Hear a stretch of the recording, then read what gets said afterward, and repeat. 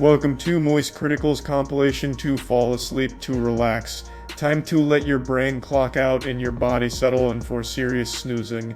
Grab your premium slumber gear and prepare for a lady tier drowsiness. If this helps you drift off to dreamland, drop a like, subscribe, and comment goodnight below. Sweet dreams, you beautiful sleepy souls. Am I the biggest Marvel movie fan in the world? No. But do I go into them with an open mind? No. Not usually. I go in with something with the expectation that it's probably not going to be good, because I've been conditioned now that Marvel movies, they're not hitting like they used to. So I'll be honest, I go in there and I'm not usually expecting it to be good.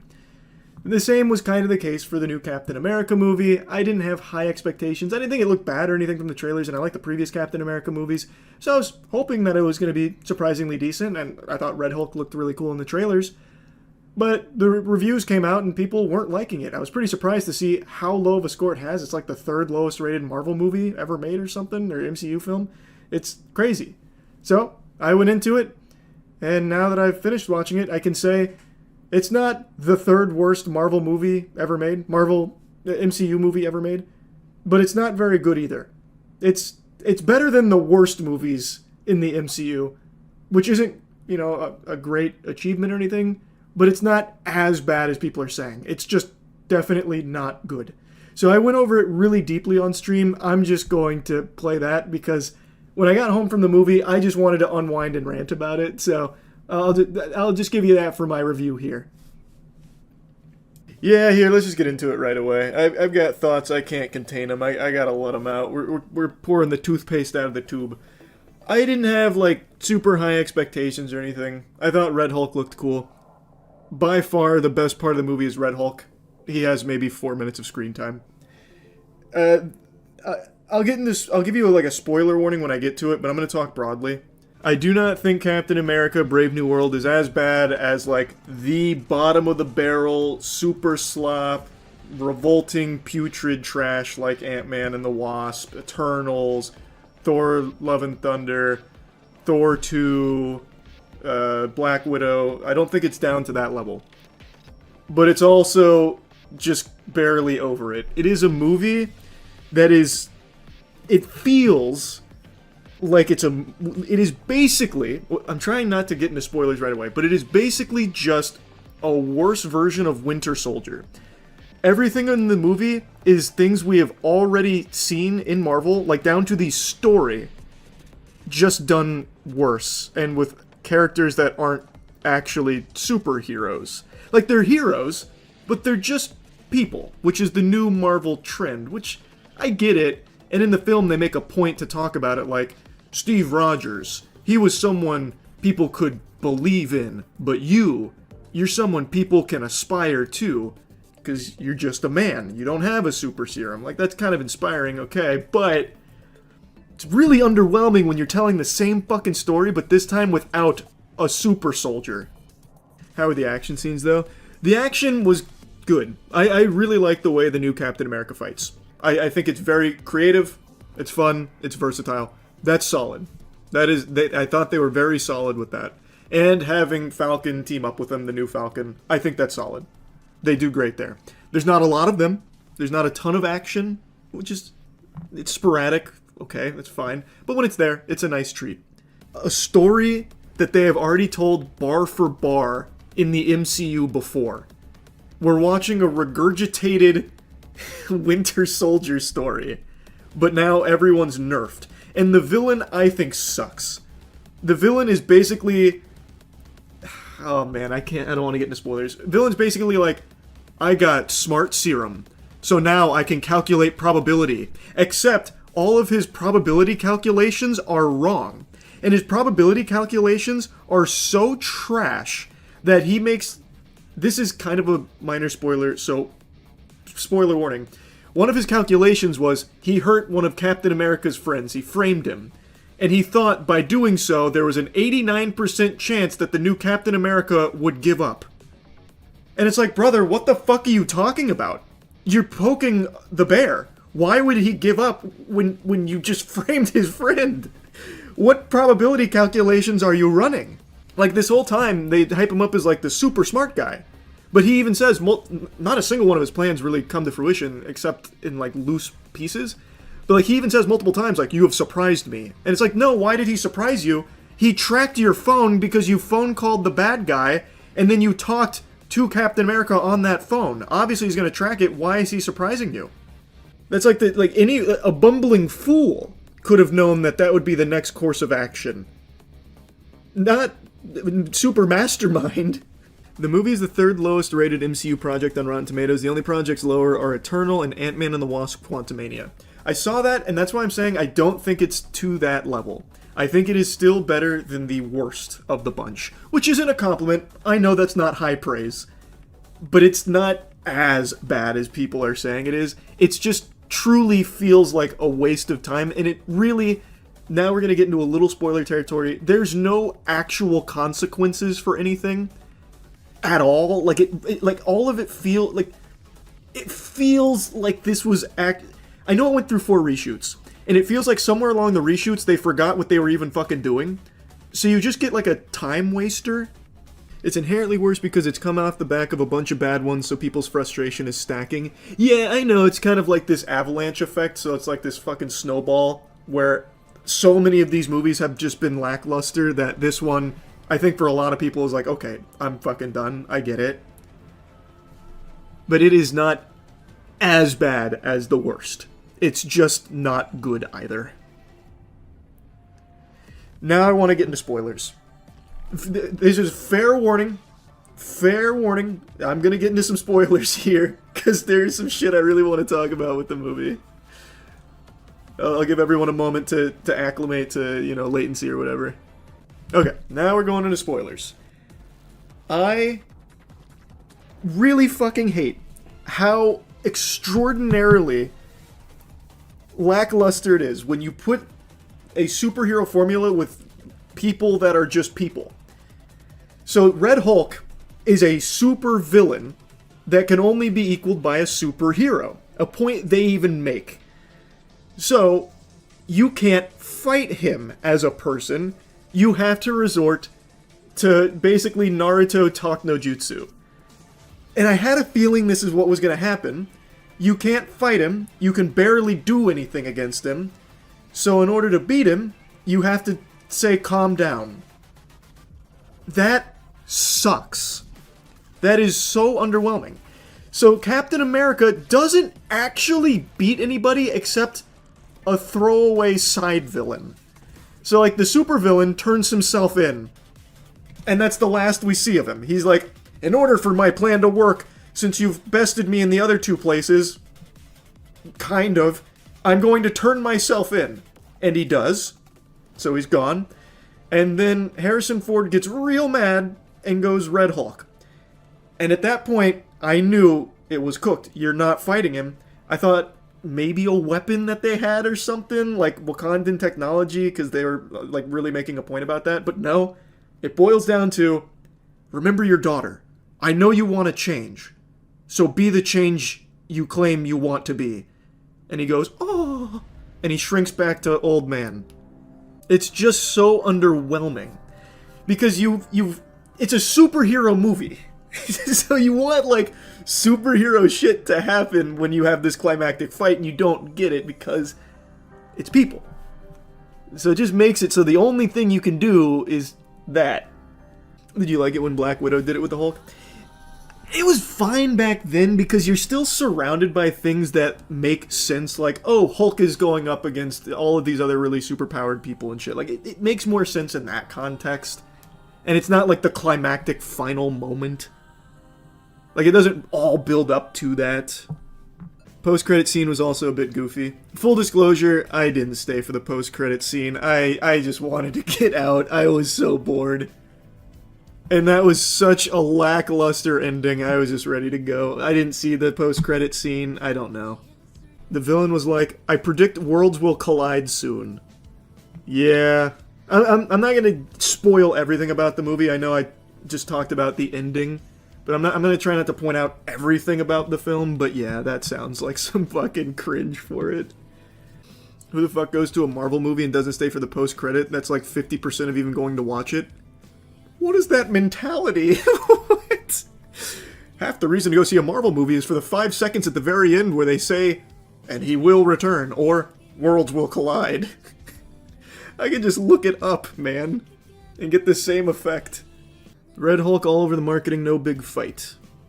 We're still in spoiler territory. I'm sure people that were avoiding spoilers are still out of this. No, man, like I said, Red Hulk gets, like, actually just one sequence. Granted, the sequence is, like, 8 to 9 minutes, maybe? And it's cool. Like, I think that is the best part of the movie by far, that fight. Until the fight ends. Then it's, wow, does it go out with a whimper. Half of the Red Hulk fight is in the trailer. Not wrong. Legitimately, that guy, he's making a joke, but he's not wrong. Most of the big Red Hulk moments you see in the trailer. Almost the whole fight is there. And there's not any other. I'm somewhat optimistic for Fantastic Four, and I'm somewhat optimistic for Thunderbolts. But, as I predicted on stream a couple days ago, they set up a villain in Thunderbolts that is a villain meant for the best of superheroes. Not people. Not just guys. You know what I mean? Not just, like, human beings. So the only way I can see them, and you can clip this and mark this down, I'll be a fucking prophet with this. The only way I see them beating Void/Sentry is the good part of him. Sentry takes over, he's like, guys, I'm holding back Void. I'm opening my weak spot. Do it! And then they'll kill him like that. That's the only way. Because these villains that they're putting in these movies without a superhero to fight them cannot be beaten except, like in this movie, if you ask them to stop. You know what I mean? Or if someone intervenes like that and does, like, fucking Deus Ex Machina shit. No, done with spoilers. No more spoilers. I won't go much more into spoilers. Again, just not good. Not good, not nearly as bad as the worst in the bunch, though, of the MCU. If you're going to break the MCU movies into 4 tiers, great, good, mid, trash, this would be in mid. Just above trash. A Marvel crew member came forward and said everyone on the team knew the movie was going to be bad because production was chaotic and a lot of scenes were completely cut. Oh, that's another thing I wanted to mention. I don't know about the crew member thing you're talking about. The movie does feel like there was so much that was chopped out of it that there's a lot of points in there that feels like they forgot the connector. So, man, I already said we're done with spoilers. There's a character death that I'm pretty sure everybody on the entire team, including the actor, forgot happened. And yet, the way it was portrayed felt like it was going to be really important, but in the next scene after the character death, the guy goes and just tells Captain America the vital information anyway. The bad guy does. Yeah. And I currently just want to go to bed. Same with my cat. But instead I have to go run 10 miles. Because the boats and logs never sleep, so I never sleep. So I'll see you out on the track.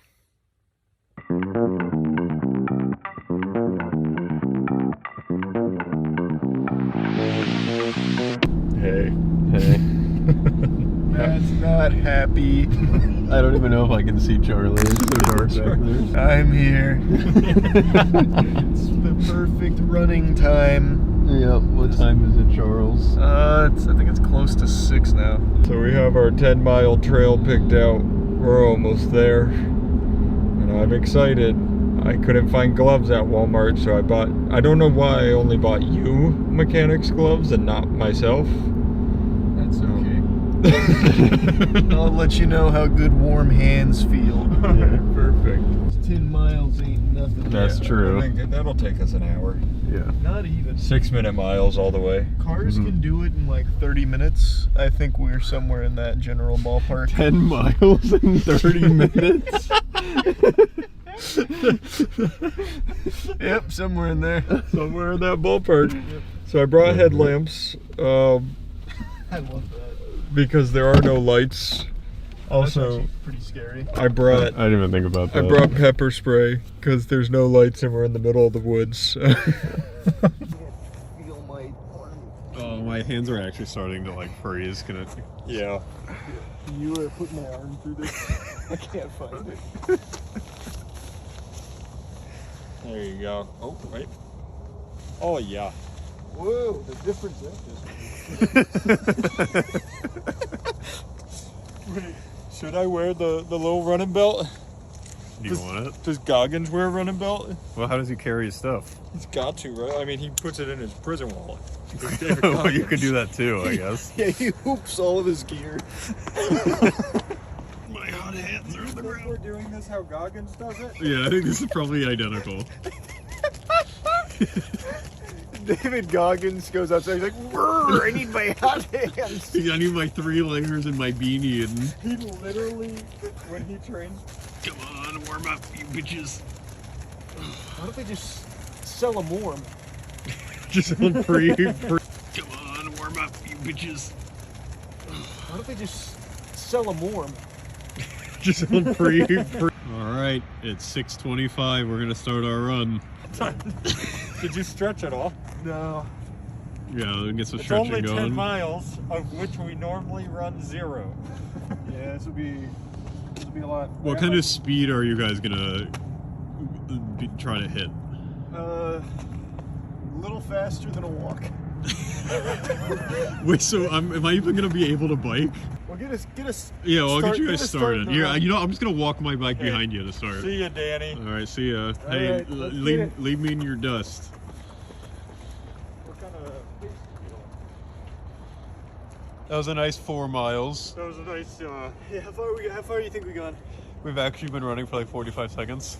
All right, so we're pretty close to our first mile. Yeah, don't stop for me. You guys can keep going. I was expecting this to be, I don't know, 2-hour, 2.5-hour portion. It might be 4. We had a bit of a setback. You know? The weather conditions were suboptimal for Danny's cruising speed on the bike.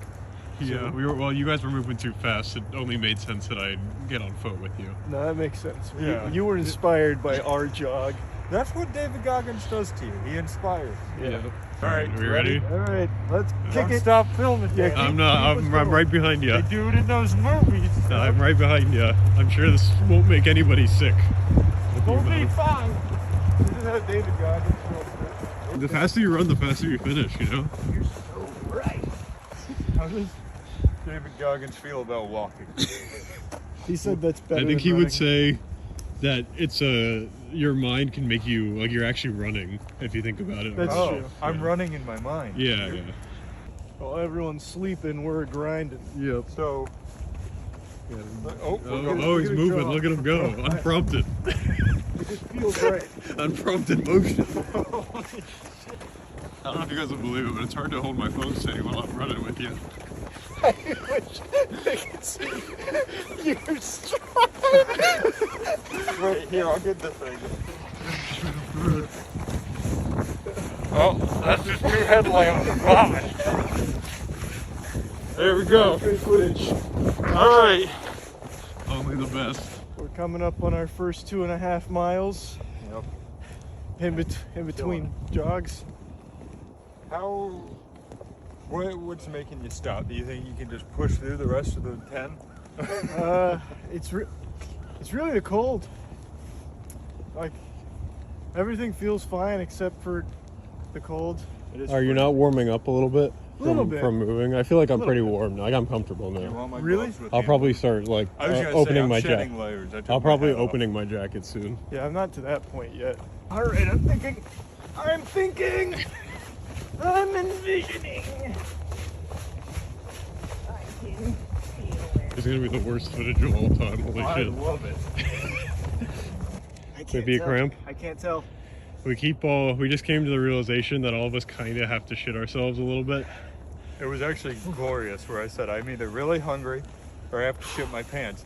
And Danny goes, I'm kind of feeling like I'm going to shit myself. And Charlie goes, I am too.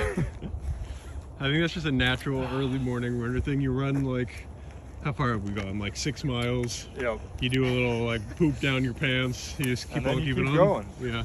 One of the ways they stay warm. Yeah. Mother Nature. I feel like I'm in good shape and I can run about 4 miles. 10 miles is inhumane and should not ever That's be. just someone who's been running for a long time. That's a very like, training specific for it. set of training. Yeah. That's not like a average Joe Schmo is gonna get up at fucking 5 a.m., bang out 10 miles in an hour and a half. Not happening. That's the crazy thing. Hour and a half is disgusting. Yeah, that's a crazy pace. That's nuts. You guys did take off when you're ready. Alright, we're getting close to the first 2.5. We're going so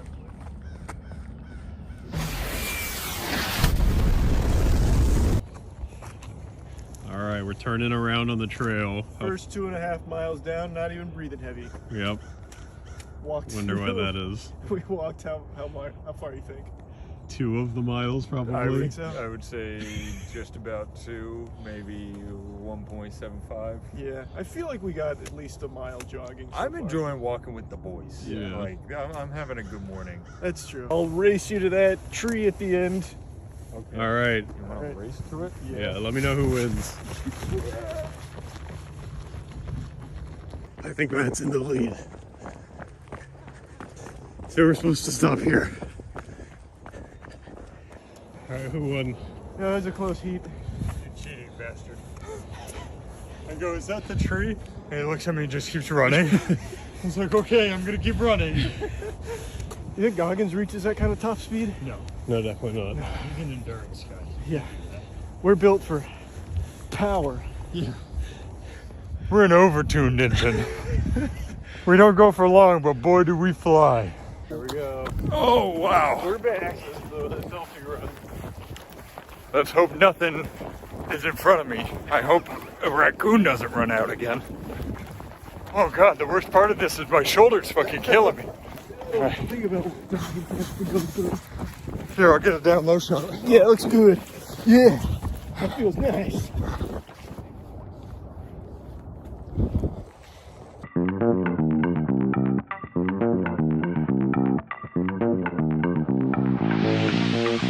All right, we're back from our run. Yep.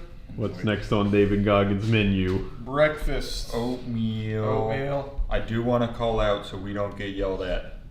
I think he clarified he puts blueberries in his oatmeal. We have strawberries in our oatmeal. Oh shit. Yeah, he's... Wait, is it not good? No. I like oatmeal. For the record, we have a can of actual oatmeal that you could microwave and Oh. make yourself if you don't like that one. Might do that. Wait. This is like the wateriest oatmeal. You're not wrong. You can see it pooling. Yeah. Does David Goggins do microwave oatmeal or Panera? Probably microwave. He probably makes it on his stove. Or he runs with it in his back pocket and uses the friction to warm it up. Probably on his run, like harvests the oats Yep. and then like grinds it up himself. And He's a real man. yeah. I'll just power through this. Is it just oatmeal? It's just oatmeal. Fuck. You know, crazy hot take for me. I don't like strawberries. I know you don't like That strawberries. is actually a very hot take. I'm not a strawberry guy. Because it's a texture. There's a thing. texture. Yeah. You like strawberry flavored. Uh-huh. You just don't like strawberry. I agree. I agree that the texture can be a little unsettling. I like strawberries, but I could see how you wouldn't like strawberries. Yeah. Blueberries and oatmeal is a lot better than strawberries. Like That is weird. it's not close. Yeah, Monique's the one who ordered it and said they don't do blueberries in it. They do strawberries It's in so weird. it. Yeah, when I make oatmeal at home, I do oats. Big part of it. Some Meal? cinnamon, some blueberries, some honey, and some walnuts. That sounds like a really good oatmeal It's recipe. really good. I should have made us oatmeal. So how are you feeling so far about David Goggins' Day? So I don't remember if we were filming or not. I think for someone like, I think it works for like a celebrity who can do this, Oh, that's right. We were saying that. where you can spend 6 hours doing nothing to like get yourself somewhere and just working on your physical health. That makes sense. Like David Goggins makes his money doing this, but like a normal person getting up at 5 a.m., spending 2 hours running 10 miles, spending 2 hours meditating, doing a workout as well, Cycling. and cycling, you're a good chunk of your day is just gone. Yep. And your energy is gone. Absolutely. It's going to be so hard to do something productive to get you somewhere that you want to be outside of just being in good shape. And it's 9:12 right now, so we'll finish this, do some lifting, or whatever, the nickel and dimes. Nickel and dimes. And then we'll move into the back room for meditation. It sounds good. So is it just nickel and dimes? It sounds like that's what he That's does what he for does? a workout. We can do nickel and dime. I mean, depends how your legs are feeling. We could throw some squats in with it. I just want to do exactly what he does.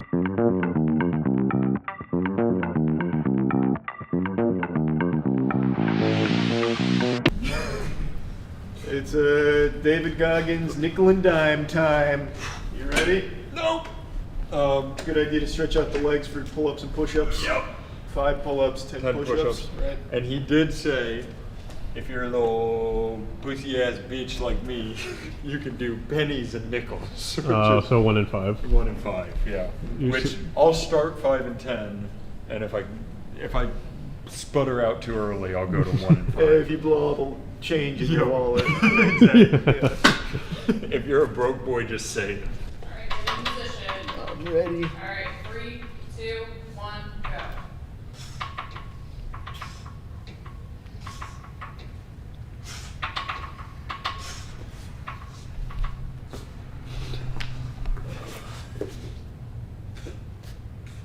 I'm not, motherfucker. I am not. All right, now you get to rest for. 25 seconds. Oh, look at that. Or 35 seconds, sorry. I'm gonna go to 1 and 5. I'm gonna go down to join you for a And then you longer- can drop to 1 in 5 when you're about at your Yeah, spot. it's 5, 4, 3, 2, 1.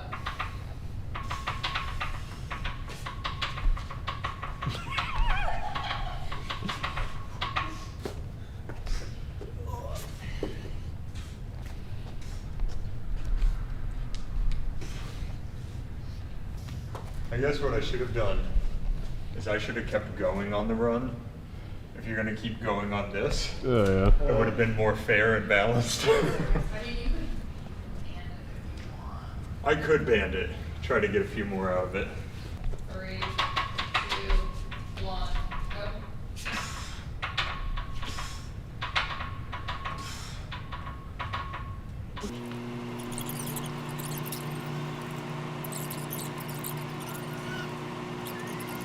My thing is, he's working out all day long. He's Yeah. running. He's doing this. Then he's cycling.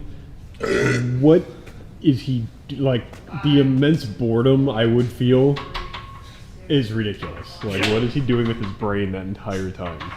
Envisioning other things, probably. He's writing his book in his head. Unironically, he probably was. Like coming up with different things to talk about in it. Yeah. You're probably like, when do you eat, David? And he's like, photosynthesis, you idiot. I save so much time. 5, 4, 3, 2, 1, go.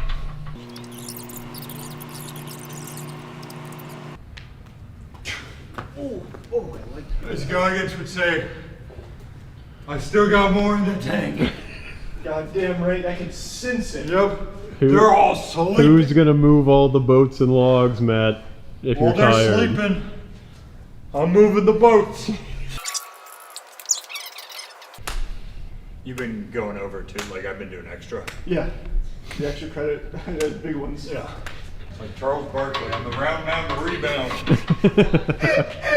Go. What a good reference. Just see the actor, voice actor for Piccolo passed away. I did. Yeah. This one's for him. Yeah. I'm sure he appreciates it. Or maybe it was Cell. It was Cell. He did Cell, Tien, Oh. and somebody else. Android 18. Oh, nice. That's Or, a, not Android 18. Android 17, I think. I was going to say, that's a crazy range. Yeah. But if you take too long, then you don't have a good rest. That's true. Oh, that chest is not hitting the floor. That chest is barely pushing against the floor either. Matt's reaching his limit. Ah! Boats! Do it. Wood! One more! Kiss me, David Goggins! Yeah! If he were here, he'd be so disappointed. He would. He'd be like, But this is my chance your to chest tell you. being tired is just a mental construct. I need to just think about a sunny paradise. Yeah. This is my chance to tell you guys, though. Just try your best.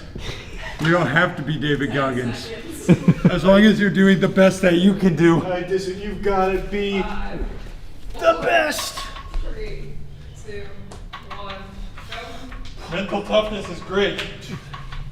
But so is not getting hurt. You're taking out a loan that your ass can't cash. Oh, baby, my ass can cash anything. He got lucky we're not lifting legs today. I got lucky for that today. You give me a deadlift. Go. Oh, I'm ready. Nope. Don't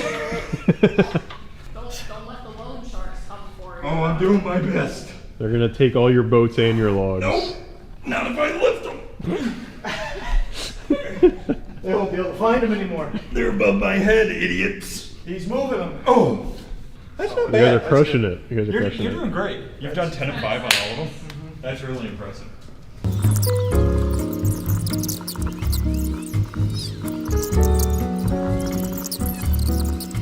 Go, 19. Oh, come on. Hit 20. The person I saw that did this made it to 20. I can hit Was it me? We're seeing you do it right now, Matt. Come on, big dog. Everything you've got. Yeah, come on. Dig deep. Think of all the drama in your life. The time my cat passed away. Oh no! No, Chick-fil-A. Wait, what was his name? 15 seconds. Jingle. Jingle. That's Not a cute. Jingles. Everybody called her Oh, Jingles. just Jingle singular. There we go. Come on. Did you say both sides? Two more. Two more. All right, last one. Attaboy. There we go. That last one was a little weak. It's all right. Push up time. Okay. I'm out of change. Oh, Is that it? 20? you didn't go to failure. That was failure. Did your guys stop at 20? Well, it's coming. Yes, he stopped. Do you want to do one more than the person gotta who beat saw? that You guy. got to do one Think more. about it. Failure. Come on. Failure is when you can't. Just pull one. yourself Just up one more. anymore. Just one more set. Come on. All right, big come on, dog. baby. Come on, Come baby. on, big dog. Think of that guy. Think of all the boats and logs. So many boats and logs. Your arms are looking massive. Yep. Everybody in this camera is Yep. seeing it. If you just keep going. Yep. Come on. Push. Last one. Come on. Push. Push. Push. Push. Push. Push. There it is. You've got 25 seconds. All right. 10 Just push-ups, rip through And these. you win. Yep. It's just 10. You can do 10 of it. You know what? Go 20. Goggins wood. Goggins wood. Go until your arms won't go That's 10. anymore. That's 10. That's 10. Come on. Oh my god. he's going. He's You've doing got it. so much. That up. There it is. All right. Attaboy. Attaboy. Guy I don't know who hit 20. Get your shit pushed in. That's the Grandmaster Rivals. 2 minutes more, actually, because this is coming up on 22 minutes. Oh shit. Hey. He did many more than I did, so I can't give him a hard time. It's just premeditation.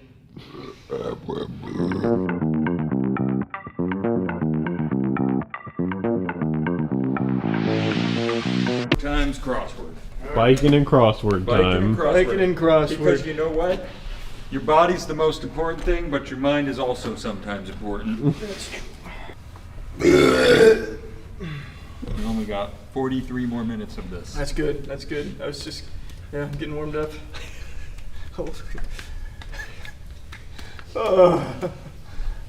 The worst part's gonna be my butt.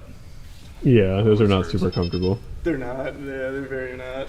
If you've made it this far and you have yet to do the January 10th New York Times crossword, skip ahead. Because it's gonna get spoiled for you. So across 5 letters, it says duct, and then in parentheses, out. Down 5 letters, salacious. I don't know what salacious means. Could a cross be like great? Well, Like so salacious is like promiscuous, right? Yeah, what does that Yeah. mean? Yeah, it's like sensual to a certain degree. How many letters down? 5. I think, right? Can you, Yeah, can you that's check what that? that's what I would say for salacious. Like I think promiscuous kind of fits. And it's just looking for like a synonym, or is it actually You can do a salacious? cinnamon. Cinnamon. You can do a cinnamon. A synonym. Or sometimes it's just wordplay. Sometimes Yeah. it's like you got to kind of figure it out. All right, give me a different one. All right. Surf site, 5 down. Surf site, Yep. beach, Yep.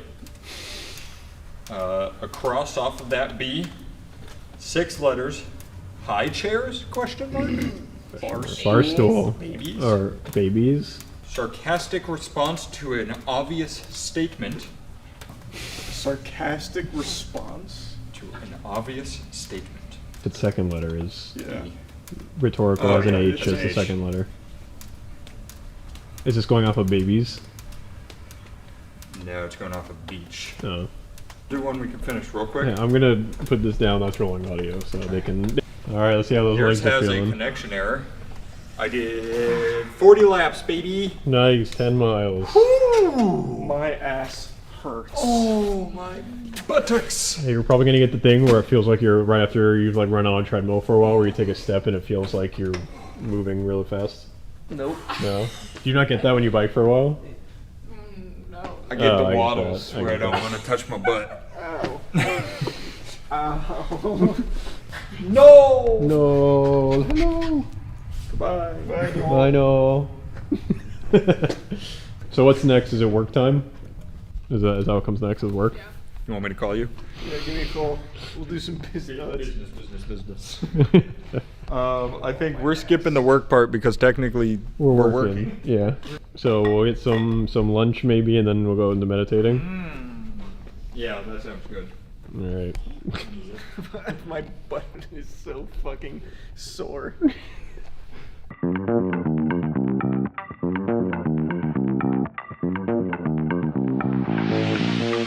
So we're getting ready for meditation. Charlie's already practicing a little bit. Yeah, I've been working on my throat. I've been watching a YouTube tutorial. That sounded like you.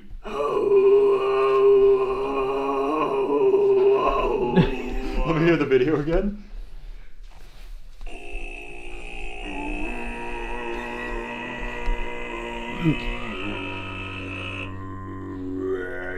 Oh, wait, you're pretty good Yours at is it. really close.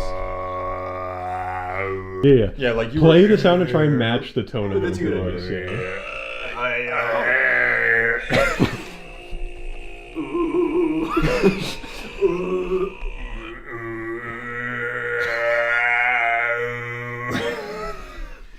God damn it. I'll work on.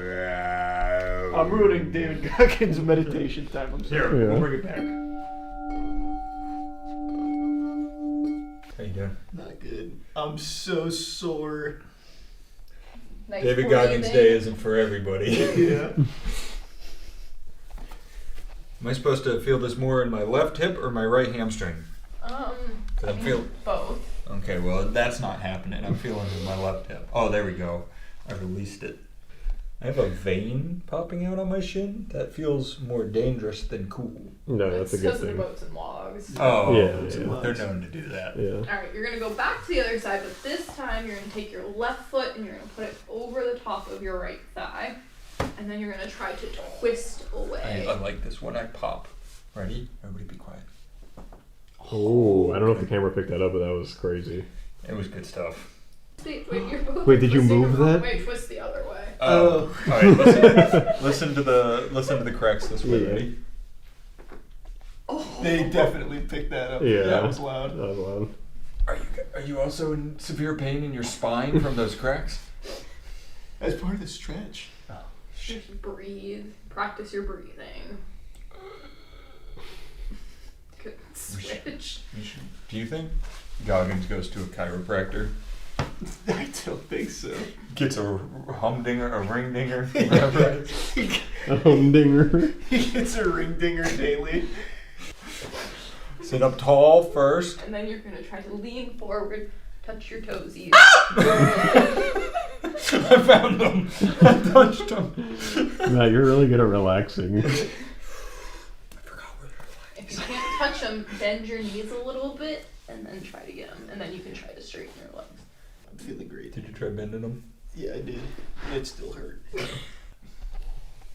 is my favorite hockey stretch. And then you're gonna take the opposite arm and you're gonna reach away towards your thigh. So Towards my switch. up thigh. Yep. Whoa! How you guys are both doing your right leg? I started left. The walls started crumbling.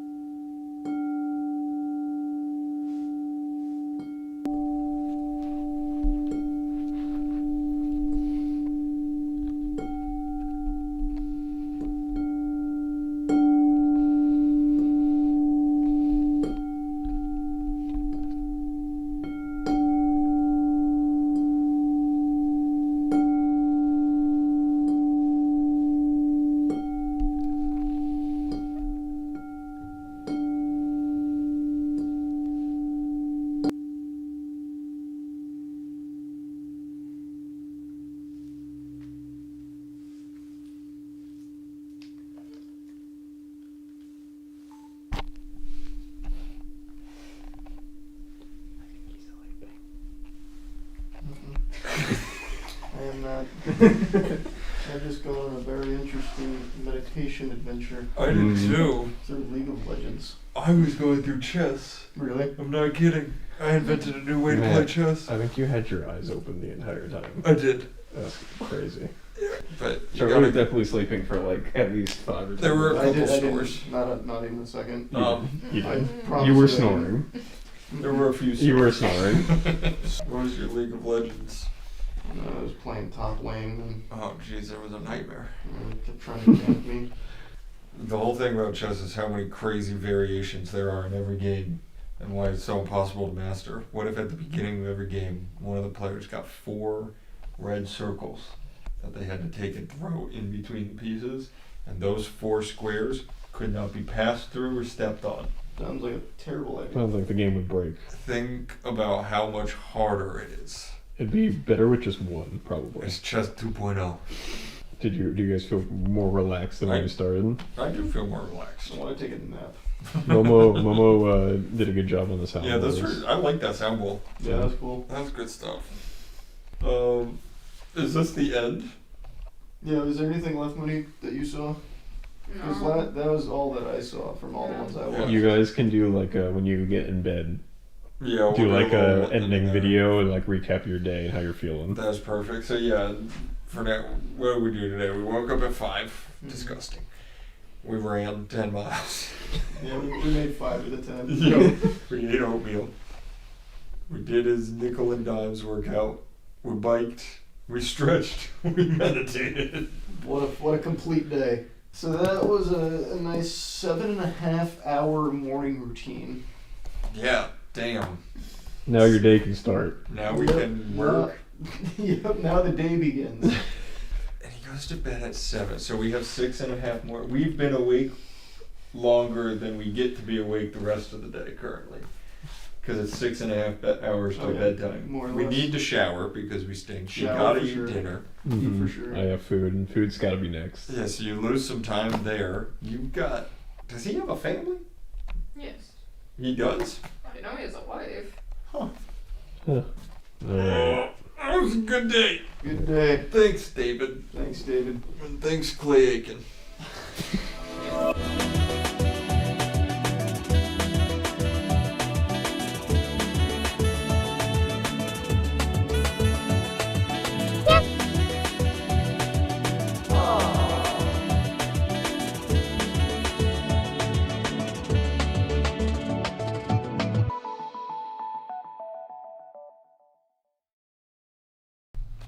Hey, we're back, and we're doing famous guns. So like the most famous guns we could find.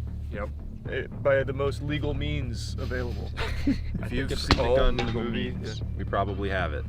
Pretty much. And video games. There's an exclusive video game gun. We got what? The M1 Grand. We've got the Lee Harvey Oswald gear. Yep. We've got the PP Bison, John Wick.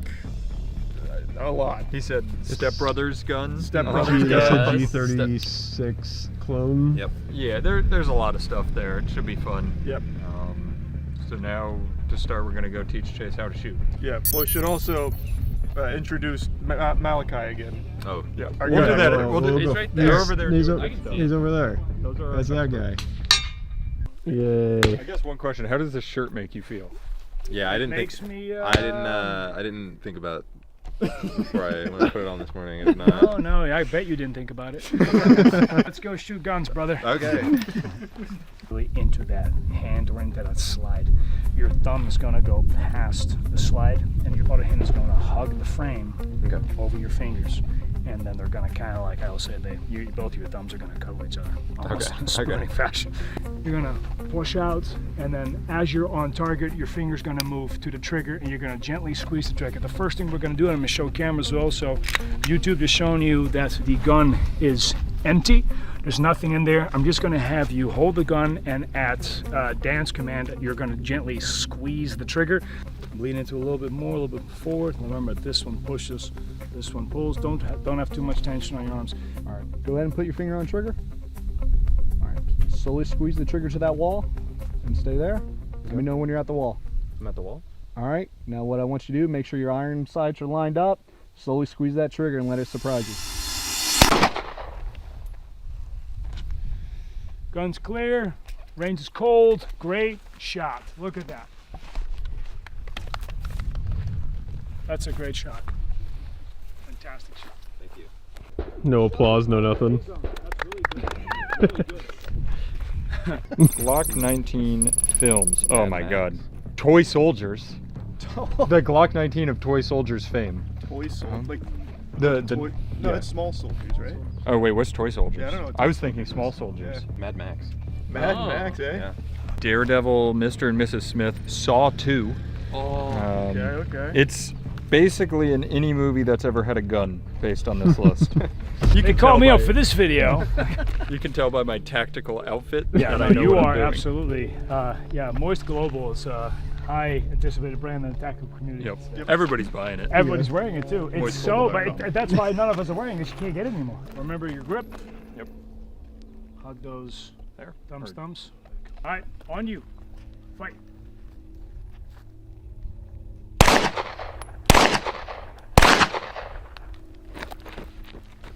I'm so good at this. Everything is on target so far, man. Move forward.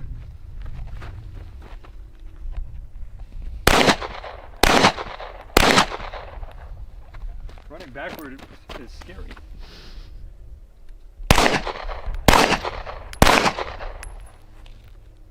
That's it. Have a strong until you're finished, man. And you're out. Okay, clear your gun. Pretty impressive work, Matt. Excellent footwork. Glock 19, what's that been used in, Matt? Everything? Yeah, good answer. Wait, yeah. Did you see what I just went through? Yeah, That was hell. yeah, you went through a lot there. Yeah. All right. You're up, big dog. I got the Beretta of R. Kelly fame.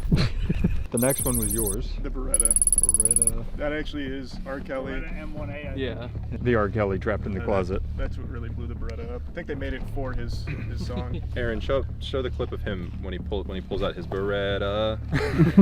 Apparently a bunch of the Chow Yun Fat movies use them. There you go. I actually love Chow Yun Fat Yeah. movies. Colors. Fucking hell. Rush Hour. Wait, actually? It says so. A lot of like, had was Berettas. yeah, a lot of mid '90s and early Yeah, you '90s got action Die movies. Hard. Die Hard, yeah. Lethal That's the Weapon only 2, one that matters. RoboCop, Rush Hour, Independence Day. Oh, that's Whoa. a class. Wait, the The 90s. aliens used them, right? Yes, Yes. yeah. Yeah. Terminator 2. Yeah. The 90s were crushed by Yeah. Beretta. That's huge. Also, for those of you wondering, it's not that Charlie is smart. It's just that gun is so big. Well, there's also a hole right where he's standing. It's Yeah, really yeah, weird. yeah. Don't film that though, because No, it's I full won't. of I full won't, of yeah. snakes. Because like, he's so fearless. He was like, "Can you put a pit of snakes underneath me while I I shoot?" need a challenge for my shooting. it was you know. All right, slap that shit in. All right, load your gun. All right, shooter, is your gun loaded and ready to go? Yes, sir. Ready. All right, fight.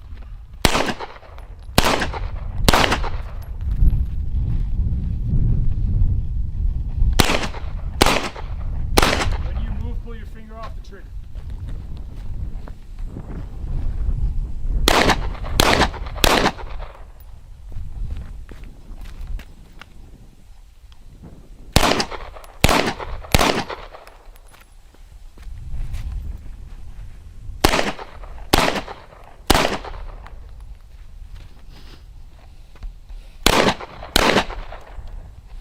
Good shooting, dude.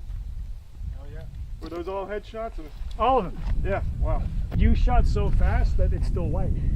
Yeah. No, It's unbelievable. Look at that. Look at that. He shot so quick. It's still white. There's no bullet holes. That's crazy. It's just, I mean, there's bullet holes, but it's just so fast. That's how clean the shooting is. That's how clean the shooting They'd is. never trace it back No, to me. no. The P226 Legion. Used in a lot of like movies.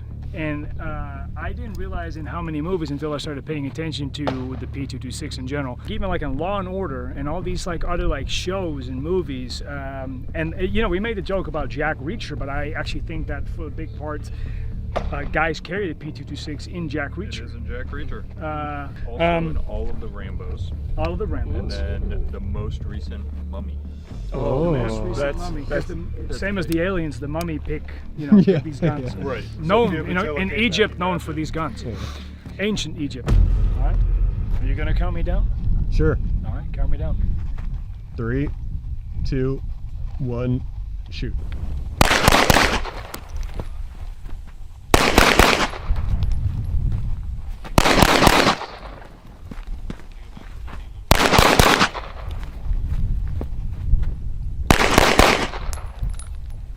Gun clear.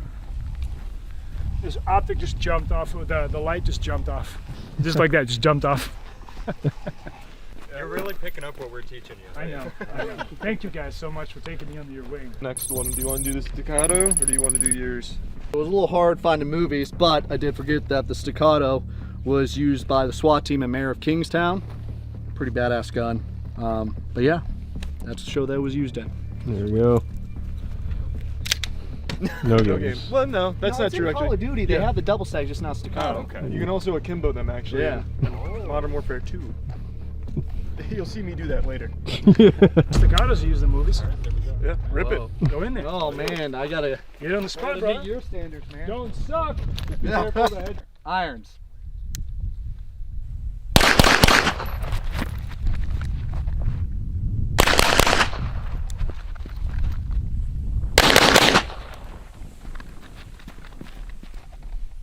Get your grip, pussy.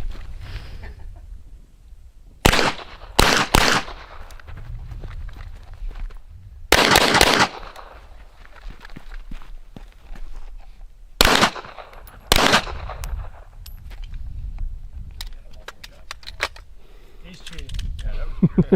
You slipped 3 more in, didn't you? For Rhino, I don't know movies, but for Rhino games, Rainbow Six Vegas, it was called the Raging Bull.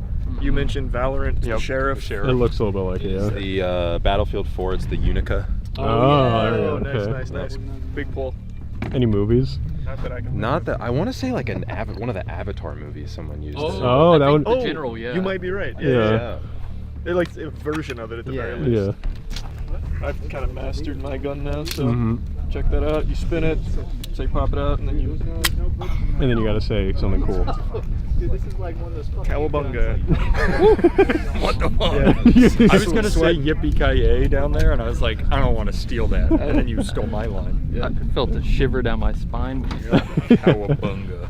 That's Yappa Rhino has also appeared in Suicide Squad, Divergent, Fast and Furious, Hobbs and Shaw. So I think Oh. that actually Harley Quinn has a version of a Chiappa Rhino, Yes. even in video games, but in the comic books and obviously in the movie Suicide Squad.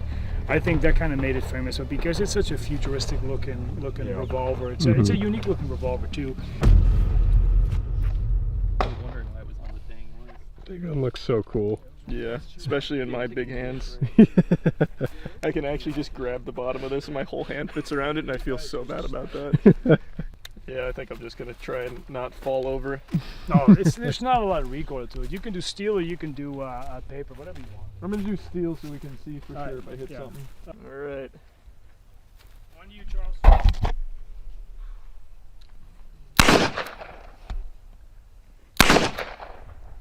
Take your time.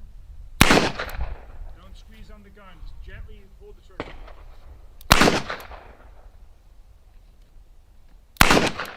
Why is he moving so much? There it is. Yep. It's like racking out. Yep. There you go. That's cool. How'd that feel? Not nearly as bad as I thought it would. I thought it was gonna like. I was fucking also blast scaring him a little bit, but then he's so big, you know, I thought this gun was gonna scare It looks him. tiny. in Well, I his was actually hands. more worried about breaking the gun. Yeah, no, I get that. They're just made out of like metal, so that's obviously nothing to you. I get it. There are little cracks from where you were squeezing. Yeah, man. Who's going next? I don't know. Do you want to go? You haven't shot yet. Sure, I'll go. Yeah, you I haven't got it. shot yet. Big dog. Bob Odenkirk uses it in Nobody. That's Yeah. Nobody 2 is coming out soon. Too. Yes, sir.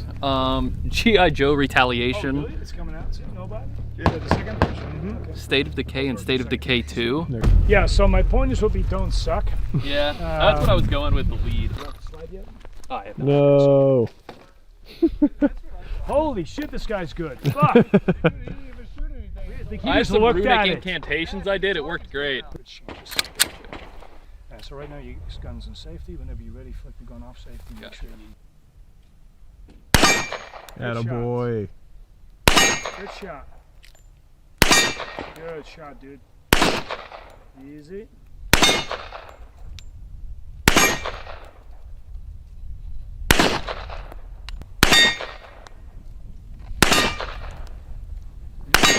He's got a tattoo of a fucking dude holding a gun. I know, it's perfect. It's just. Okay, gun clear? Yep. Those are some good shots. Thank you. This is the Heckler and right. P30L. Yep, P30L. It's in John Wick. It's in the Expendables 3. It's in Avengers. Jeremy Renner uses it. Well, this configuration is What is- specifically to John Wick, the first John Wick movie with the compensator on it. Pretty cool. It's in a lot of stuff actually. I was very surprised. A lot of like Marvel movies too. It's in a Hawaii 5-0. Oh, nice. Well, Supernatural. that's the deal. Yeah. Subway is a big supporter of Hawaii 5-0 as well. All right, Chase, you got an entire mag full of rounds. Yep. Definitely 4, maybe 5, depending on how many one-liners you can give us in between shots. Do I say the line and then shoot or? Yeah. No, because then we'll run out of. Yes. Okay. I now have a gun.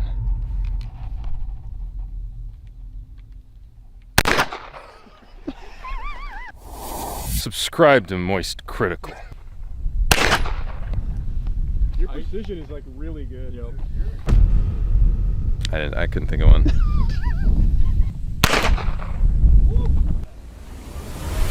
Yeah, I'm thinking I'm back. Dude, that's absolutely Your shots are That's so good. Also, that voice line was impeccable. Low-key kind of sounded like Keanu Reeves. That Yeah. That's Dan. That's what we were going for. I know. You know, it's a heat. It's getting Oh, good. Definitely more kick than the Glock, but Yeah.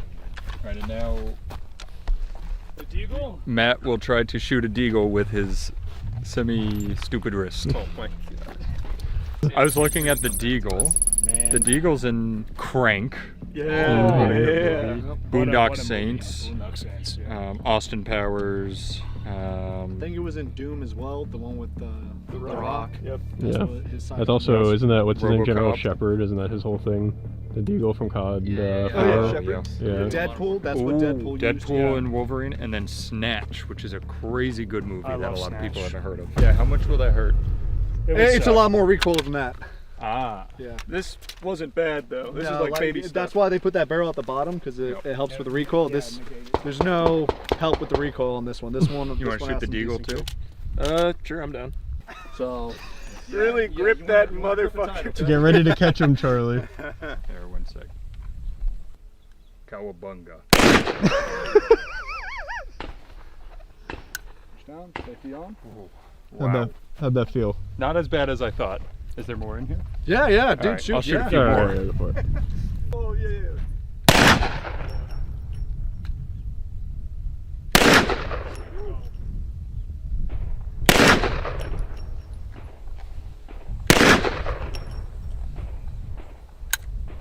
Oh, the anticipation though. Yep, that one was bad.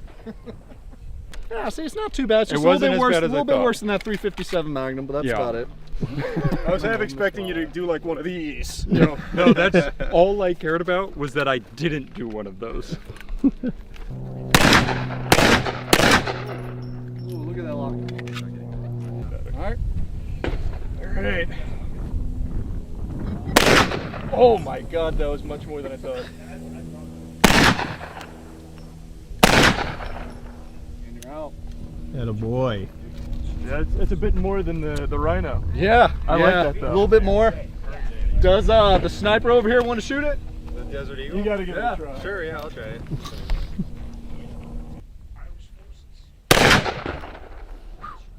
Yeah, that kicks.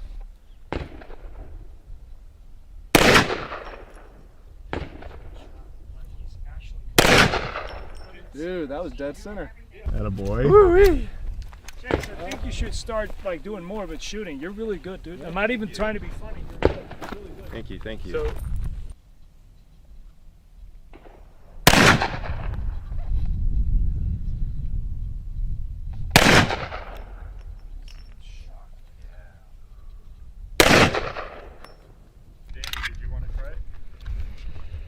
I can. Yeah, we can film it. Sure, fuck it. You're off safe, so whenever you're ready.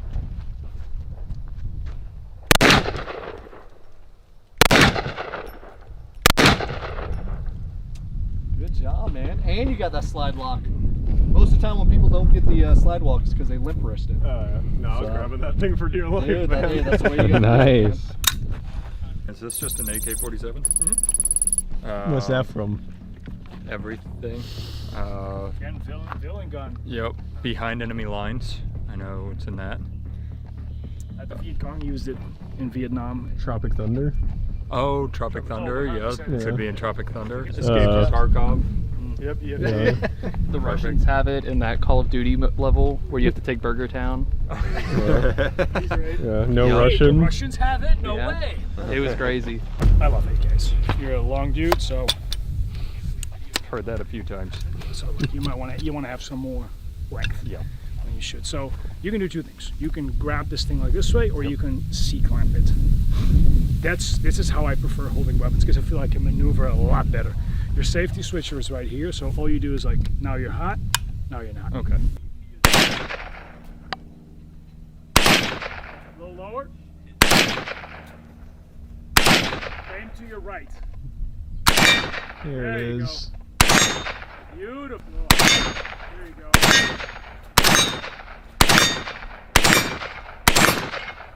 Big dog.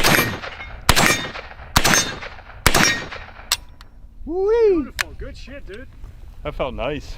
AKs are fantastic. I love AKs. I really like that. Yeah, like I feel like for some people AKs are just built better. Like Yep. I'm one of those people. I love AKs. They feel solid, sturdy. I mean, you can set these things on fire, throw them in the water, piss on them, and they'll still fucking shoot. Damn. Not that I want to shoot Right, a piss-filled AK. Yeah, but, Also, That let me would go be see that ridiculous. behind my truck real quick. yeah. Our wise instructor told me that Secret Service used to use this. I think it's also a gun pretty common in Rainbow Six Siege. For some of the, I know Doc Yup. might use it, Doc. Yeah. I think it's in Vantage Point, the movie Vantage Point. Okay. It's an almost like it's in Die Hard. It's definitely Yeah, like a definitely gun that became famous of like mid-90s action. Every villain used to have them. Yeah. So same thing applies. A little bit of a different grip, but stance, everything that you did with the handgun is going to be the same with this. Okay. All right. So karate chop it. There you go. You got the HK slap. So that red dot's zeroed in. You should be able to hit the steel if you want to hit the steel.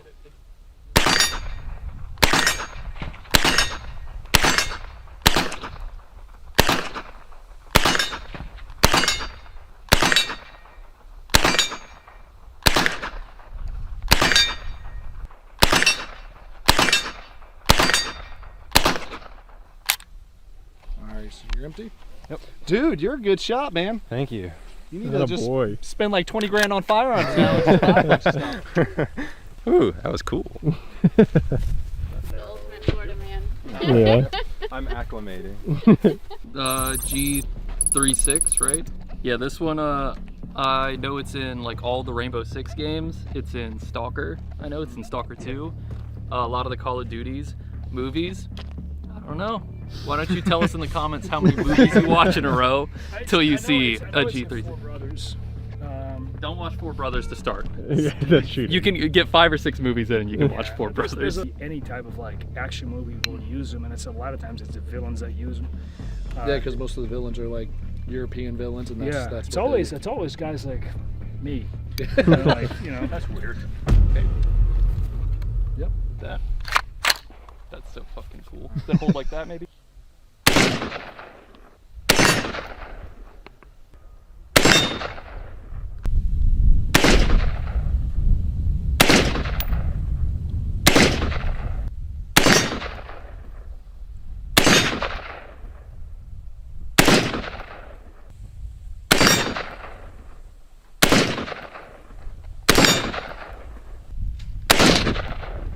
This is the Garand, the M1. I'm sure pretty much everyone can recognize this from Cadet Kelly, World at War, pretty much every war movie ever made, actually. Yeah, it was made famous in this one little thing called World War II, so I think that people might know it from there. I in haven't general, played but- that game. That sounds like a myth. 1944. You're on safety, so all you do is you push this little thing out of the trigger guard, Okay. and then you're ready to shoot. All right, gun's hot, range is hot. Iron sight, push it into your shoulder proper, lean into your shot. Good shot. Good shot.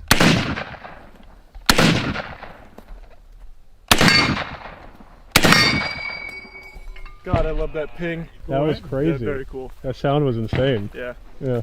It's just like out of World at War. Yeah. Part about the M1 Garand, it uses a clip and not a mag. Don't do the twirl, but give us your best like ROTC. Yeah. You know. I was just about to say Cadet Kelly. The color guard.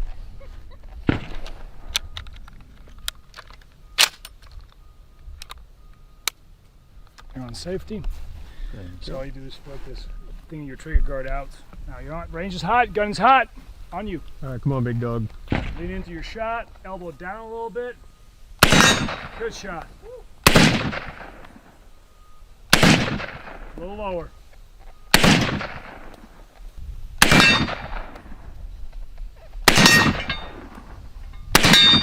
One more.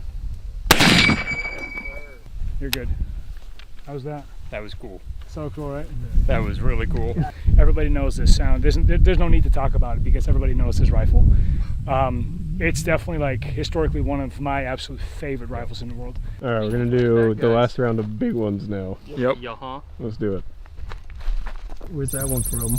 I didn't do my research. Say remove your safety. All right. Gun's hot, range is hot. Take your time. Good fucking shot, dude. All right, rack your bolt. Up, back, slap it back in. There we go, you're good to shoot.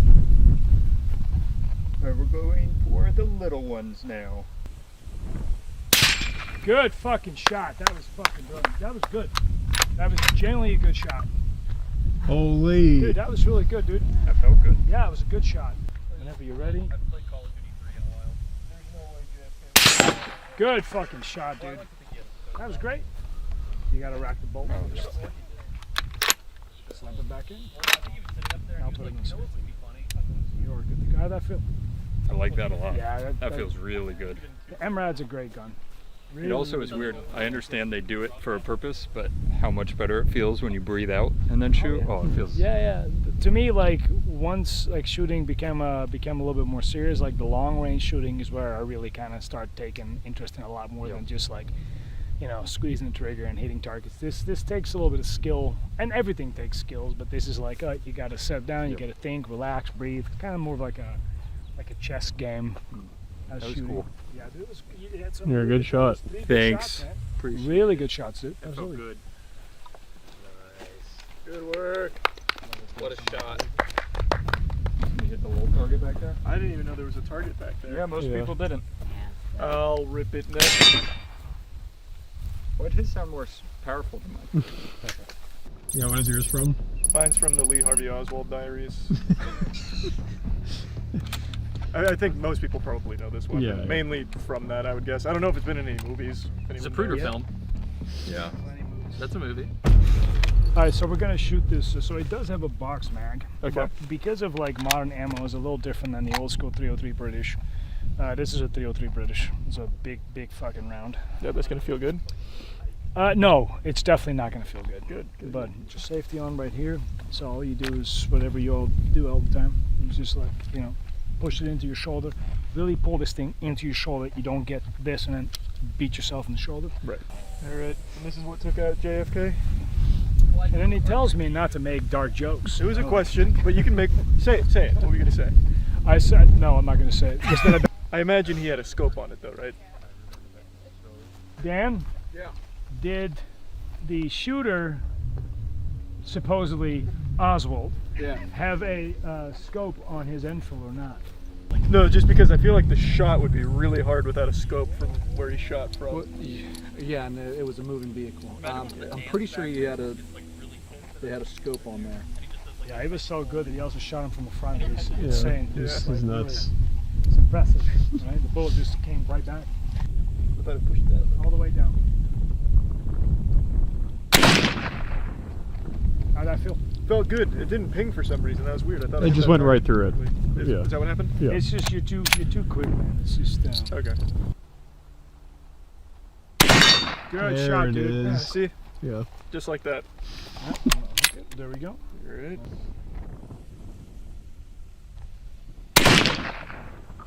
Oh, it didn't make a noise for some reason. Let's try and go for that back target. What do you think? Yeah, The one at 800 yards, easy. I'll just have Aaron edit in the ding sounds. No, I think I afterwards. vaporized Yeah, it. okay. There it is. Nice. Because when you breathe out, you steer the bullet right onto the target. See, that's why. Well, I almost got both targets there because I tried to curve it, Yes. bounced that, and then Well, it hit that. the one, then came back for the second. That was, Yeah. you know, yeah. It was It's like a really 7-10 impressive. split. You got to catch it right on the edge Yeah, so it kicks yeah, off yeah, sideways. yeah. And it's so fast too. How'd it feel? Pretty good. So what'd you think? I think it's a pretty interesting gun. I'll have to check the Zapruder footage later to see exactly how it was used. Yeah, That's it's the John Wick one. yeah, John Wick, Face Off with Nicolas Cage, Predator 2, Rush Hour, Oh my god. Man, Rush Hour had a lot of guns. Too Fast, Too Furious, See, that's the other one. The Dark Knight, Street Kings. That's The me. belly. Hey, I'm stuck in this camera. You have No. to get me out. Try, do whatever you can. I'm shooting my way out. So, I know he said something. This is the Benelli M4, the one that was used in John Wick, not an M1. So it's an M4. It's ghost loaded, so you should have 7 to 8 rounds. Okay. So, dude, whenever you're ready, mind you, it's a slug, so it's a solid. Yeah, one piece. Yeah, it's a solid round, so it's not Gotcha. buckshot or anything like that. Okay.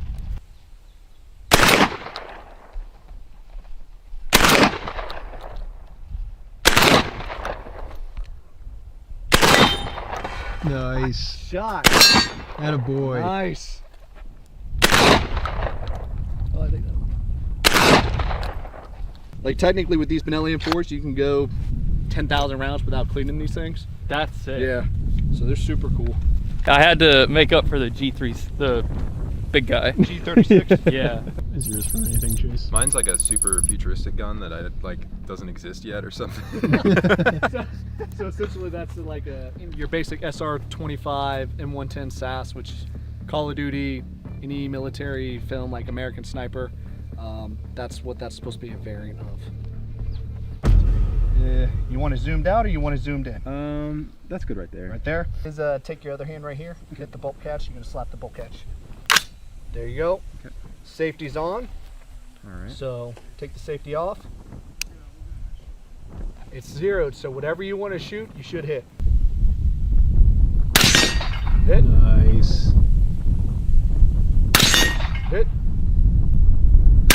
Hit. Hit. Should I go for one of the small ones? Yeah, go for the one of the small ones. If you need me to zoom it out, let me know. Ooh, just to the left of it, bring it a little to the right. Hit. Hit.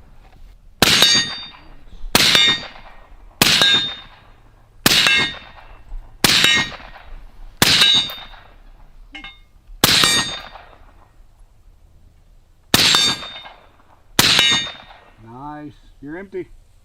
That was cool. You had fun? That was very cool. That was cool.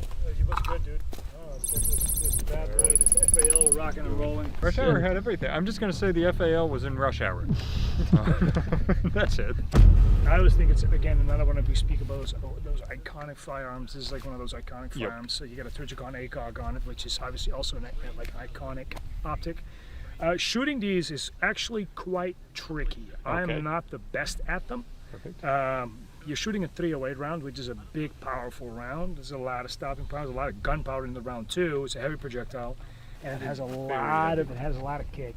And then you just hold here. Yeah, you can hold here. You can hold a little further down if you want. Whatever you always do is always like push that gun into your shoulder. All right, move it down from safety to fire. Gun's hot. Roll to your right. Aim to your left. A little bit more. You're so close. Boy, no, see what you're shooting now. You're shooting to the right.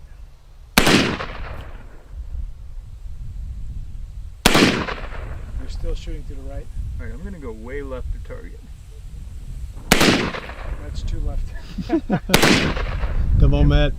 How about that? Nope. Hey, there it is. There we go. No. Think you're out? Yep, you're out. Out of your shoulder. Yeah, that didn't feel great, and I could not find where to aim on that thing. It's okay. Yeah, the thing is, like, it's a pretty tricky round. ACOGs, as much as they are like magical for a lot of people, I'm not the biggest fan of them. I'm sure that will receive a lot of hate, but I guess like everybody just has their own preferences with optics. It's obviously a very good optic. I just think that for some people, including me, it takes a while to really like learn how to use them, because obviously you've got a little magnification going, but that can really fuck with you distance-wise, because it also magnifies your handicap in that regard. So for instance, for me, if I aim, no matter how accurate I make my optic, I always have to aim a little bit left because I flinch to the right a lot of the time. So everybody kind of has to learn that for themselves. All right. Well, I think that's that video. Thank you guys. Hey, anything appreciate to it. say? Hey, shout out to Malachi for letting us into his toy chambers. Yep. And Rangeworks for having us. Yep. Beautiful. Mm-hmm. Yeah, I'm gonna go return this before my wife gets mad. And I'll just take this home with me. Bye. Don't click off yet. I'm sorry. Well, we won't see you because you're stuck in here. So That's why I don't want you to click off. Second you click off, I'm dead. Staring contest, go. Oh. Oh no. no. Remember me.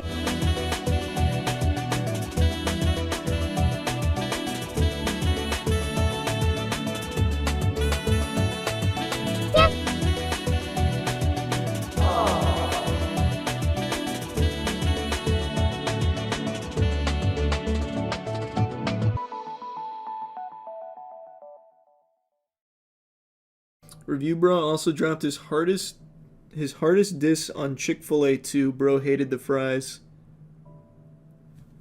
Did they do something different to their fries? Or did he just really not like their waffle fries? Wait, what? I have to emphasize, this doesn't necessarily come from a place of anger. You have to understand that. More so, it's the type where Disappointment. That's so much worse. it comes Damn. from bitter disappointment, really. Mm. Just bitter disappointment and almost sadness, in a sense. When did Chick-fil-A get new fries? You have places, granted, you know, in the fast food hierarchy, where quality... I worked Chick-fil-A, we added more starch so they cook better. How recently? I had Chick-fil-A not too long ago. The fries tasted just fine. So, alright, what's so wrong with them? Well, let's find out. Oh, no crunch. No crunch, not crisp. Interesting. Soggy. Flimsy. Flaccid. Not good. I can see the disappointment. It's measurable. Jesus, he's going through the wormhole right now. Number one, they're not overly crispy. I noticed, so yeah. There goes that whole narrative. Personally, I don't want something that's going to break your teeth or anything.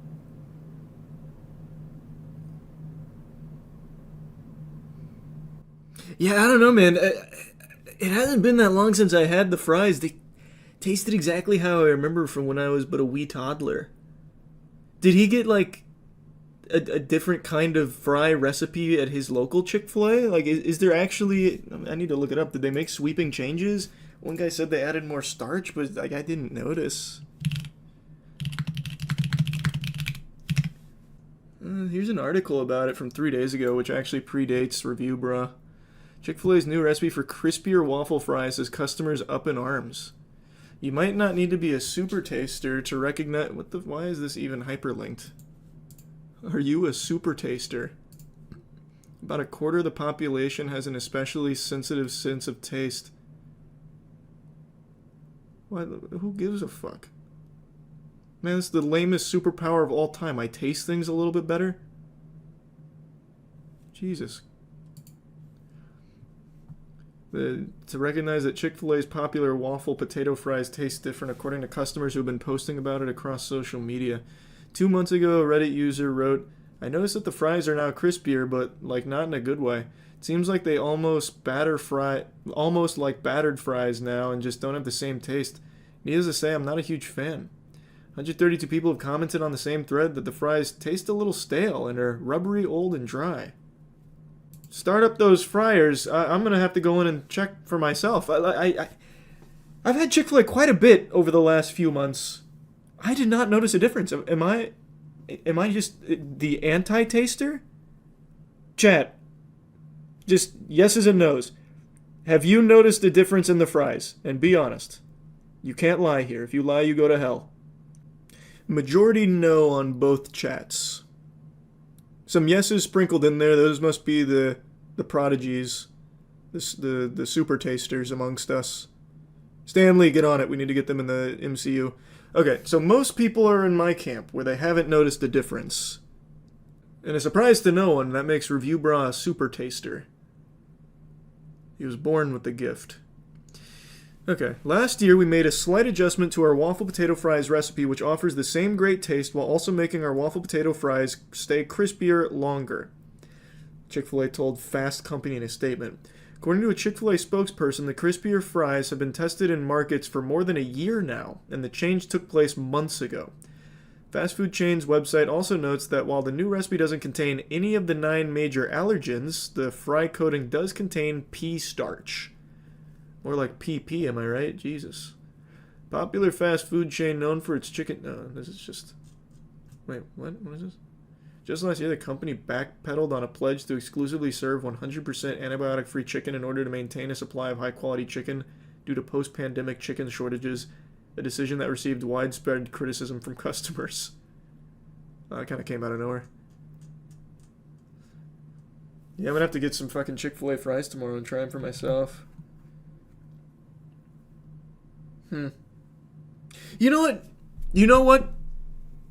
The last few times I've had Chick-fil-A, I did Uber Eats it. Nope, that's not true. I also went and ate it at the facility itself. So I've had a spread of both, and I've noticed no difference in the fries' crisp texture. You can't because it's Sunday. Curse this forsaken world. I had them today, liked them, but I also asked for extra crispy at Raising Cane's too. Can you do that? Can you just do that at Raising Cane's? I want fries, extra crispy. It's like some James Bond shit. Shake and not stir. Do you really do that at Raising Cane's? Most of my friends have preference of fries that 90% of places will accommodate. Well done, lightly fried, no salt, anything. You're going to fast food, man. Why are you doing gourmet specifications for your fucking fries? Because we're paying the same as sit-down restaurants now. You know what? I will give you that. That was the best argument I've heard so far. Man, that fucking Chick-fil-A that I was talking about that I've been getting recently, that is not cheap. At all, actually. That is so true. I'll give you that. Fair enough, then. Fair enough. Let me go back to the review.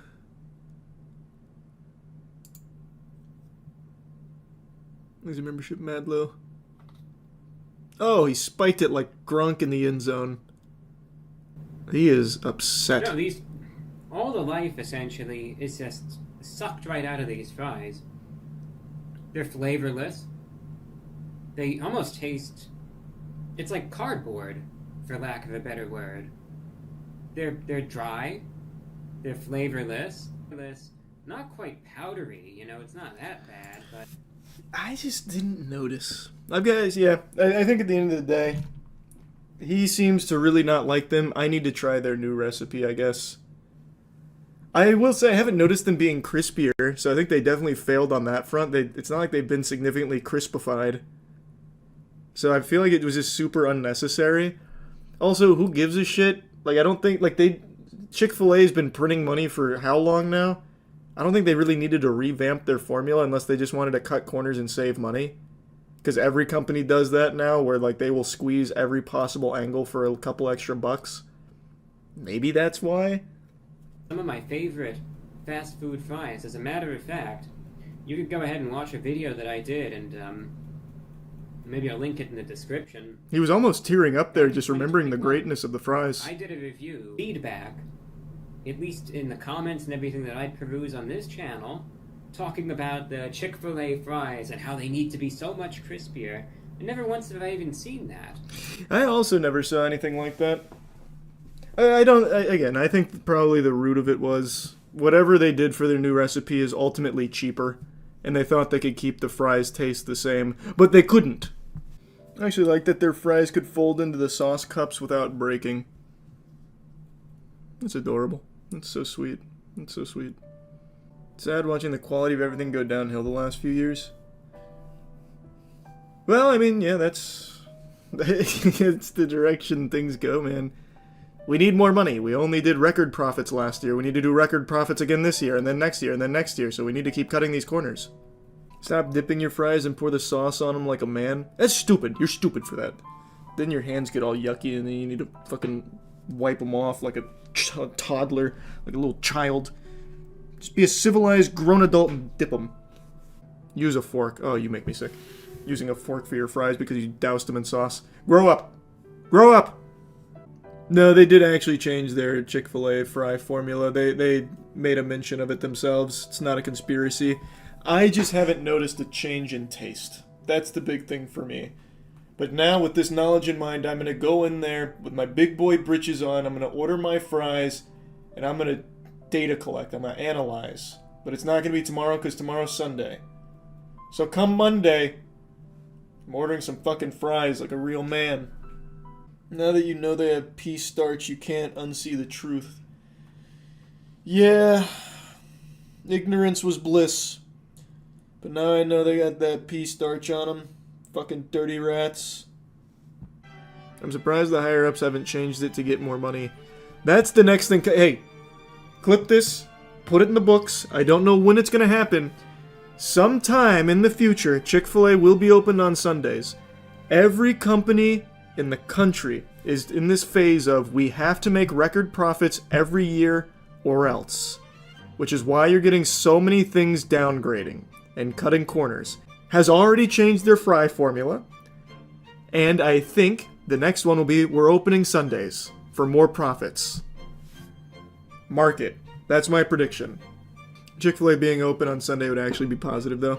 Yeah, that's one that actually wouldn't be negative. But point is, the point is they're going to go back on their morals, because the reason they don't open on Sunday is because of their religious beliefs, how Sunday is the Lord's Day, so you take the day off. they're going to go back on that in the pursuit of more money. Nah, they're good financially. So is every other Fortune 500 company, but it doesn't stop them from doing some of the most batshit insane decisions to make more money and squeeze on the bottom line. Just, hey, I don't know when it's coming. Might not be soon. But there will come a day where Chick-fil-A is open on Sunday. I'm telling you. I'm telling you it's coming. Biggest prediction since 2025, women will bang robots. Yeah. Almost a year ago now, I covered a TikTok alpha male who has one-on-one courses for up to like $3,000 or something like that, but he also has video seminars for the low price of $200, given the keys to the Bugatti basically for free. And he teaches you how to be a chick magnet, how to walk down the street and just get pelted by sodden panties from women finding you irresistible using his seduction techniques. And I was making fun of him for some very silly shorts that he was posting, and he didn't like it very much, and swore that if I'd give him a chance, he'd blow my mind because he has a harem of women. He touts that he's had like 100,000 Tinder matches in 2 years, which is a stat that, I mean, not even Wilt Chamberlain's 100-point NBA game can come close to. Dude allegedly gets more ass than a toilet seat while looking like he spends most of his days just moderating subreddits. He also claims to have 7 active girlfriends on his roster, so he basically lives the anime harem lifestyle, all according to him. And then one video he posted on TikTok where he has girls like dancing with him and he's like doing this, hitting like Fortnite emotes while they're hanging out, and then he kisses one of them. That's his like, you know, dunk on the haters video. So I got my friends together and said, boys, let's elevate our pussy game.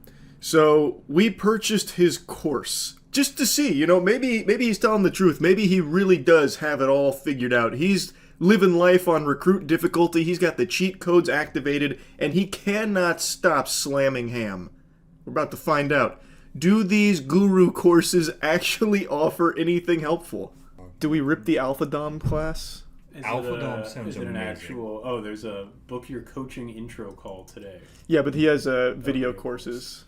It's only $200 with over 100K Tinder matches in just 2 years. That's not wow. That's not good. Well, it's also not He's true. got over 1,000 women in his dating lifestyle, and multiple women currently with him. Like while he's writing this. Yeah, they're sitting there watching. Okay. Exact one. I think emotional connection is an important thing, but your fact, being dominant, having cocky funny, understand the balance between humor and arrogance. You heard him. I want cocky funny. Cocky one. Being cool. Constantly answering. Like, if a girl walks up to you like, hey, what do you do for work? My go-to is, I'm an ass model. I have a beautiful ass. Well, I work as a astronomical physicist. No one gives a fuck. Just stop. Just go down. An astronomical physicist. Keep in mind, This dude's run multiple huge. businesses. This guy's goes to a awesome. bar and, like, tries to pick up a girl. Like, He's so good. Okay. Did you accept the registration? Why did we even buy it? I just learned everything. Well, so I'm so curious what his course is. So he swears that the people that pay him $200 are getting laid out the wazoo. All right. He swears it. You gotta beat him off with a stick. And then no caps. Password 1. We're gonna let everybody. No, we're giving them access. Shit, There's gonna be no women left. Oh no, my wife. All women are bad. Conflation. Physical. Well, you're jumping the gun, Matt. I just want to know what a first class woman is. Sorry. Intro. Intro. We have to see the intro. Brain. What she was doing was putting her shoe back onto her foot. Okay? That is a very big sign because now she's not soothed at all. She's a little uncomfortable and she's getting ready. She's preparing for if she has to flee. Okay? He's talking about He's talking about signs that a woman's about to flee. So we haven't gotten there yet. But I'm excited for that chapter. Couple videos in my car. I'm hoping that by the end of this video course that I won't be doing it in the car. But hey, you're used to me. Spoiler alert, he left ahead and he never gets out of his car. So, it is what it is. I might switch these out eventually, might make much better like versions. You're always going to have access to it, especially if you are. I kind of want you to visualize this giant stone like bowl, okay? Maybe it's like the size of the Grand Canyon. That's all your relationships, that's all your jacking off, all that, your porn habits, all this stuff, all the beliefs you've heard about Put them in the relationships, bowl. every single ex that you've Do had. It's all in this huge pool. And the pool is just rancid, right? And the society really makes sure that most guys pool. In order to get to the place where I'm at currently, you need a little trickle to come out of that bowl, okay? And then it needs to cut through, and it needs to make a stream first, and then it'll make a river, and then it'll make This is so canyon, stupid. okay? And once you're at that canyon, All right, I'm ready to stop. I have a quick question. Let's move on to the next one. About his set here. Where do you think the car is, first off? And second, why is his seatbelt on? He's not going anywhere. Safety, Danny. Come on, Danny. I can't believe you would question an alpha male like him. It's because I haven't established my bowl yet. I'm not. Your rancid my pool. jizz bowl is still full of nastiness. My cup runneth over. I need him to come trickle in the stream and fresh Maybe water. A trickle and then a stream and then a river. Yeah. Rip it out. The belief that women are all bad, or even Western women are all bad. That is incorrect. Whoa! There are plenty of men who are just like me that, well, maybe a little bit less than, because I go pretty hardcore into this, but that get as many women as they want. Other things. When you have this viewpoint that all women are bad, you are going to, what's the best way for me to put it? The other reason why this is bad is because if you what the fuck? believe that in your mind, if you believe What happened? The car's starting to light on fire. We're not She's going to feel that, right? Oh, sorry. There we are. It was like a magic trick. A puff of smoke just happened. And this is one of the big things I'm scared about with my program is I'm going to teach so much psychology and so much power that some guy may possibly abuse it, and I'm worried about that. That's how powerful psychology and body language and facial expression and everything is, okay? Cocky funny, how to use it. He's really got to stop acting like that's real grammar. Well, that's what he calls it. He calls it. He uses cocky funny. Yeah, he's a cocky funny jutsu master. Yeah, we can learn about hoflation. Yeah, hoflation's important. We can learn about that. This is like going to school. Yeah, but for pussy. To attract women and to keep women. That's just how we are, let's be honest, okay? It's one of the things that I had to work on because I'd get in a relationship, get really good, get really busy, and then I would distract, like I would switch my viewpoint on either one of the new girls that I was trying to train in my ranks, or I'd switch it to my business. It's about balance. One of the new girls I was trying to train in my ranks. Whether it's going to the ranks. gym, whether it's building a business, whether it's building, ranks like the girls that I have because I have multiple, or it's just one girl. You have to put effort in. And that's what I always tell people. The issue is with the internet, with computers, with phones, a girl has a shit ton of options. So what happens is she'll meet somebody like your great-grandfather, and then she'll meet a guy like me. Your and a guy like me is just going to like girls. Not really my great-grandfather. Okay? And once you're done with learning from me, you'll know what works too.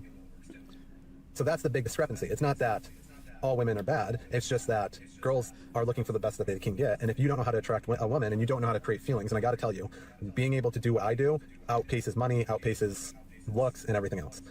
Have a guy that teaches her how to make her own money and build something like a business or something like that, and the guy still has like connection and build attraction in her, then she will ever like a guy who just pays her shit. Okay? Does anyone This think is how it is. Almost all my Is there anyone out there, like I guess I'm not a huge hoflation conversationalist. Is there anyone out there that thinks, hey, to get a woman, I just keep giving her money forever? The thing is, I think yes. You think so? The answer to that is yes. But like this isn't new stuff. It's like No. if you just keep giving her money, she doesn't really love you. I was gonna say Like, this who's that feels news like to? a guy who realized girls like emotions and love. like being attracted to saying girls is somebody. even like just people like emotions, and he's starting to be like, I got a cheat code, guys. I've got something crazy. Told my girl she's beautiful, and she smiled. She liked that She more liked than me that. giving her a $20 bill. I feel like you said it, like he's almost on this fence where you're like, come on, but like you're almost there. Well, you're almost getting it. Like Also, girls I'm gonna say it. This video wasn't about hoflation. It wasn't That's at a all. misnomer. I He think- mentioned the word and then he just went off on a money tangent. Look, we've seen the smoke rising from his pants. This is all in the same sitting. He's just kind of ranting and then cut it into part. We paid I paid $197 for this. Yeah. They didn't get to see that. Charlie put it on my credit card, but I don't even know how. That's hoflation. That is hoflation. My great grandpa didn't have to worry about that. Very clearly undergone red pill coaching. I feel like he took other classes and was like, wait, this isn't working. That's exactly what happened. And then he like got a girlfriend one time because he was a human being to her. And he's like, hang on, I know how to actually do this. I think he's so close to understand. I'll say what he says, that females, which anytime somebody calls that's always females, rough to hear. He's almost there to understanding females are human beings. Yeah, it's close. It's like on the cusp. Yeah, like he's so close, and I'm proud of him for almost getting there. Yeah, as far as $197 courses go, could have been worse. Could have been worse. And we're only... The girl of your dreams is rare. Nope, it's not. The girl of your dreams is not rare, and here's why. There are plenty, and I mean plenty. I mean like literal metric shit tons, and they're tilted off center or off orbit, and they're not quite right, but they're good girls inside. They just need to enter a frame that's correct, and then they immediately fix. And that's most girls. Sorry to let you know. Here's the thing. Most girls like being disciplined, being corrected, and like being put in their place. I will tell you that just right now. And maybe this will be on NBC one day where they're crying and saying I'm abusive and taking it out of context, but that is the reality. That's what girls like. And when they enter your frame and they step out of it, or they shit test you, or they get really super disrespectful, and you snap them back into line, whether it's something like, hey, if you do that again, I'm done with you, or I won't put up with that. Or Dude, bend them let's over your pause knees real and quick. smack on the- I feel like there's a lot to dissect here. I feel like he goes through these episodes. So like when he was in the smoking car with button-down homecoming gown, he was more relaxed. Like women like love. Yep. And being treated like people, and here he's like, women like to be put in their place. This morning he woke up to find out one of his 7 girlfriends left. Yeah. And he was like, well, no, she exited his frame. Right. Oh, the Did frame. we miss the part where he described what a frame is? I was about to say, there's a lot of stuff. He's talking about shit testing and entering frames. That's in the blue lesson. Ready, go. On the butt. That's usually you want to do that consensual with BSM, but what? Sometimes girls like a good smack on the butt to put them in their place. Then you have all the guys that they've been with that have been teaching them about this slap on the butt together. And different versions, right? There's different versions of a guy having shit together. For me, I don't go to the gym, so I'm not saying all guys shouldn't go to the gym, but a guy that understands the traction and goes to the gym about the has his shit together. It's also not really on. Look, his seat is like is all the way back. Yeah, because it's like look, off it's like his not body. actually on him, but it's strapped in. So here's the thing. So he slid his chair all the way back to do this. I was gonna say he put it into like business mode. So I feel like you could have just taken the seatbelt off too. That's what I'm saying. Like why? Why is it? Also, we're clipped entering in? the section where he's saying. So he was like, guys who have their shit together, and he was like, and there's many different ways. Like me, I don't go to the gym. Yeah. Well, when you're this psychologically powerful, Right, he's like that's true. he's Professor X a pussy. Like this guy, he's like in the female mind. He's worked out his brain. Yeah. You No, know, because he's all about being different, and all Right. the other guys go to the gym. You have your emotional control. Girls can't even poke you and hit your buttons and shit test you, and you're just a silly little brat like that. To most of the things that they do, you stand out. You're a rarity. Because Oh most wow, guys- I'm getting a call. Spam risk. Let's see if I can get scammed. Maybe it's him. Hello? Hello? Hello? Hello? Hey there, this is Chloe. You're doing all right? Yes. How are you, Chloe? That's good to hear. Do you currently have Medicare Parts A and B? No. Unfortunately, you don't seem to qualify for the plan that Wait, we have. I want to. I do have it. Oh, what? The, I can't even get scammed. That's hoflation. That's Chloe. She's not. That was That's fucked a bad up. woman. That is a bad woman. That's fucked My up. great grandfather would have hated Chloe. Does that It's gonna be how Wait. nice guys are bad. Age. Oh, this is important. This is gonna be like optimal. Oh my god. Oh, Is that even him? It looks he like flipped the camera because he's on the other side. From my angle, he looks like Paul Giamatti. He does look a little bit like Paul Giamatti. This looks like on the old creepypastas. It's like a Papa John jump scare. I really want to see Nice Guy. All right, Just we can watch Nice Guy. Just briefly. Oh, and my look God, how we're look in a at different outfit. Look how nice he looks. He does look like a nice guy. That's a nice guy. Like he does look like a nice guy. All right, I'm changing speed. That maybe it's only the colored hair that gives you the sense that they might be unstable. But if you behave the way I do, you bust their balls, you're cocky, but you also have a mixture of funny in there. You fucking don't give a fuck about them shit testing you. You push it right back and give it right back to them and put them in their place. That is going to be a world different than the guy that's constantly nice and saying sorry or like, oh, I didn't mean to offend you. I'm almost borderline rude when I talk to girls, and girls fucking love it. I don't believe that. Guys constantly cater, bend, and simp to them, and there is a giant chunk of their female mind that says this is not how it's supposed to be. You ever hear girls talk with each other where they talk about how a guy, oh, he's nice, well, he buys me things, and he takes me out to dinner, he's like a brother to me, he's like a friend. That thing, the friend zone, but it's even worse because she's off talking to her girlfriends about you instead of talking about how pathetic you are, but she's trying to be nice about it. Girls don't do that about me. Girls, when they have conversations, they just don't talk about him in general. So much better. Right back. He'll bust my balls. He'll fucking pick and make fun of me. He doesn't give a fuck.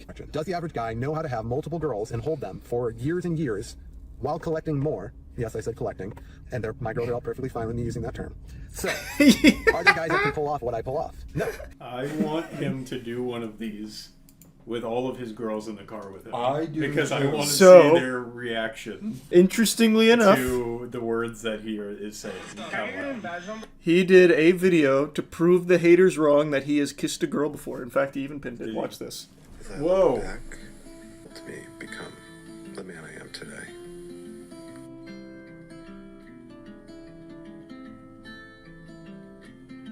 I would say I lived a lucky life if I didn't know how much work.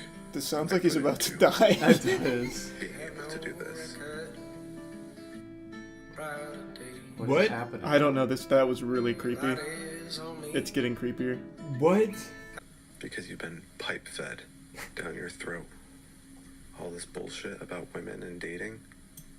Maybe in 2025, you'll see it differently. Merry Christmas. That couldn't have ended any better.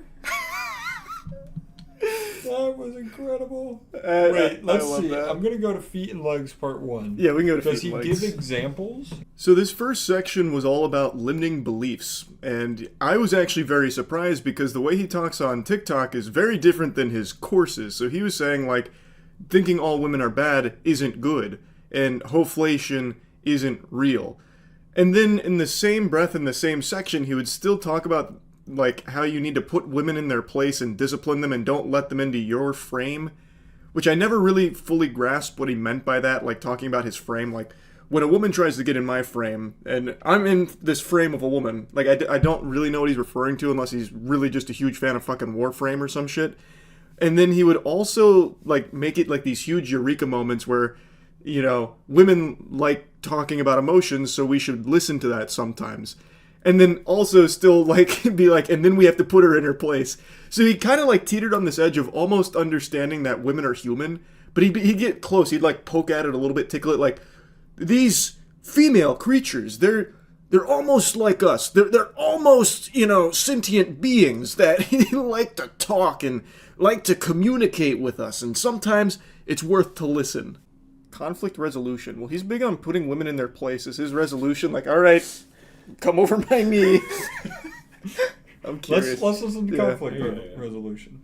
So we're telling that for active listening. The one that I had a lesson about this, right? Listen attentively to your partner's perspective, show that you value their viewpoint by actively engaging in the conversation. You know that one. I had a whole lesson on it. But it ties in here, so that's why it's here too.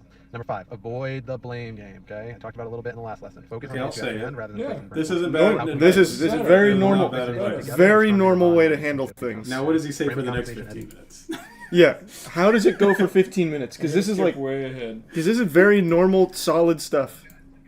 Childhood on, we're taught to lie with our faces, okay? So there's a reason why the face is not the most truthful one. That being said, hey, nobody's taught you to lie with your legs and feet. Things like stress, fear, happiness, joy, nervousness, subservience, awkwardness, confidence can all show from your feet, right? Your feet and your legs, okay? Even anger, you think, right? So he's talking about how all of your emotions, deceit, anger, and everything show in your feet. Thoughts? I've never looked for them there, so I can't disprove that. Yeah, I guess in his defense, I cannot say no. It's so true. You're right. I've never tried to see if that's right. He so. could be really correct. Yeah. I feel like we got a lot out of this course, and we've my bowl is there's a crack in the bottom. It's starting to flow. Yeah, it's starting to flow. Oh, I can tell. Yeah, no, I know. I'm gonna walk into my house. Monique's feet are gonna be like crossed. I'm gonna be like, "Fuck, shit! I'm a bad husband. Damn it! I gave you too much money." Get your dad on the horn. Fucking hoflation. Okay, wait. The last thing we have to watch is something about Cocky Funny. Cocky Funny, how to use it. The saddest truth ever. I remember when I was 18 and I said I want multiple women and not to use money to build it. I was told I was insane. Now it's like the fucking Uber story. They said you couldn't do it. That's the logistics are You can't build a harem of women without money. Oh God, 10 years from now I will be the most known and the best dating coach on the planet. Reality is clay in my hand, and I build what my mind sees. Most people can't do it. He's like the Warhammer orcs. He is like the Warhammer orc. Why has that changed so drastically? I help 6 and 7 figure business owners with dating. No, because those are the ones who can afford his course. Oh, okay, gotcha. Yeah, that makes sense then. There's another thing, and these are all. I really want to interview him. He talks so much about. If you're a guy like me who grows businesses, are you growing a single business outside of this dating course? Yes. All right. All of them. Every Over business. 1,000 women. Where do they all rank? It's like a 1,000-person tier list. That would go. That'd be incredible. That's a lot. How do you rank the different ethnicities as far as dating? He's ranking ethnicities. Let's go into it. Oh, that's. Wait, is he actually? That's what he said.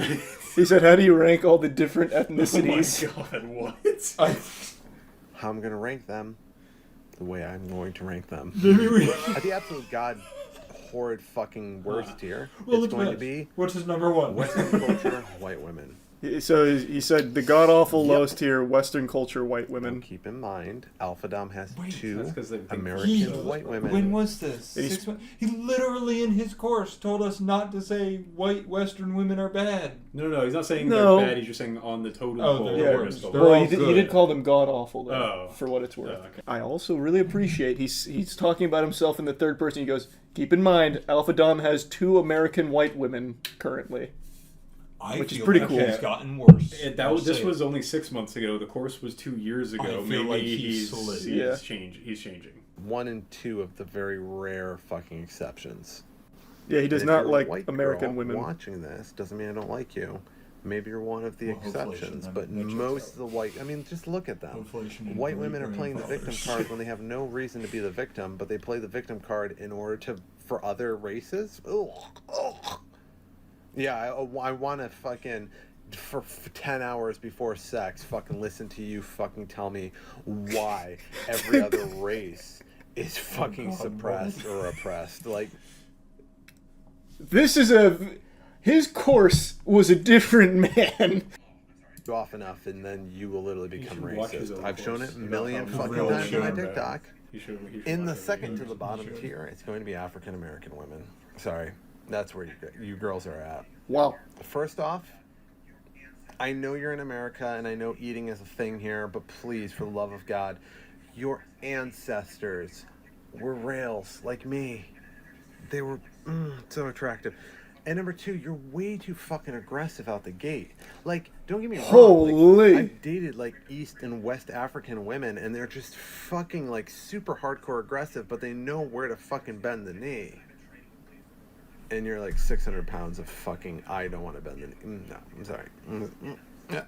Training with blades for longer than I can fucking remember, and I've survived 3 knife attacks and a fucking gunshot because of my expertise in knives. Just pause You real gotta quick. fucking calm down. Like, you gotta This is upsetting. What me. the fuck What a happened? fucking menace.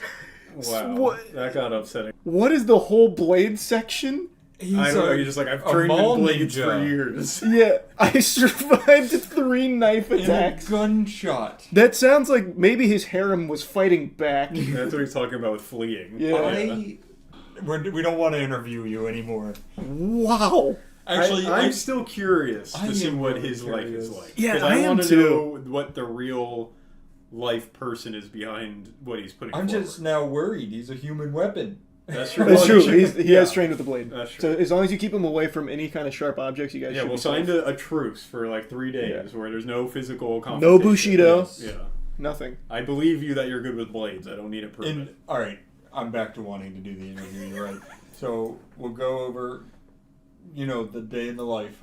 But the icing on the cake, you have to prove that you can stop knife attacks and a bullet. We'll bring Dale out to come train We'll with do him. it safely. I'm not going to shoot at you. I already know how it's going to go. You're going to shoot a bullet at him. He's going to have the sword and just go...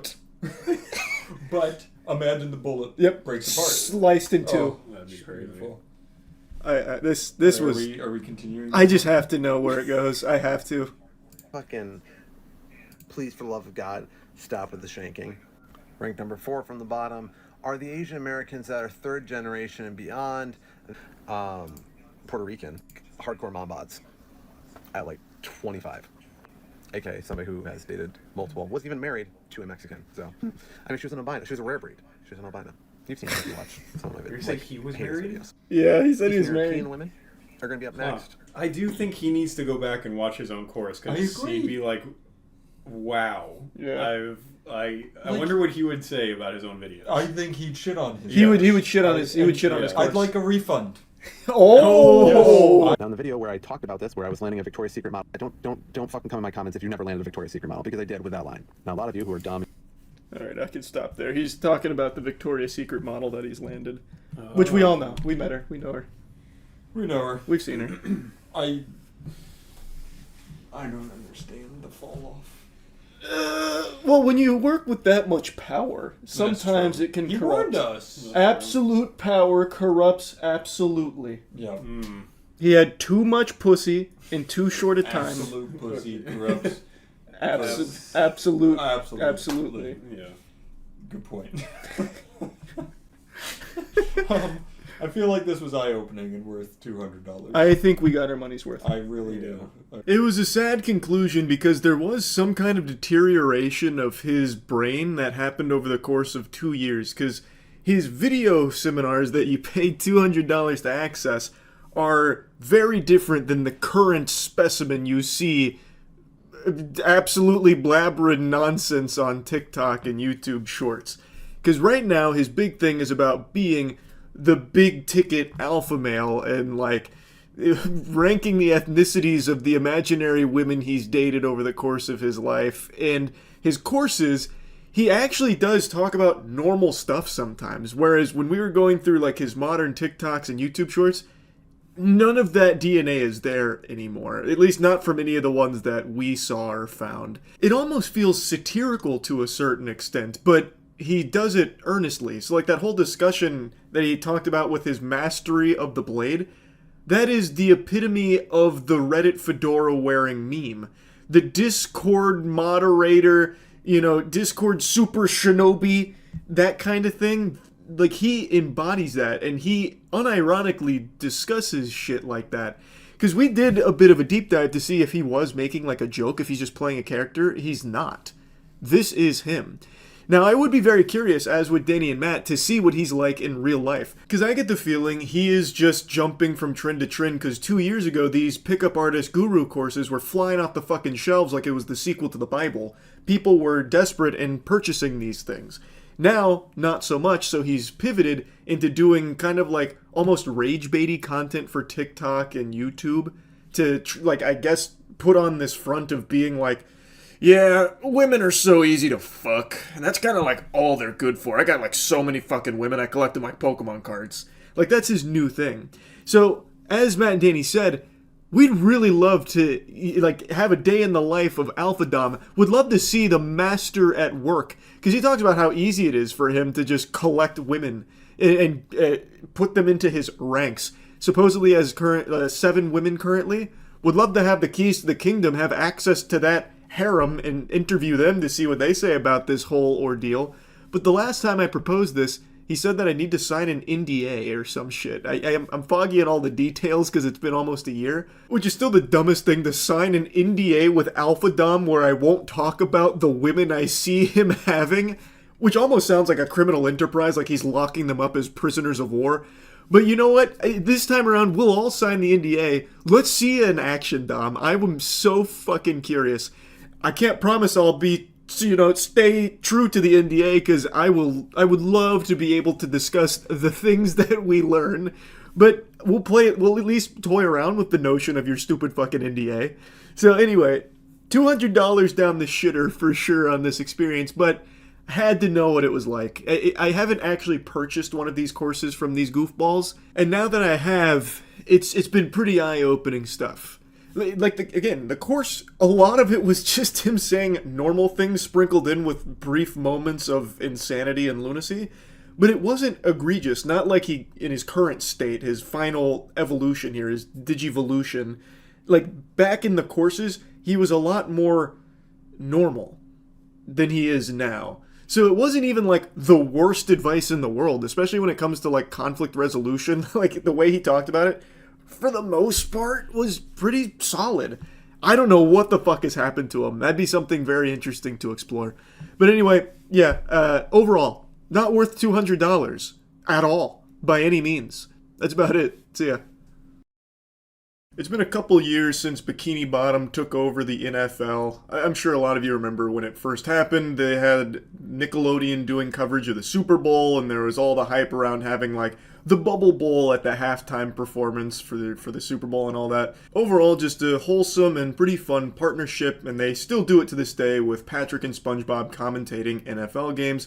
Not on the official big boy networks, like you're not going to flip on CBS and hear Patrick Star talking about the time he put the magic conch in his ass or anything, but Nickelodeon still does cover NFL games. And yesterday, shit just got diabolical. There was a whole kidnapping plotline that happened with some of Bikini Bottom's most nefarious criminals that may or may not have led to the end of the Chargers season in their loss to the Houston Texans.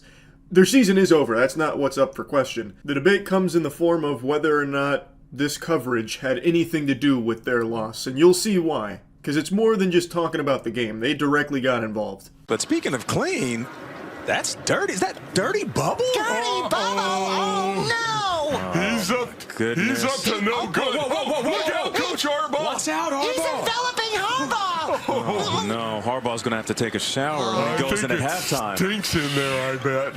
Uh-oh. Oh, he's Harbaugh! He got to be careful. Jim, come back! Dirty Bubble. Look, Let Harbaugh down. Look for a soft spot to land. Gentle with our head coach. Oh, no. Dirty. They fucking kidnapped Jim Harbaugh and held him for ransom, sending his fingers to his family. It was horrifying, a sight to behold, one of pure anguish if you're a Chargers fan, because what happened is the Chargers were up 6-0. They then got blown the fuck out and lost 32-12. So they went on a 32-6 run after the Dirty Bubble kidnapped Jim Harbaugh. He may have put the hex on him, and that's what a lot of people were saying, jokingly for the most part about, how the Dirty Bubble jinxed the Chargers. But there were people actually angry, because when it comes to, sports, there's a lot of superstition.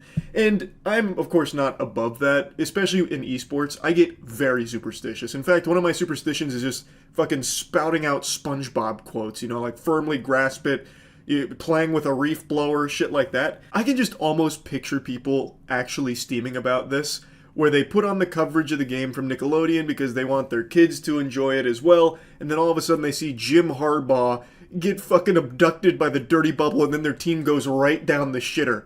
I can just picture him on his hands and knees banging on the TV. Give him back! Give him back! Even though, of course, it had nothing to do with anything, it still is just that little superstitious seed that gets planted in your noodle, and I know it all too well. Science might not ever prove it, but I know deep in my soul there is a force at play in the universe that we don't fully comprehend when it comes to a jinx like this.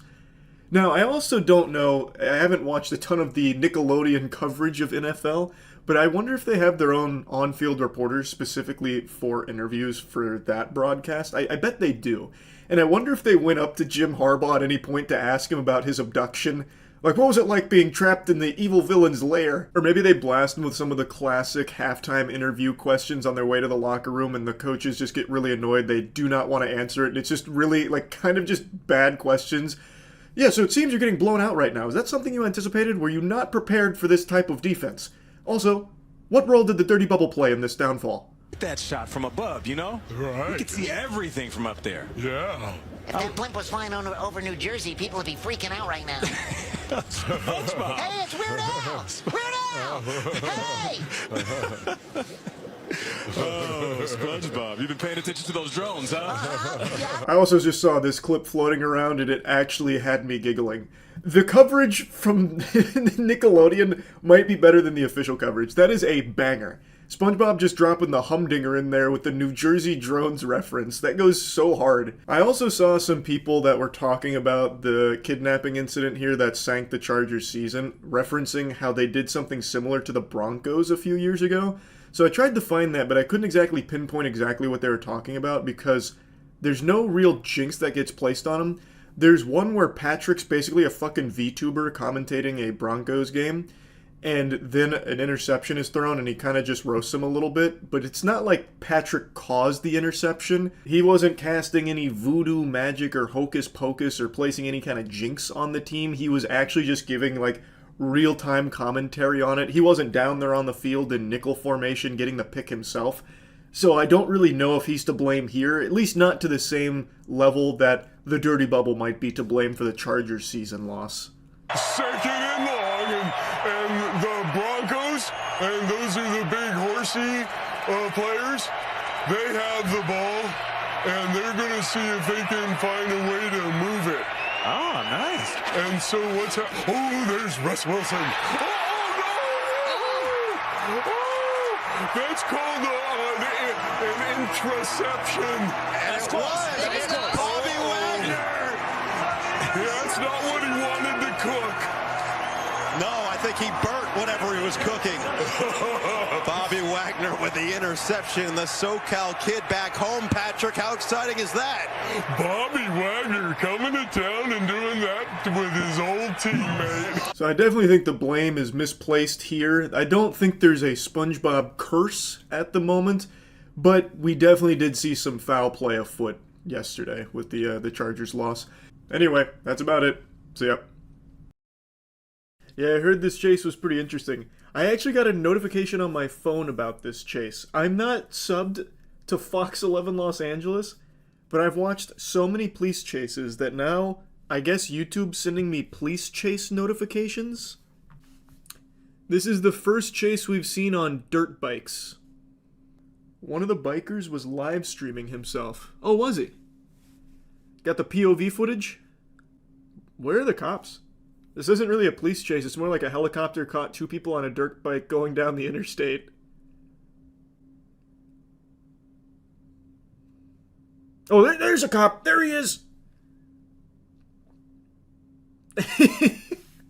Unit that was They're not going to get very far. Definitely, they're saying now that it's the blue motorcycle. At least that's my hypothesis. They're on fucking dirt bikes. That doesn't exactly have a whole lot of gallons in the tank to work with. Sticking together, they haven't separated. Wonder what the plan is. Continuing eastbound from this because of the traffic.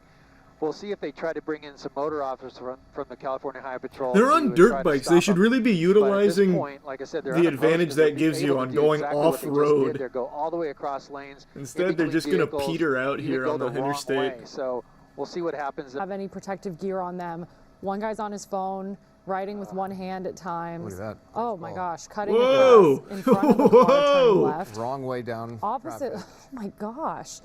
That looked kind of hard, though. I'm not going to lie. Each other right now. They may be trying to plan something. Split up, perhaps. That jacket. That looks eerily similar to the Moist Esports jacket. What do you think the odds are? What do you think the odds are he's wearing Moist Esports merch on this? That looks like our sleeve. If I could see the other sleeve, I'd know for sure. Perhaps to try and evade these officers. Oh. See, that's what I'm talking about. You just have one car that kind of goes outside the lane, and then... Well, he's Oh, baby. Whoa, wait a minute. Wait a minute. Is this guy trying... Wait, what is he doing?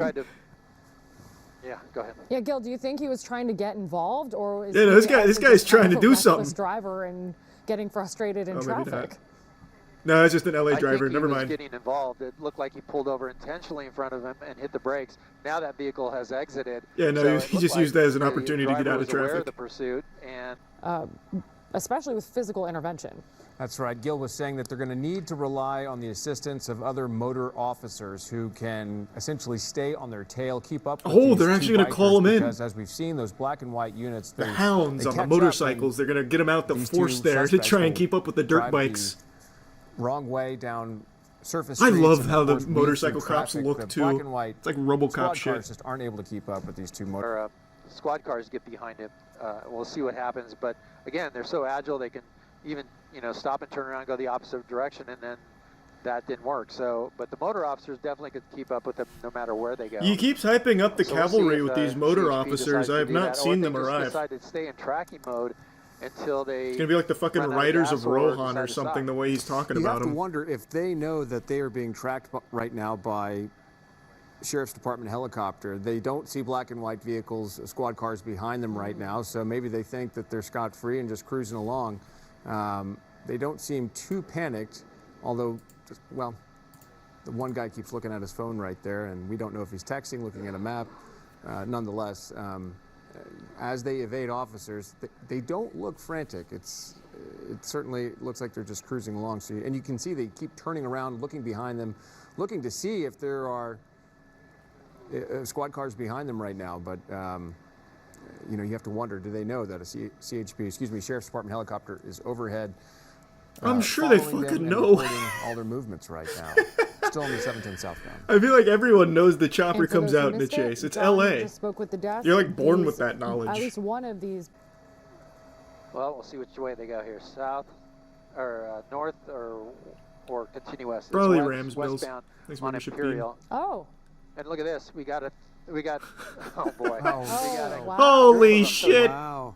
They called for reinforcements. I guess my gosh. 5. What is that? This guy was hyping up the motor officers, but he didn't expect this. Some new players have entered the game. Oh. God, it's like what's that PlayStation 2 game? MX vs ATV Off-Road Fury. 4 other ones. One on a quad. So Yeah, one keeps definitely illegal to be. using hand. They assembled the Avengers. Bird above, it looks like. So. Oh, Appreciate it, Anthony. Okay, little handoff there with the quad. Thanks, membership Snow. Yeah. Law enforcement certainly going to have their hands. This is what Ubisoft wanted Riders Republic to be like. Right now, aside from perhaps just Yeah, being true. in, unlicensed vehicles like that 4-wheeler and some of the other bikes, and those guys, to the best of our knowledge, have not. Oh, they're cranking wheelies! Son of a bitch! Oh my! Jesus They Christ! weave through traffic. You see this kind of stuff though, not just during a pursuit like this, but even Oh, there's black right, and white. right by an officer. What do you? Yeah, that should be a sheriff's unit there that they passed. I wonder. The officer giving him a round of applause on the way by. Excellent work. Oh my You see this kind of stuff. A in fine Hollywood. wheelie. You see it, all over the place. The street takeovers. The street takeovers, and sometimes just Hollywood Boulevard, Sunset Boulevard on a Friday night, people will, they're just looking for attention. I've seen this happen on bicycles. Wrong side of the road. All right, wrong side of the road. Oh God, no! Okay, now They're would getting be a good gas. time for They're gonna be officers to unstoppable maybe with the intervene, full but it looks like tank. More people have joined 1, 2, this. 3, 4. God, there's a lot of them. This isn't good because they're going to refuel and then they're going to have more gas to work this. So we'll see. What This they isn't do. a police chase. This is more of just You have like to wonder, a there was a like an it looked like advertisement a for LA County this Sheriff's like biker gang. Like that's vehicle all. right there on that surface street as they all passed by. Yeah, and look, just getting some fuel right here. Yeah, they got all the time in the world just to fuel up. Let it rip. Law enforcement to intervene, but no black and whites in sight, at least not right now. Even if they did That wheelie was too fucking cool. We called it how off. do you even begin Got to rid of their contain wanted level. 12 Reset the dudes on stars. motorbikes and one quad. Well, you go for the two that are right there. That Yeah. In just a second. In which direction? Thanks, value. We'll see. I do hear CHP talking about trying to get Anything is possible now. Full tank. On Success Testosterone levels are off the charts. they feel They're revving that shit up. unstoppable at this point. Holy Lord! in Los It's Angeles. gonna And pop here we off! go. What Yep. the fuck? Where did he come from? This man just spawned in. Dude came in here with like a legendary skin from the Battle Pass. What the fuck? Off they go. Had plenty of time to pull into this gas station, Chevron station. These are 5 subs, refuel. Jake, or gifted members, 1, 2, Jake. 3, 4, 5, 6. 2 quads. At least 6 riders. Wow. 7, 8, 9, 10, 11, 12, Woo! 13, 14, 15, 16 possibly. This is like the Area 51 raid. They can't arrest us all. It's so dangerous. That explains the confidence, I guess, in their behavior over the last hour. Texting, looking over their shoulder, clearly. Probably calling for reinforcements. You know, probably calling for these guys to come put on a spectacle. You think? Is that what you think? Wow, what an interesting hypothesis. I guess Fucking that's just obviously, one brother. person, What do you mean? Yeah. Such a weird Are these still coincidence. our All of two these people primary on suspects their in frame right dirt here, bikes Gil? all just decided to show up. Yeah, that's them. Maybe it's connected. I'm trying to get the Maybe you called scanner up for. Oh, there we go. I got it. For the CHP is saying they're not going to engage, and that's. Oh, it worked. That's accurate because they're not on the freeway system. They're not going to Right. engage, but sheriffs or LAPD definitely could. Sheriffs. They actually LA called County it sheriffs off. Are aware of it, and we'll see if they get involved. But all we need is a couple of motor officers here to try to get into this group and break them up. This was like watching like a fucking interesting 2025 that we're flash not mob. seeing any black But and on- white on dirt squad bikes. cars or motor officers while in motion So are they in Downey? What is here the on exact- Imperial Highway. They should honestly this is still South get the LA motor for officers sure. out there, but have them Right at the join in on the 105 and the takeover. 105 So you got market. Officer fucking Phil Cheeseburger cranking a wheelie with the boys here. Wow. Yeah, the bikers for failure to yield. And now, of course, it's a felony pursuit. You can see them all shaking hands and high-fiving each other right here. Selfies. While they perhaps stop. No, it's streaming. They're Oh, streaming. they're waving and they're to hey, the high five. hey. Or perhaps to the sheriff's helicopter. Or both. Yeah, Or both. Yes. I mean, what is I can this tell new you that cycle? if they keep going in this direction, Yeah. they're going to go right by the sheriff's station down here. Oh, they Right absolutely now, it should. looks like Holy they're fuck, turning. that goes so they're gonna hard. be going No way. north. This is on Figueroa. They just go And down by well, the they changed their sheriffs. mind. They're coming back this Just way. you go That's good ballistic. for us because we wouldn't be able to follow them up there, but Oh. they're going to continue westbound now. That would be so nice. heading towards That'd be the so sheriff's station. fucking cool. They just wave. They are. So we'll see if the sheriffs intervene there. If these guys even know. This is at the point where you have to be on the motorbike to pursue these motorbikes. And they have 5 of them, of those motor units behind them, and as well as a CHP cruiser. Is it Really? CHP or is Do it, they? Where? Sheriffs Where are they? That's in It pursuit right was- now. Let's see. Oh, shit! It looks like CHP unit here. Yeah. And the motors, I'm not sure. They set up like Final Fantasy Tactics right here. The officers are rolled up. So they got the 5 motorcycle units up here, and then they got the general back here in the back line. It's like a king with his pawns. Oh no! They're not giving up! Big gang, guys. This is, wrong you side know, of the road. wrong side of the road. They're up on the sidewalk, A new commentator. and doing whatever they can to kind of keep their That was group the together. first thing she said so but, far. You know, the CHP is behind them with 5 of their motor units, as well as a black and white. So. I like the you know, they idea can that the pop news wheelies all station they is want calling to, people but in like, come check they're this shit onto out. them. They're cranking wheelies in the chase. Frenzy. I can't imagine what it's like to be out on the end, that they're going to probably try to split up, and it would make it even harder for those motor officers to bring them all into custody. And as they get really close to pedestrians. Absolutely. Yes, absolutely. I mean, those poor people walking across the street didn't know what was coming. You know, they I turned think north they on did, Prairie, if their and eyes were unfortunately, open. We cannot go into that area because that's in the direct path of the planes coming into LAX. My So heart we're gonna breaks have for to watch those crossing the street. They had to move a little bit two faster. that I have on the screen here. Completely Let's caught see, off the one that guard. just put on the hoodie, I believe, is the second one that joined in the pursuit. This is the first suspect that was initially wanted for the assault. I on the also imagine officer. you probably He's being fucking kind of heard leading him the coming pack with now. all of But these they are dirt pulling away bikes. from us, and unfortunately, we have to stay over the 105 freeway out of that air traffic. But let me come out to a wider shot. We'll go away from the lead guys, and there are the CHP 6 motors and at least one unit there in trail. All CHP officers. And you can see what they're doing. They're splitting splitting cars up Inglewood Boulevard here. And So what is the plan on the motorcycle officers here? They're just they stopped at the fucking green light. Like, what do they think? I'm wondering what the plan here For is. now, they're still staying on Prairie. I can't remember. Like, I feel like if I was the police chief, if I'm the dude in the car there, and I'm giving commands, I'd be like, all right, listen, roll up and just ask them nicely if they'd stop. But instead, they're just like hanging in the back doing nothing. I'm very curious.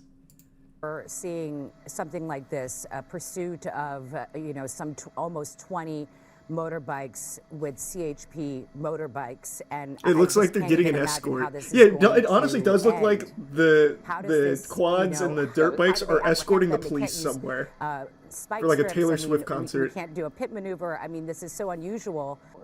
Initially, we were in the pursuit. Stopped. They had time to stop for fuel. Now they're all fueled up, so it could go for a while.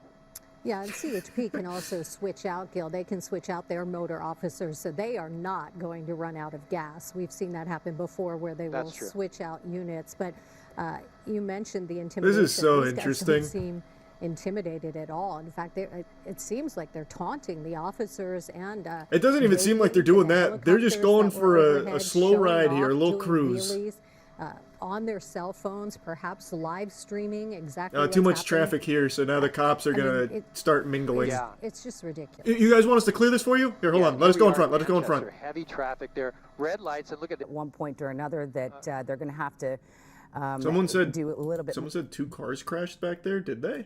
I didn't see that.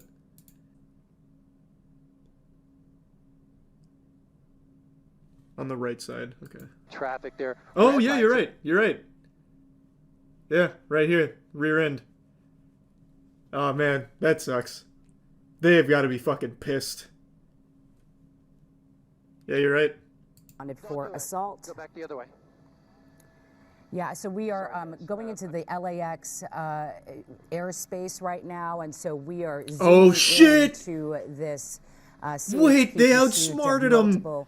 Motorbikes. It's restricted airspace. There you can see we're doing our best to keep They're getting up out of the with it. Again, chopper's we are jurisdiction restricted from this airspace at LAX, and so that is where Sky 5 is. I wonder if right that was now, that had to be on outside of that purpose, right? It's probably airspace not a and coincidence. Trying to keep an eye on those motorbikes. Us on the web. This is Gil Levis. Did they stop for gas again? Hey, Elizabeth, I just sent you a text. No, this is just a different angle. Wait, no. Wait, no, it's not. It's not. They actually did just stop for gas again.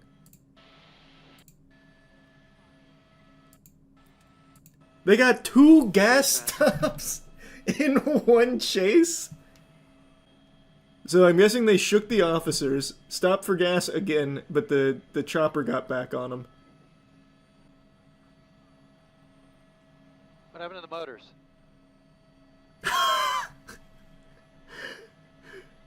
So they drive on the sidewalk. Dude's like, all right, let's see what the motorcycle officers do. Nowhere to be seen. He's like, what? I think because they... Yeah, so they got to hit the gas station twice in one chase. That's got to be a record, right? Still here.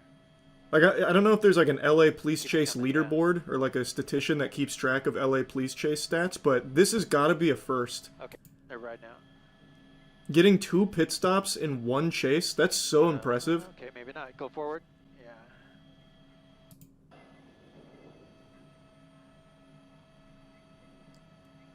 Also, they're paying with card. I feel like their goose is cooked. That's probably why they're not chasing, because they're stopping for gas and paying with card. They can easily just pull that info. They probably just don't feel like chasing anymore. It's probably not, like, the optimal idea to do that. But, I mean, whatever. They get to keep popping the wheelies and shit. Prepaid cards? Oh, yeah, maybe prepaids. I didn't think of that. Smart. Yeah. What just happened there? They under the bridge? It might have Oh, been yeah. 710 freeway. They went southbound and northbound. That's usually the way to escape. That's like the meta. The California Highway Patrol eventually got involved. Freeway in the downtown, just south of downtown LA. Yeah, you can see him slowing down under there. Under the bridge. Yeah, that's the way to do it. Yep, looks like that's where she ends. They vanished. think this might be one of them that got on a bus and got off. I'm not sure. Maybe? I don't know. Probably not.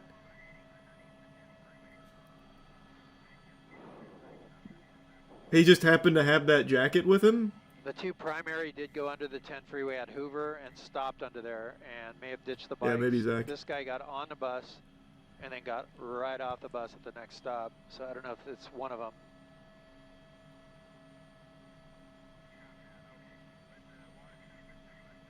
I'm gonna be honest with you, brother. I think it's just a dude going home. I don't know if it's one of the guys on the wheelies. Kept going. Oh, sweet. Thanks for that cue. If you can. We're into we might lose this. The guy on the scooter! He's right there! He's right there! Follow him! Follow him! Yeah. He's up to no good! Yeah, so yeah, it looks like that's where she ends. Yeah. They got away. God damn. Yeah, let me see the live stream. You said it was in here? Oh yeah, here the Insta Live. Man, live police chases even synced up the Instagram live footage with their chase? No, that's not synced up. Those trees aren't correct. Either way, still cool. Yeah. That's nice of them to gather that.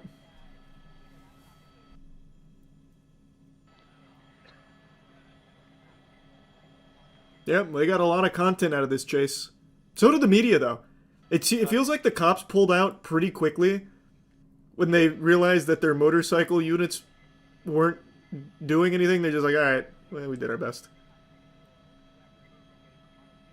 But then the media chopper just stayed with them like an extra 30 minutes, 40 minutes. don't do it. We're looking at Hoover and the 10 freeway and at the 2... Am I stupid? I didn't see it. I'm guessing they... Like over here? Oh yeah, right here. I see it.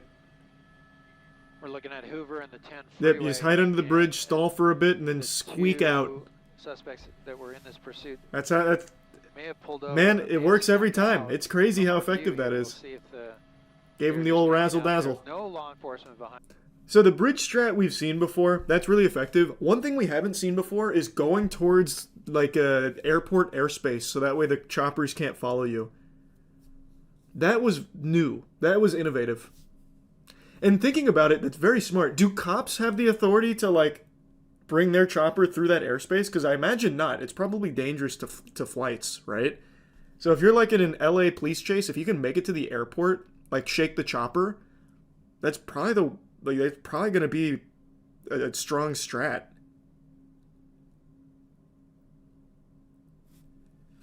Yeah, but I feel like there'd be a ton of cops at the airport. True. That's true. You'd be trading the chopper for on-ground units. I wonder if it'd be worth.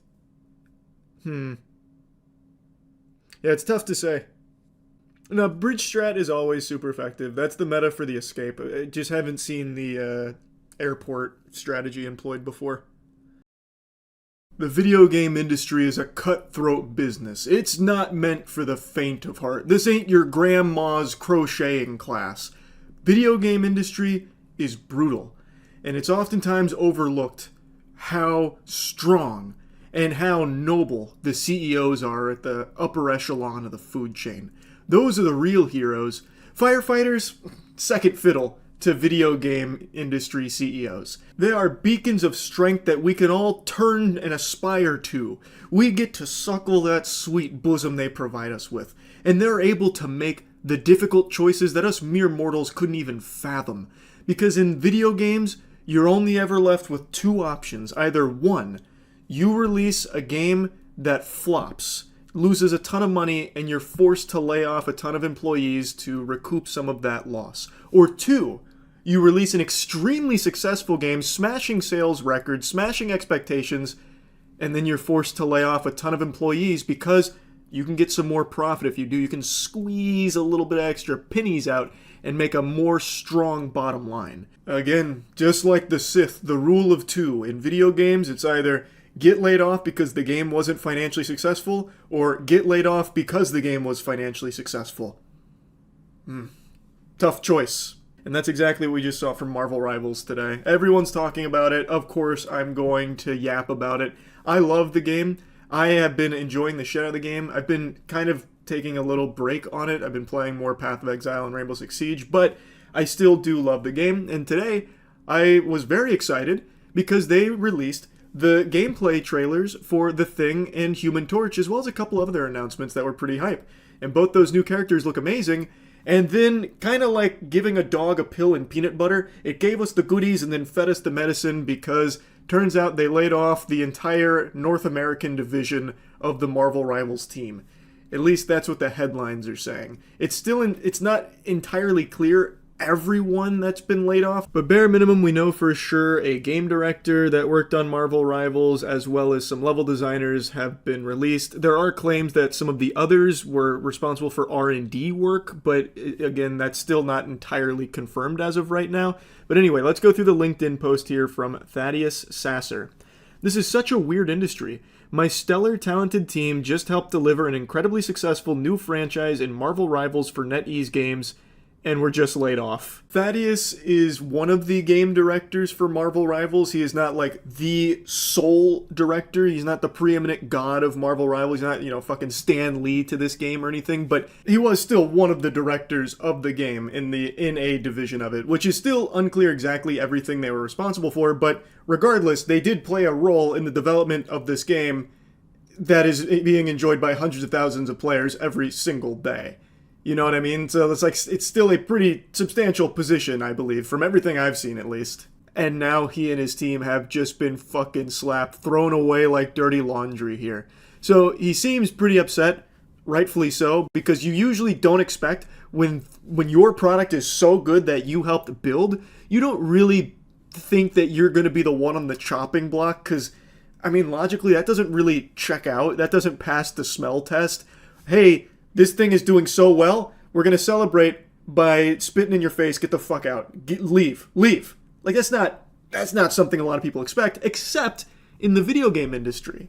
Because in the video game industry, all bets are off. There's no fucking telling who's going to get, flushed down the shitter. The only people safe are the CEOs, like the Ubisoft CEO, who is beyond brain dead.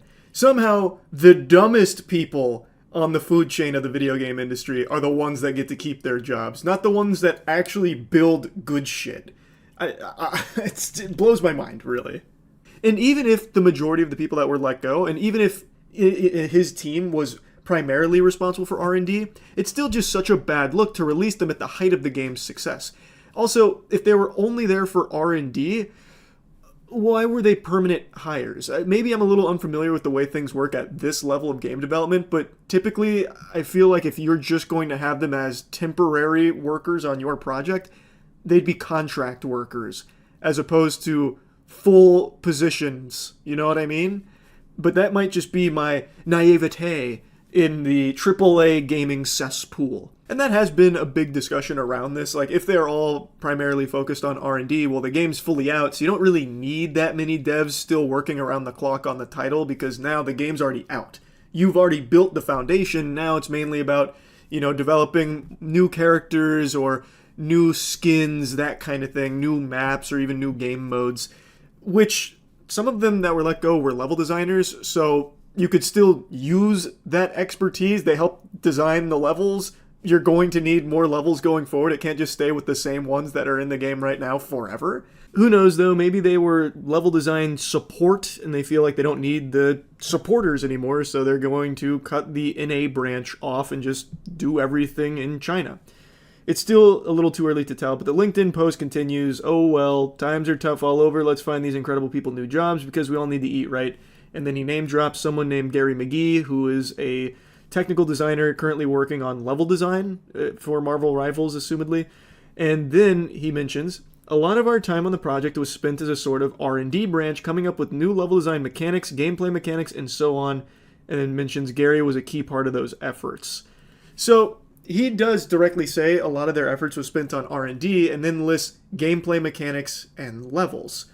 two things you're going to still need even past the R&D stage as you release more characters and more maps. But I think this is really one of those things where they're trying to save on costs, where maybe too many cooks in the kitchen. We don't need the North American branch of Marvel Rivals. We'll just do it all in China. So then they cut the team loose. They helped build it. The game is built and it's fucking crushing it. So now let's save a little money in the height of our success by getting rid of the NA branch. Another individual let go today is Jack Burrows, level designer for Marvel Rivals. Hey folks, well, just got laid off from my job working on Marvel Rivals with NetEase. Was an enormous pleasure to work with my American coworkers who joined me in this sad culling. Just couldn't dodge that big boot, I guess, no matter how big the success of the gig. So now I'm seeking a new role and would appreciate your support. If you hear of any opportunities or just want to catch up, please send me a message or comment below. I'd love to reconnect. Open to work, hashtag you can't win them all. What's interesting is they did win it all. This fucking slammed Overwatch into the dirt. It took it, gave it a swirly and a wedgie.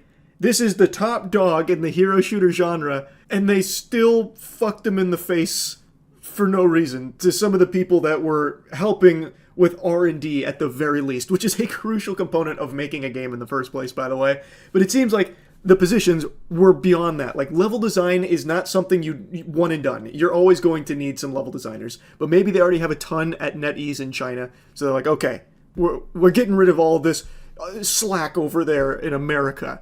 But either way, it's such a bad look. Now there's a big blemish on the success of Marvel Rivals. And Overwatch, like, they've already announced some big game changers coming to Overwatch that people are actually looking forward to. Overwatch can do something incredible here by just hiring this exact team to work on their game for them. Not only is that a PR fucking grand salami, people would go ballistic for that, but this team did prove that they can do good work. Again, we don't know exactly everything they're responsible for, but just even being tied to Marvel Rivals at this level is just a good thing to have on your resume. That's a fucking chunky one. So it'd really be a win-win for Blizzard as they're desperately trying to get Overwatch back into the conversation of being like a prominent game. It'd be good PR win because people would like to see some talented game developers get back on their feet here in the industry, like in a genre that they're clearly very good at working in. And it'd also probably just be good for Overwatch in general because, I mean, they worked on Marvel Rivals, and right now that's the bigger, better game. So, to me, it seems like a no-brainer if you're Blizzard. Apparently, the team's not very big either. I've seen reports that it was 6 people, roughly like around 6 people that were laid off. That was the whole NA branch for Marvel Rivals. So it wouldn't even be like an extremely expensive endeavor if Blizzard wanted to hire all of them for Overwatch 2. I think it might be worth it. I think that'd be kind of a power move. But anyway, I still find this to just be trash. I still just do not like this. The video game industry is in such a bad spot. You can't even have a successful game without also losing your job, apparently. It just doesn't make sense. And I know it's not exclusive to the video game industry. You see this a lot, especially in Hollywood. Hollywood does this from time to time where something is an extreme smash success, and some of the people that brought it to life get fucking scraps. They get morsels, less than that sometimes. So I know it's not exclusive to video games, but we are seeing it in a big way for this industry. It is happening all the time. So, not the most positive news coming out here for Marvel Rivals, which is a real shame. And I just want to talk about it a bit. That's it. See ya. Stand back, I'm being brave. Stalkers are bad. Just deranged individuals, absolute sick weirdos. And I just learned about a new stalker I didn't know existed until Matt sent me this video where he went to court and immediately just proclaimed he's guilty as charged. It's Caitlin Clark's stalker. And this guy looks like he was biologically engineered to end up as a lunatic stalker. He looks exactly like what you imagine, like that caricature you make in your head, of an obsessed loser. Morning, Mr. Lewis. Guilty. No, sir. This is initial hearing. Oh. We are not. You have a right to remain silent, and I expect you to exercise that. Okay, this is just telling you what the charges are. You do not listen. I'll give you a chance to talk. Not your time. Stop talking. Buddy really thought this was going to be like his Joker moment. I bet he thought that line went really hard. Or maybe he really does recognize that the world is a better place with him locked away, because he is begging the judge to just throw the book at him. Buddy stares right down the pipe on the camera, so I'm guessing he wanted to make like a famous moment for himself out of all of this. He looks like Charles Manson if he had a Funko Pop addiction. Charging documents lay out how prosecutors say a man, quote, terrorized, frightened, and intimidated one of the country's most popular athletes. Indiana Fever superstar Caitlin Clark. Michael Lewis faces a felony stalking charge after allegedly traveling to Indianapolis to be near her. Now, Mr. Looney Lewis was sending threatening and sexual messages to Caitlin Clark on Twitter, mainly. And the messages, well, at least some of them, are still there. Like, some of the tweets are still there. It's a ton. He very much was infatuated with her, obsessed, and even traveled to Indianapolis to be close to her. Very dangerous, unhinged shit. His most recent messages are kind of nonsensical gibberish, though I can make out the first one there, which is "you buyin'." Very much sounds like the Resident Evil 4 weapons merchant. But the one after that, "you be coffalogopus," okay? Don't know what the fuck that is. He must have just flopped his meat on the keyboard and just hit enter. That is actual nothingness. And then as you continue to scroll through his tweets, they become a little more lucid, and they're almost always directed at Caitlin Clark, directly to her, except for these two right there, where I guess he was arguing with someone. And then it's right back onto his life's mission of being in this imaginary relationship with Caitlin Clark. This is the people you're arguing with on Twitter, by the way. Assuming they're not just bots, which a lot of the platform is. The actual flesh, blood, and cringe that are just constantly fighting on Twitter like professional tweeters, this is what they look like in real life, by the way. Anyway, though, if you just scroll through his fucking Twitter, it's nothing but him talking about being with Caitlin Clark. He also has this fixation on making out. He constantly mentions, "You want to make out with me? When are we making out? Hey, let's start making out." He speaks as though the only thing he's ever watched in his life is Degrassi, and now he's under the impression that that's how people talk to one another. It's so odd. It's so weird. It just goes on and on and on. Like, these are all from the same day. Do you even like to make out? The one before that is, once again, no spaces. Your puss needs a real good pounding. You're not into like, it's just, it's absolute insanity. He is very clearly a textbook definition of a dangerous stalker. He even went to her area to be near her. And I'm absolutely shocked that the authorities did something. They don't usually take stalking super seriously, but in this case, he's getting charged. They apprehended him, and it looks like they are going to throw the bookie at him, as he said, which I think is great. They may have just saved her life, because these kind of people, they snap. We've seen this shit happen tons and tons of times. And how many stories have we, like on the channel, gone over where stalkers weren't taken seriously and then something really bad happened, and then all of a sudden the most preventable tragedy ever unfolds. So I'm happy to see they're actually doing something about this. Police say he admitted it is a, quote, imaginary relationship, with dozens of posts on X directly tagging Clark, including a number of threatening and sexually explicit messages, according to prosecutors, even posting after an initial encounter with police. An attorney for Lewis hasn't been listed online. I'm going to make a bold prediction. Usually I'm wrong, but in this case, I feel very confident. I think he's going to represent himself. I'm very certain of it. I think he's going to waive his right to an attorney and say, fuck it, we'll do it live, and he's going to do it himself. That's my prediction. We'll see how it unfolds, but I just wanted to lock that one in, so if it happens, I look like a goddamn prophet for it. Now, even outside of that short video clip, it doesn't seem the rest of the proceeding was a slam dunk for him. It was clear from just that short 30 seconds the judge was already really fed up with that behavior, but he continued to have other outbursts. He even contradicted himself, claiming that the prosecutors got the wrong guy because they didn't attach Junior to his name. Overall, he just wasn't treating it very seriously, even though he could face up to like 6 years in jail from what I was reading. But he just doesn't seem to give a fuck. So he's from Texas and apparently lives in his vehicle, drove it to Indianapolis, and was arrested at a hotel in Indianapolis after posting the messages and saying things like, getting tickets, I'm sitting behind the bench. And then he even makes this tweet here, which references that they are actively coming for him. They said I was sending threatening texts, but the only thought on my mind was, Caitlyn! Caps lock. Interestingly enough, I went to the first tweet from Michael Lewis, and it's from January 7th. So he hasn't really been doing this for all that long, but every single tweet since January 7th, all 887 of them, pretty much, are directed to Caitlyn Clark. So his first one, no greater love than to lay down your life, ... So he's a relatively new stalker. He's still in his rookie season here. He's been doing it for about 2 weeks, and it was so egregious that authorities are actually acting on it, which is a good thing. I also think there's a chance that this isn't his first time stalking. After going through so many of his tweets, I feel like he's probably done this to others, but not on this account. I feel like he probably makes accounts like this. The name of this account is RacerX2031.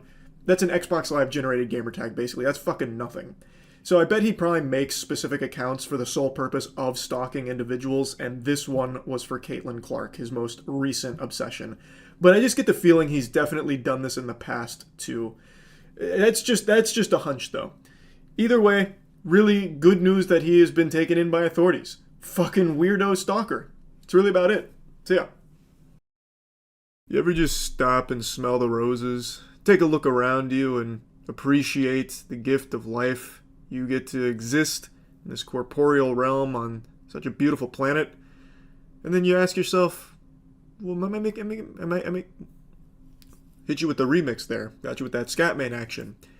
You then ask yourself, after glitching, am I making the most of my time on Earth? If the answer to that question for you is a no, then maybe the gentleman I'm about to show you today could inspire you a bit, because he said, dag nabbit, I need to do more to really showcase the love of life. So, he went on a bit of a rampage, and it ended with him hanging from some telephone wires, dangling over a fire truck while pooping his pants and talking about meth. If that doesn't perfectly demonstrate being alive, I just don't know what does. It's a wholesome reminder that we're all humans at the end of the day. We shit, we do meth, you know? And I just can't help it. I am so glued to body cam videos right now. I am taking a deep dive into the wacky world of body cam videos. It's so fascinating. I have seen so much shit. Not even in the literal sense, because he contains the feces in his britches. But like, I've just seen so much weird shit from body cams over the last week or so. And I'm not gonna lie, it has been captivating. So last night on stream, I learned about this very interesting gentleman, and I would like to I'd like to just show you him, if you don't mind. You see the body cam video? The guy who ran from the cops took a dump on a fire truck while hanging on a telephone wire. What? There's no way that's actually accurate to what happened, right? So he ran from the cops and took a dump on a fire truck. So typing that in verbatim gets me nothing. Am I allowed to watch that on stream, you think? Hold on. Let me check for a second. Don't worry, that's not poop. That was just his belt. His belt was hanging loosely. Is all. Make sure you spend time. Something going on. Oh, it's actually not poop. Oh, thank God. I was gonna say that's a crazy log. Let me just make sure. He says he's gonna get butt naked. I need to make sure he doesn't actually do that. This guy's talking like Kanye West tweets though right now. He takes his shirt off, but it looks like he keeps his drawers on. I think we're fine. I don't even see him pooping. Does he poop his pants over a fire truck? Or because there's no way he'd get any turds out. Dangerously from a telephone wire. How does he? I can't believe he didn't die. That's a very dangerous thing to be grabbing. Seen before until now, and power tools taken from a vehicle in the same neighborhood. What are the odds? Neither officers yet realized the incidents were connected, or that this string of God was only the beginning. He's on a rampage. Restaurant to search the area. All things considered, pretty impressive work. it's fine. Officer, get after him. What are you doing? Climb. Back up and then get going. Come on, man. If we back up, will you come back over here? This is supposed to be a free country. Let him climb the telephone wires. What happened to us? Will you not go over there? A fall from this height could be fatal, but as one firefighter explains, a fall isn't the only danger he faces. Which one's the hot one? So the weatherhead's hot, up one's hot, he's on cable and telephone. He's just on telephone stuff, yeah, okay. Oh, so that's how he's not getting electrocuted. Okay. Okay. Okay.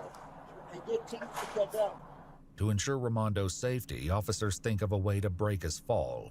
Can we bring the truck? Get a giant mattress. Able to identify the suspect as the same man from the restaurant. Currently, there's a gentleman. He's hanging from some wires. And if you'll tell me if this is the same guy that He's what? assaulted you earlier today. Is there any way we can get you down? No. By doing what I said. I'll go to that one. You want to go that route? Get back. Give me what I want. So he's made a threat for shitting. I'm gonna get butt naked now. As Ramondo's Don't do it. antics continue, Ramondo's charges will have to wait, as he's been holding on for just over 20 minutes. That's And it really won't be impressive. long before exhaustion and gravity bring him down, one way or another. Oh! And now everyone just lost service, and they are pissed. Now there's 3 other people on the other side. Are they contacting?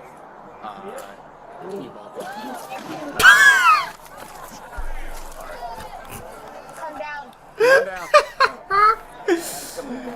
Excellent landing.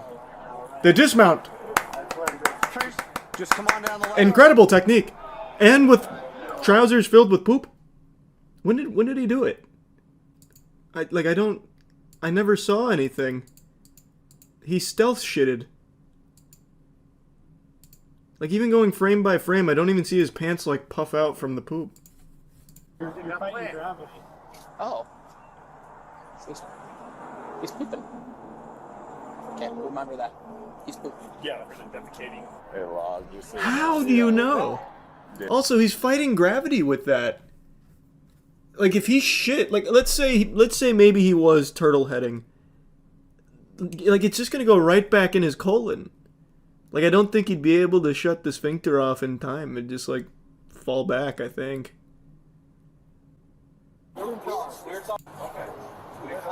Oh my god, he owns the fire truck now! He's got a new weapon at his disposal! Shattered pants and a fire truck, he's unstoppable! You got my word. I want to hug all your people that's here today. Aww. You got my word. If you come down safe, man. My troops consent on how I did today. I hope I trained and learned, and you guys learned something. I think we all learned something here today. We need more soldiers out here. My robot. Amen. Be careful Amen. to get down. You want help or you got it? I got bigger soldiers. Stand up, bro. Aw, now everyone's friends. I love you guys. Check his britches, see if there's any poop. Did he lie about that? All right. I can rent this. Sheriff car is off duty. Oh, he let me put my meth pipe in there. Till we could see it. That's how I did. Meth? You don't say. Love you, kids. You guys. You smell good? Gerald. Put some meth in there. Some bomb. Meth in there. Brother, just give him a meth pipe. What are you doing? Cigarette? There's medicine for me. Fentanyl's not. Don't do fentanyl. Paramedics finally arrive and assess the full extent A of positive his message. Meth is medicine. Fent is not. Go ahead, take a seat. injuries. Upon his release from the hospital, Ramondo was booked into the Clark County Jail on multiple charges, including second-degree robbery and theft. That's baloney. What is the charge? Pooping my pants? A succulent poop in my pants? This is democracy manifest. It was Washington, yeah. Happened in Washington. Fent bad, meth good. It's so true. Everyone says it. Everyone knows that. Yeah, the title's not clickbait. I find this to be an extremely interesting story. A dog just solved a murder. Okay, well, hold on. The dog itself didn't solve the murder. It's not Scooby-Doo. It didn't roll out there in the mystery machine and, unmask the villain or anything like that. It's not Air Bud.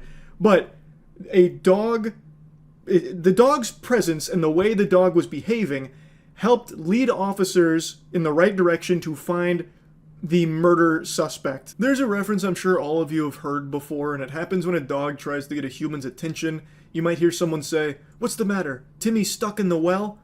And it's a reference to a show called Lassie. This joke was even made in Fairly Odd Parents back in the day. Also, I looked it up. Timmy never got stuck in a well in that show. He did end up on like an active minefield and like exposed to radiation. So it seems like the forces of nature really wanted him dead, but they never, stranded him in a well.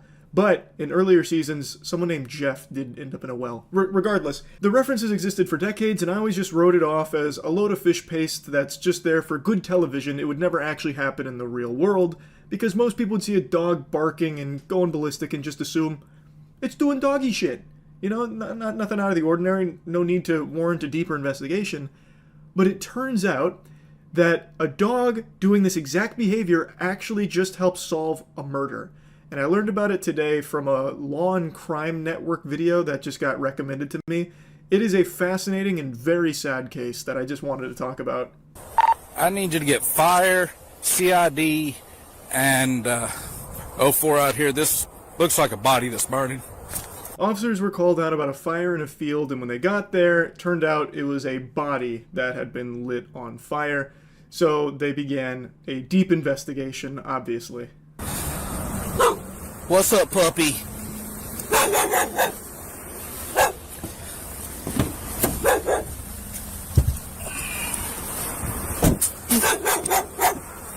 Nearby, a white Labradoodle barks frantically, refusing to leave the scene. Come here. Officers try to capture the dog, but it evades them, as if guarding the site. So this dog, in the pouring rain and hail, refused to leave the site. It was constantly barking, refusing to be captured, and refusing to leave. And officers started to wonder why. I mean, it must have belonged to the victim here. And its presence there could actually be really helpful in trying to figure out who this was, because the body was burned beyond recognition. That was the whole plan from the murderer, to set the body ablaze so that they couldn't identify who it was.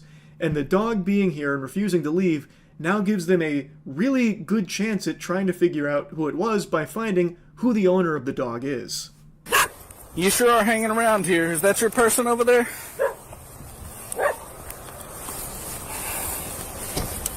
Hey, the way that dog's hanging around, is there anybody at the station that could bring us the chip checker? Like at the fire station or run over to the PD?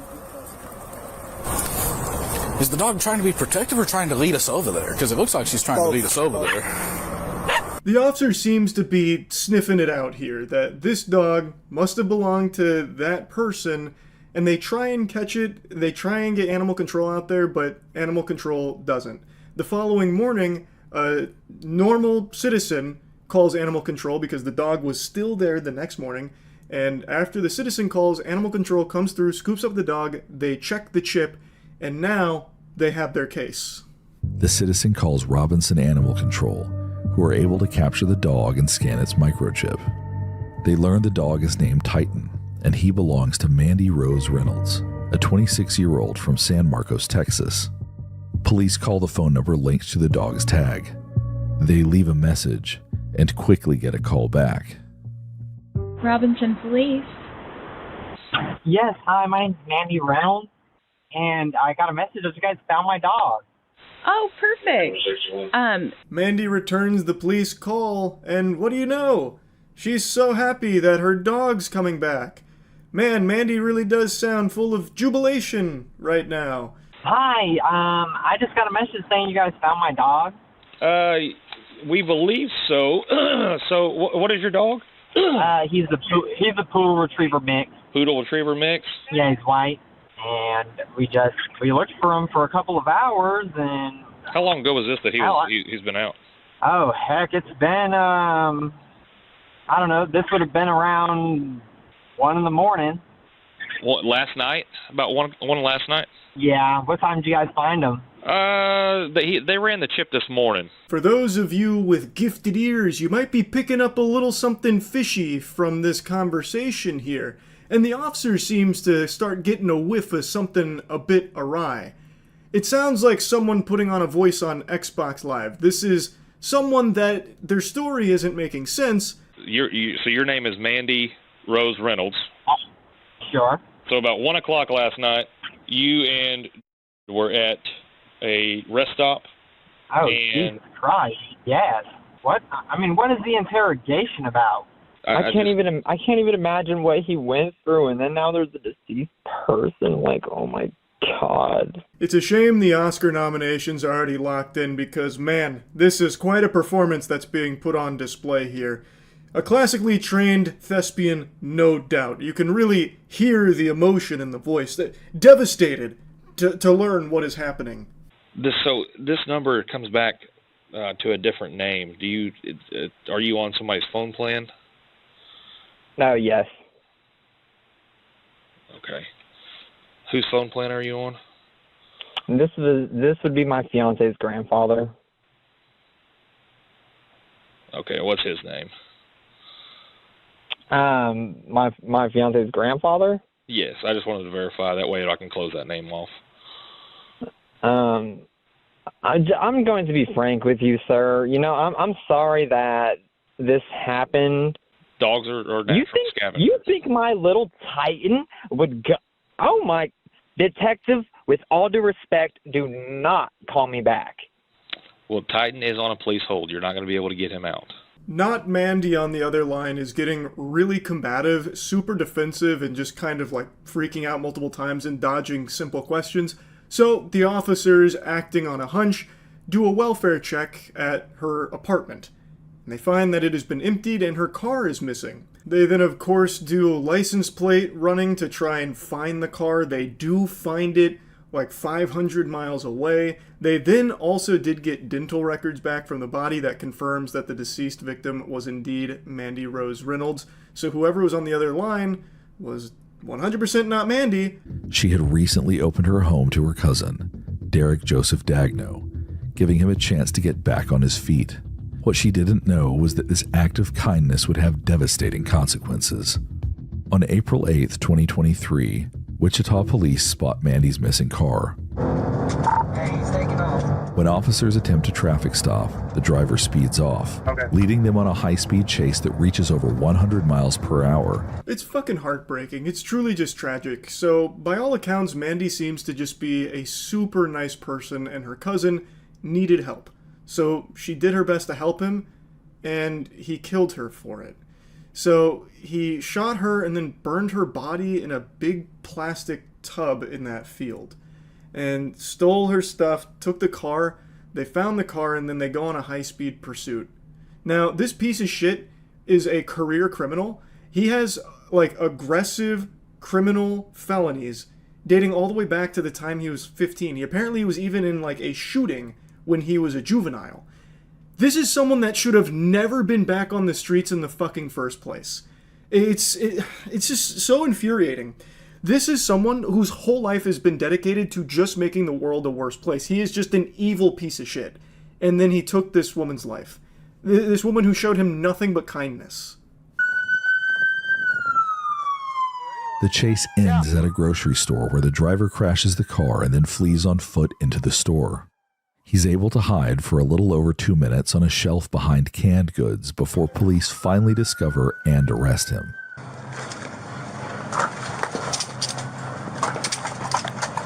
Pull him out.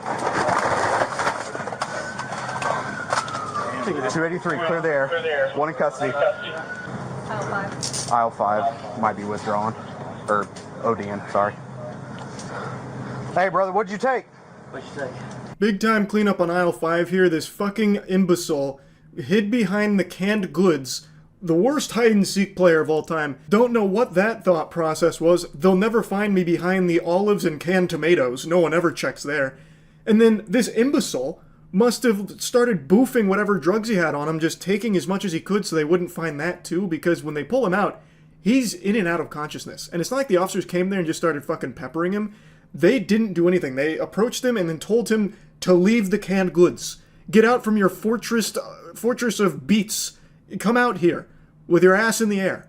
And he can't do that because he's barely lucid. Holy shit. Yeah, we gotta go that way. Someone stay here. Yeah. The car, too. The car. He's identified as Derek Joseph Dagno, Mandy's 27-year-old cousin. Just days before the murder, surveillance footage would later show Derek purchasing a gas can, a shovel, and a large plastic container. Evidence from the car links him to the crime. Inside, they find the pistol used to kill Mandy. The evidence was overwhelming. It took a jury only half an hour to convict him. Life in prison was the sentence for this subhuman evil stain. And you want to know something crazy? After the sentencing, his brother had a little something to say about it. After the verdict was delivered, tensions boiled over in the courtroom, leading to a heated argument between members of both families. The conflict escalated when Dagno's brother-in-law attempted to strike someone and was escorted out of the courtroom in handcuffs. He was later released. That's unfathomable to me. You're telling me Bubba here was so upset at this verdict that he tried to strike someone? His fucking brother just killed an innocent woman. And then he tries to put his hands on somebody because he's so mad about it? It looks like the only things he's ever put his hands on is the ban button on a subreddit. Like, come the fuck on, man. This is unreal. There is no world where they got the wrong person for this murder. The evidence is overwhelming. They have the surveillance camera footage of him buying the material that he used to burn her body. They also have the weapon used that killed her in his car. Like, there isn't like wiggle room that maybe they got the wrong guy here or he was framed or set up. That's just not possible. It's very clear that they have the right person in the slammer now for life. And yet this guy still gets so salty about that he tries to strike someone. That blows my mind. It really does. It's an extremely sad case, but I just found it so interesting how important the dog was as a piece of this puzzle to identifying the body and then having that phone call with Mandy. Like, the dog did help lead them down the right path to finding the murderer responsible. Though I do think they would have eventually gotten there anyway because they were able to get the dental records to confirm who the victim was, so they probably would have still ended up there regardless. But by having the dog at the scene and being able to run that chip, which led to that phone call from Mandy, I do think was very helpful in the case and the investigation. So, yeah, I kind of just wanted to go over this one a little bit. That's it. So, yep. There you go. Let's see the Oscar nominations. I saw Amelia Perez apparently has a nomination in every category known to mankind. They're inventing new categories just to nominate this film. And I have heard nothing but bad things about it, by the way. I have not heard a single compliment from a living, breathing soul for this movie.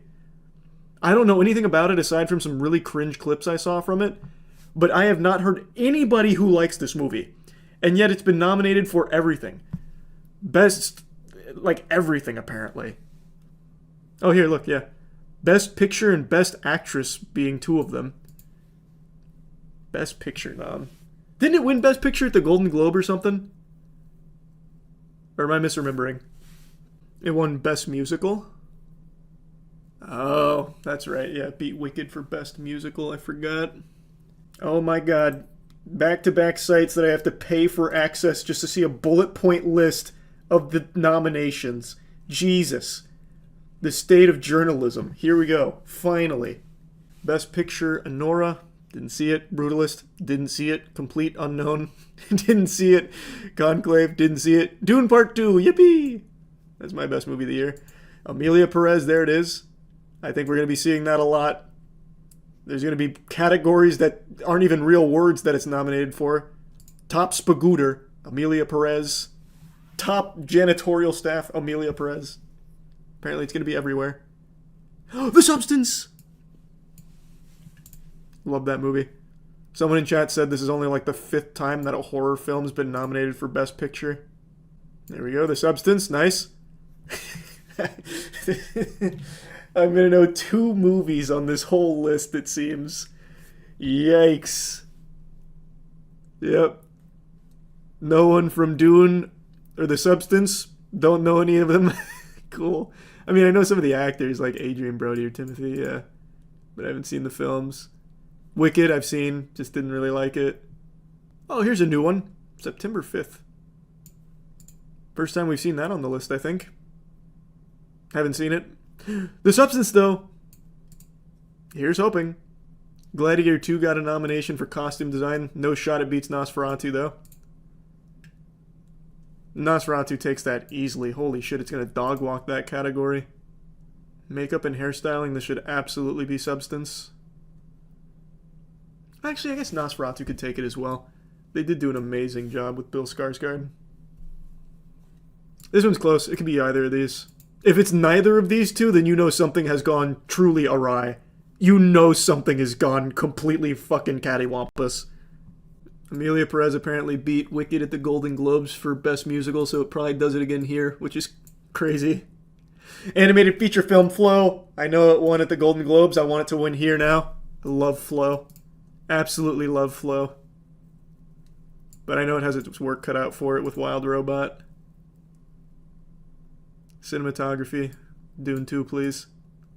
I know none of these. We're on a cold streak right now. Flow! International feature film. I know it's not beating Amelia Perez because apparently this is God's gift to Earth, judging by the way the critics respond to it. But it should be Flow. Oh, 7 horror movies have been nominated for Best Picture. Exorcist, Jaws, Silence of the Lambs, Sixth Sense, Black Swan, Get Out, and The Substance. There is 2 different songs from Amelia Perez in original song. What is this madness? I have to watch this movie. I'm going to watch it tomorrow. The clips I've seen look fucking miserable. All the reviews make it seem like the worst film ever made. I'm going to watch it tomorrow. I have to see what they're smoking. I have to see what crack pipe they've got. Oh, Alien Romulus getting a nod here for visual effects. Even Better Man's here. The Turbo Flop. I might actually go see this movie. I just kind of feel bad at how bad it's doing. It's apparently a good movie too, but no one gives a fuck. It's that movie about like the monkey who he like. It's a story about like a UK musician, Robin Williams.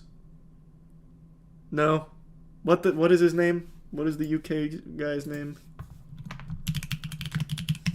It's definitely not Robin Williams. Robbie Williams.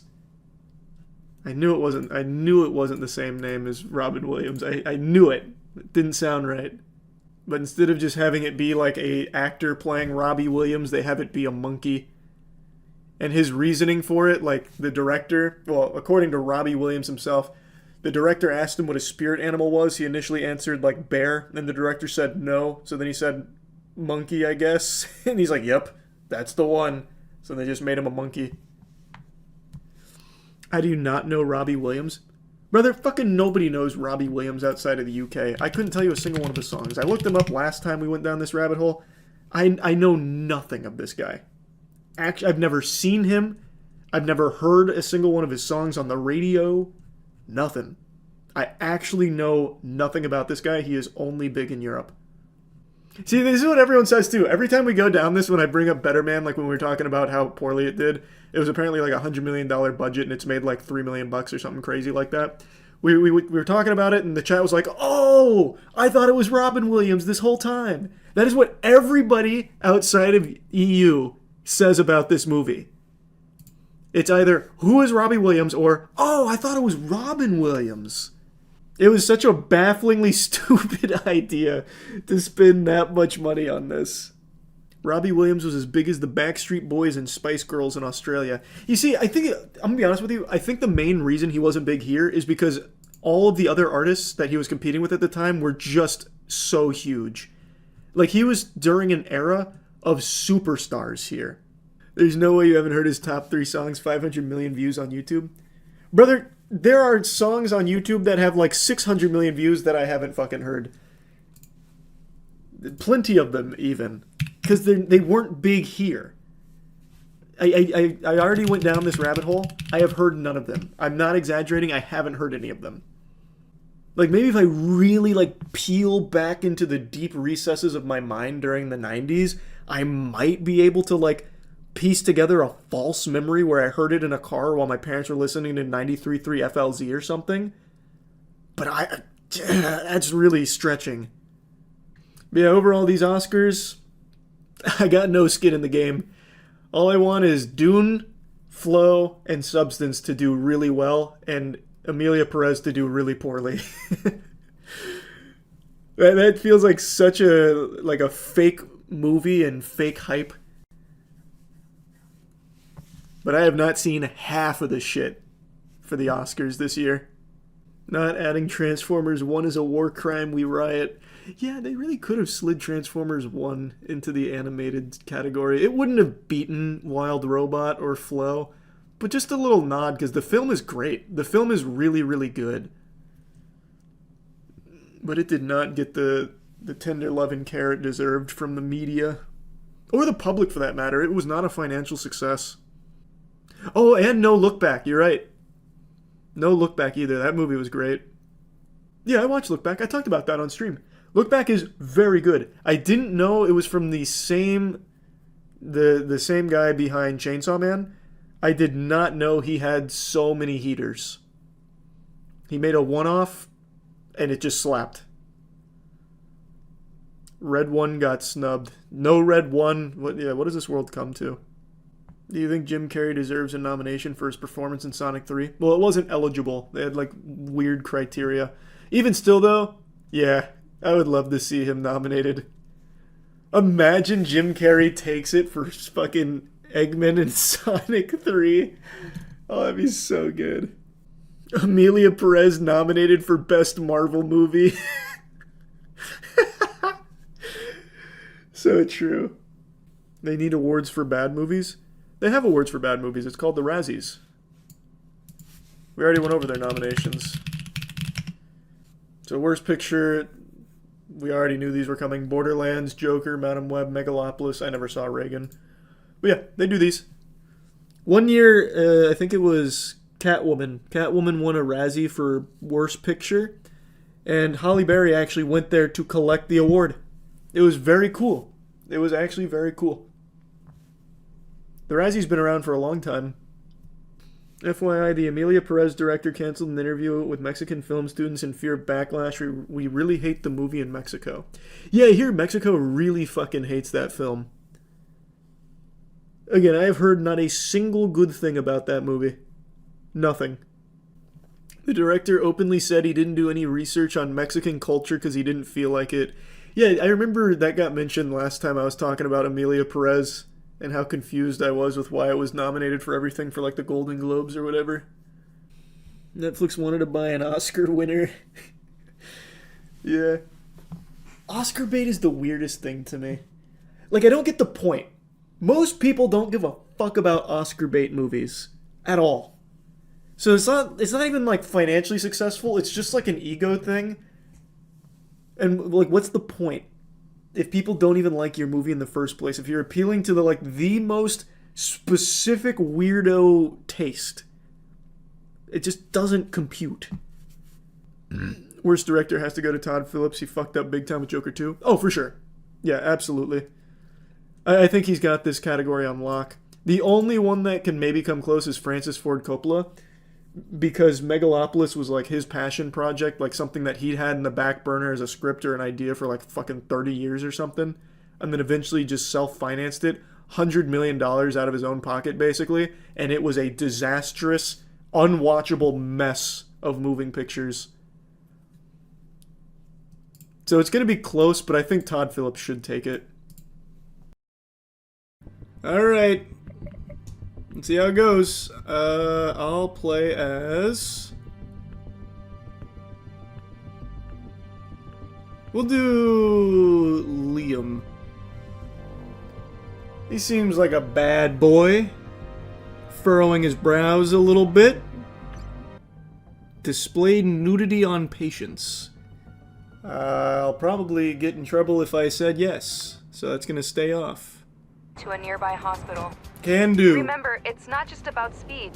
It's about making the right decisions under pressure. Lives depend on it. Oh the man, faster you learn, ketamine hit so the hard his sooner you fucking get wig critical flew cases. off. Stay sharp and always be ready. Move! Ugh, we're running out of time. Out of the way! Out of the way! Ah, Jesus. I got lives to save.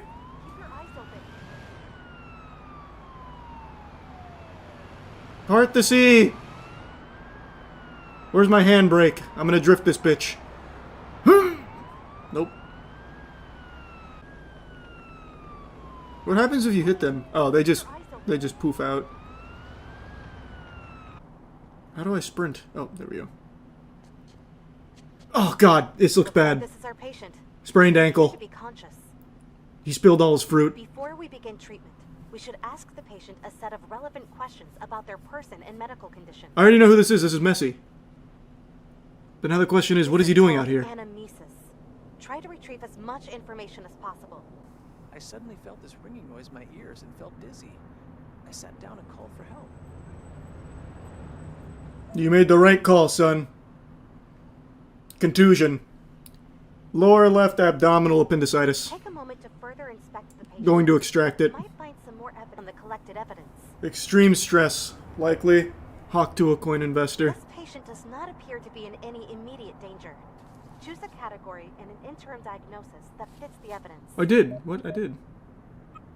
You're good.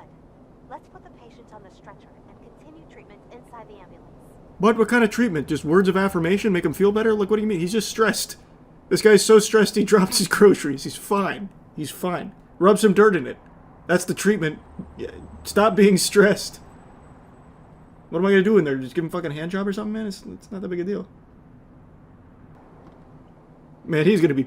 You thought he was stressed before. Wait until he gets this ambulance bill. Brother, I'm telling you, you might want to just think about, like, saying no. You might want to be like, hey guys, actually, I'm feeling a lot better now. I squeezed on a fidget spinner, I'm feeling good, because the second you get on this stretcher, that's 850 clams minimum. You sure? Are you sure? Hey, it's your bill. It's your bill. Hey, you called us.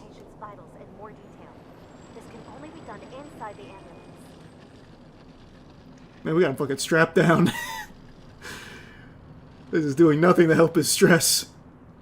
Do you want me to pick up his groceries, or you want me to just let that shit rot? I'll leave it. I'll leave it. I don't know what I was thinking. That was a stupid idea. Yeah, I'm just gonna leave it. Good work. Vitals are displayed in more detail inside the patient protocol. Feel free to take a look. Yeah, let me take a peek. What did we learn? I finished the treatment. Hey, do you feel better? You're looking a lot better, sport.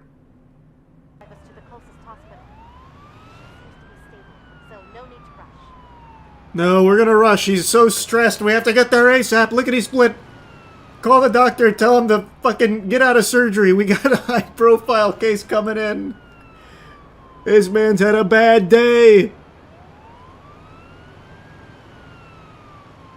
Move, everybody, move! Clear the fucking streets! Oh, god damn it! Oh, shit!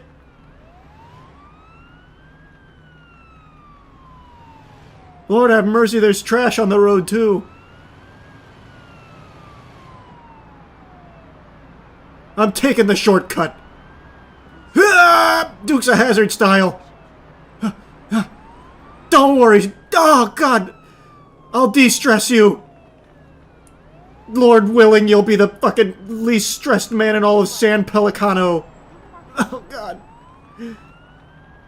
That's my Hippocratic oath.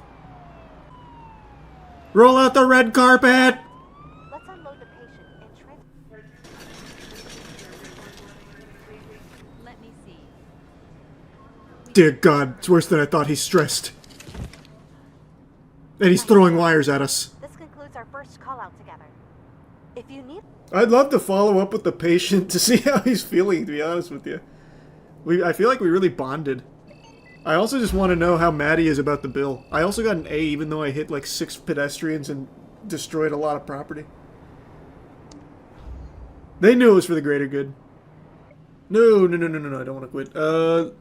I don't need panic attack training. I know how to solve that. That's when you do this. Peekaboo! Helps them out a lot. That's what the Red Cross teaches you. I'll do a 15-minute shift. Good to see you again. You feeling stressed? Let me see. Hey, let me see you. You're trying to hide your stress from me. I'm getting the stretcher. Oh, you got lucky. You got lucky. This is Ambulance 152 checking in. Oh, boy. Well, I'm on it. An anxiety attack? I'm coming. Wait. Oh, there it is. Everyone get the fuck out of the way! Move!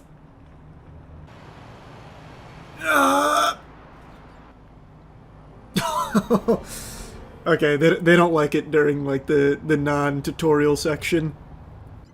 I want a bigger fish anyway.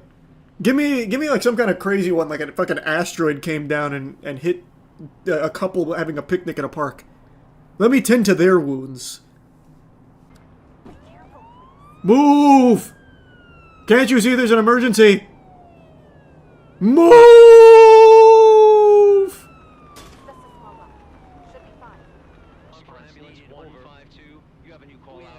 Oh god, dispatch is overloading us.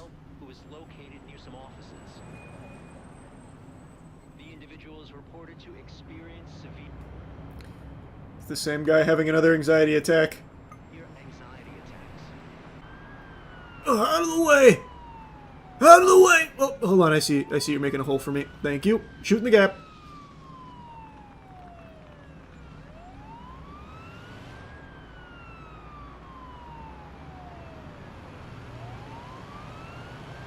Move, move, move, damn you! Their blood is on your hands!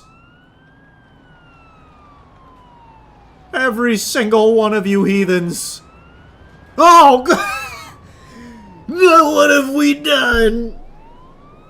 Oh, no! In the pursuit of glory, we brought only chaos.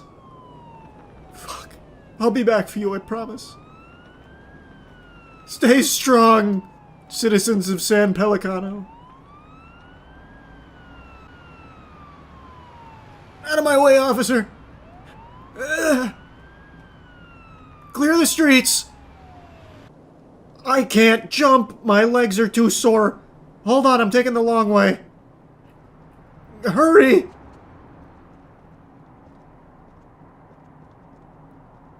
I'm here! Oh, what's going on? What's going on? My whole body's aching. Oh, it's okay. I'm here. Don't worry, I got you.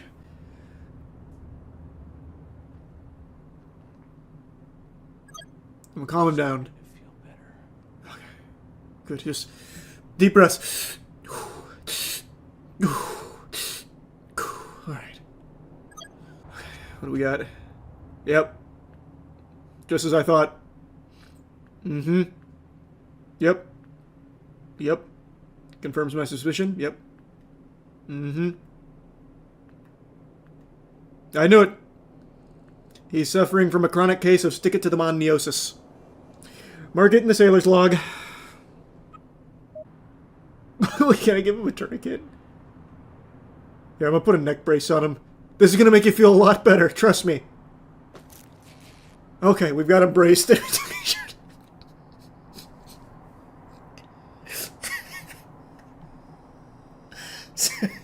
You may not have realized it, sir, but a ghost came through and snapped your neck. You're lucky we got here when we did. Trust me, this could have been a lot worse, alright. Stretcher! ASAP! We need the stretcher! Thank you for using the instant transmission, Doctor. Go, go, go! Oh, damn, shit! This thing's hard to control. Oh boy, the stairs are gonna be tough. Alright, stairs were easy. Alright, hop in. Also, that'll be $2,000 for the neck brace. Idiot. Fucking hosed him. Oh my god. What a superstar. Hey, Chucky Finster, you doing okay down there? Yeah, I fucking thought so. Blood oximeter, administering. Excellent. Next, blood pressure cuff. Alright. Time to insert catheter and fart detection unit. We're gonna need to bandage him up too. Yep, I've got you. Hold on. Oh, sorry, hold on. Failed the QTE. Got it? Nope. How does this work? Okay, hold on. Sorry, man. Heart rate is going up. I know. I can't fucking stabilize him. He's bleeding out. What is this minigame? Oh, okay. Okay, I see what went wrong. I wasn't following it well enough. Ugh, there we go. Got it? Oh. Ah, there we go. Alright. This will make you feel all better. For all those boo-boos. Okay. Let's slap the O2 mask on him. Stay with me. Stay with me. Stay with me. Oh, God. You're being so brave about it. You're being so brave about it. All right. Time. We got to go in. You're going to feel a pinch. I'm not going to lie to you. You're not going to like this, but it's necessary. Okay. Very carefully. Oh, got it. We're in. Don't worry, all that anxiety is going to be gone real soon. I won't let the anxiety hurt you anymore. Here comes the ketamine.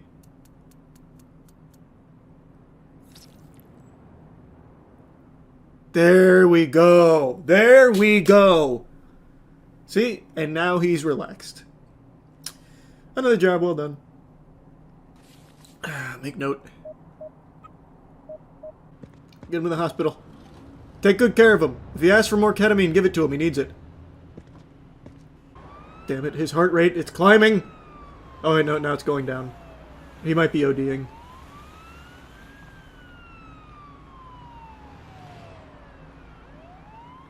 Alright, we're here. Everyone get out of the way. I saw this guy injecting ketamine in the middle of the fucking park. Help him.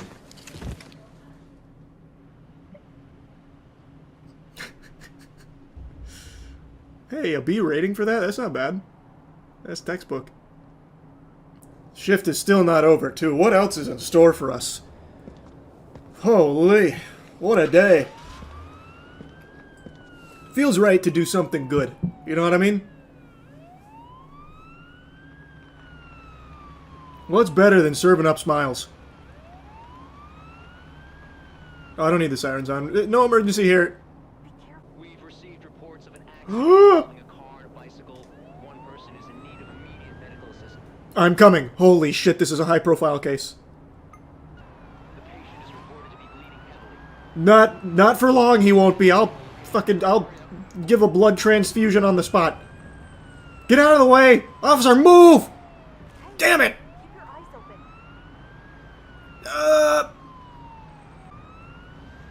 Oh god, I got a runny nose. I took care of it. Oh, shit! Almost lost control. God, my nose won't stop running. I need ketamine stat. Alright, I'm here. Don't have anyone contaminate the crime scene. Don't even look at it. You'll quantumly adjust particles. And you'll ruin my workspace. I'm here. I can't stop in time. Keep your eyes open. Alright, good cone. Good cone placement. Oh god, what happened? Oh! Oh god! Oh! I can't look at this. My right upper arm got injured. I see that. Why did you do this? What the fuck did you do this for? You know you're at fault, right? I'm starting to feel better. You're looking better. The bleeding's already stopped. Just my presence. You might as well start sucking blood out of your arm like a fucking vampire. Let's see, what went wrong? How'd this happen? Smile. Time to interview you. Yep, sorry, I didn't mean to make you move. Actually, can I push him into traffic? Over there, further. Further! Brother, if you don't fucking... Get away from her! You've done enough! I think they hit their head pretty bad when they landed. No, they didn't. It was their arm. What are you, a doctor? Arrest him! Don't worry. I'll take care of this. You need a neck brace. Let's slapping that on now. Gotcha. Next. Another neck brace. We're gonna layer these up. You've suffered a major right arm injury. You're gonna need 2 neck braces. Alright, Dan, let's get the stretcher. I've done all I can. Give me my sutures. I'll stitch her up on the pavement here. Between you and me, doctor, I think she's faking it. I'll still put her in the stretcher. I'll put her in the back here, but I don't think this is a legitimate call. I think this is a prank. Maybe insurance fraud. Oh wait, my shift just ended. Alright, I'm going home. I'm off the clock now. Overtime pay. Alright, alright. All this hubbub, huh? All this hubbub over a little boo-boo. You happy with yourself? You happy with yourself? Oh shit, I forgot to clean the cuff. Oh boy, that's gonna be a nasty infection. We have a gangrene antidote, don't we? Yeah, she'll be fine. She'll make it. Yeah, she doesn't need band-aid. She's fine. Just a bruise. I'm gonna get the paddles out. Alright. This may be a little uncomfortable, but it'll heal your wounds. I'm gonna cauterize them with the paddles.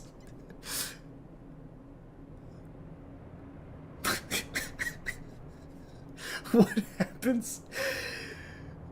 I'll probably... It's not standard protocol, but I've got a hunch. I'm working off a hunch. Alright. You're gonna be fine. Got it, we gotta get there quick, though.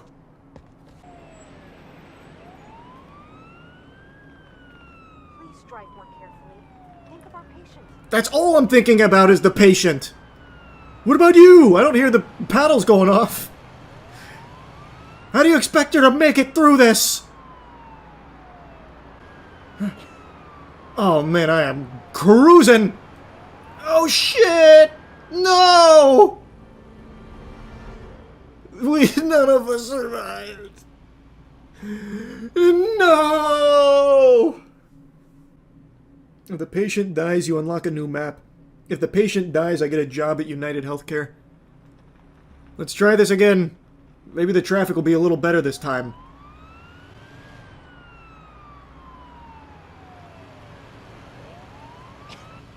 What just happened? That totaled my car? Yesterday was really something, huh? Feels good saving lives. The individual is reported to experience severe anxiety. Man, it's like a plague in this city. Anxiety, it's everywhere. Jeez.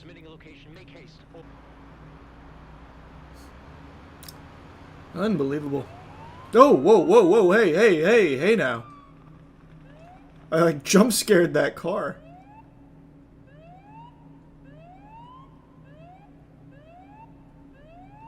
Keep going. Further. Further. I don't have enough room yet. Like the fucking Squid Game red light, green light here. Get the stretcher. I already know we're gonna need it. It's anxiety.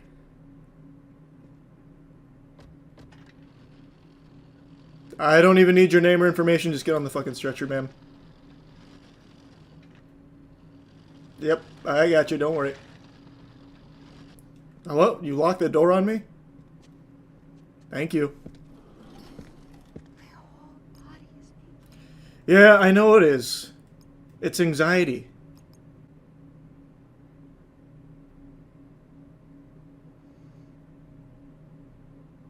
I can't set it any higher. In order to beat anxiety, you have to raise your body temperature to over 100 Fahrenheit. What?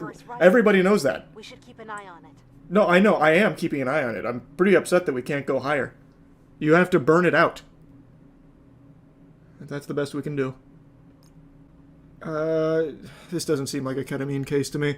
I think we'll just let the sauna take effect. Yeah, just sweat it out. Sweat it out back there. You'll be good. I saw that car jump pretty high in the air. I saw that. You thought I didn't see you do that? That was cute. That was very cute. Oh, you too? Oh my god, everyone's jumping for joy. They said, hey, it's Paramedic Charles coming through. Woohoo! I know. Hey, guys. Hey. It's not that big a deal. It's not that big a deal. I'm just saving lives. I'm just doing my job. I wonder if I can just put somebody in a stretcher. Like, can I hit someone with, like, a fucking, like, a pile driver and then... Oh, no, it won't let me. Can I kick you off the stretcher? I just want to start picking up patients and putting them in the passenger seat. Like a cash cab. Alright, don't worry, I already cured the anxiety. This is just a formality at this point. You're welcome. Let me see.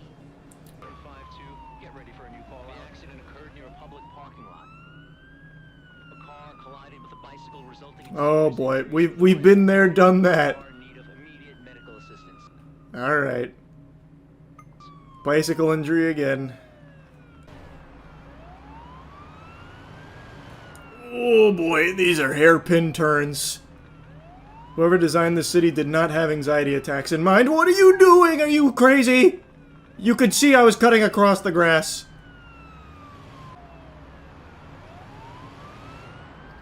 Everyone in this city is just fucking sprinting across the street, hoping to get hit.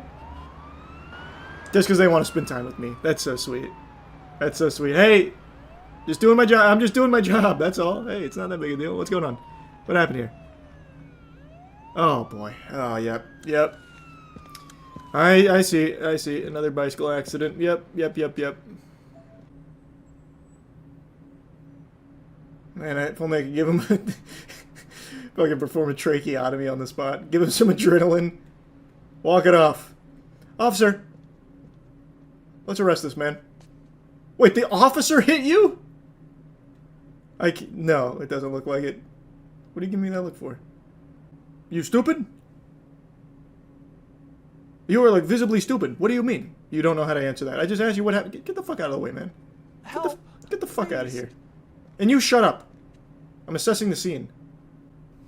I have no idea, I'm afraid. What, you just like watching a man bleed out? You're sick, you know that? You're fucking sick. What about you? What'd you see? I have no idea, I'm afraid. Why is everyone so afraid? If you say that, I'm gonna be mad. I have no idea, I'm afraid. My god. We're gonna need 6 stretchers. Because I'm gonna fucking break every single one of their necks. Can I put anybody in a stretcher? Or does it have to be the victim? Actually, I wonder. What happens if a car hits me? Then I need the stretcher. We'll make this like the finish line.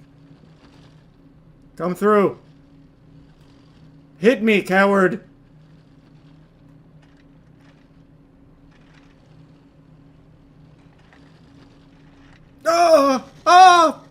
Oh god, help! Help! Officer, arrest this man! He's got my little legs going so fast! Help! I can't move! Ow! Ketamine! Now! Jesus Christ! Now what? Now what, tough guy? Let's leave him to his own devices. Got him with the boot. He's not going anywhere. Not until I've had some words with him. Oh, what? Where'd he go? Oh. Wait. The stretcher counts as being, like, not real when I'm in the ambulance. I wonder if I activate corporeal mode when it's on top of someone, what happens? Now! Oh, I was too slow.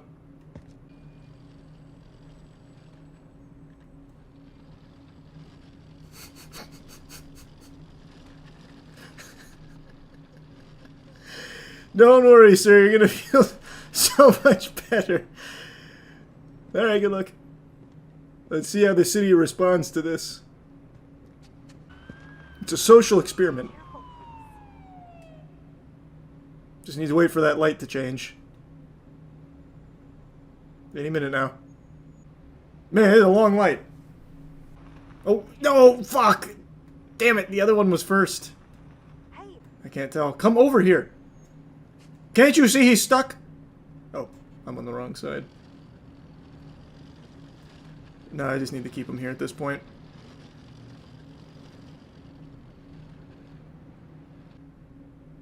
Now we just wait and see as nature takes its course.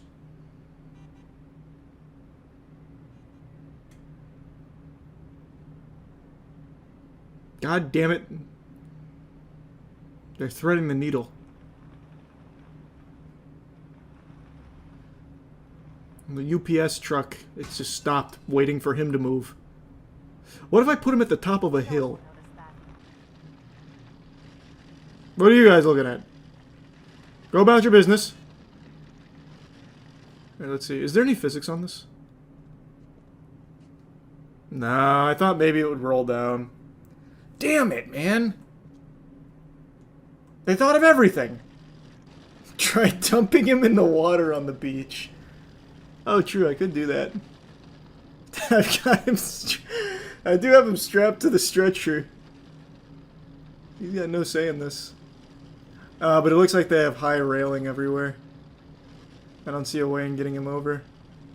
Unless there's a way to get to the actual beach over there, but I don't know, it's kind of a long journey. That guy's plotting something. Man, this guy's a real trooper. He hasn't made a peep and he's been bleeding this whole time. You're gonna feel a lot better catching some big vitamin D.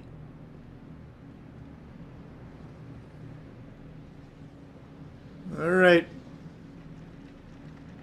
Returning you to the ocean.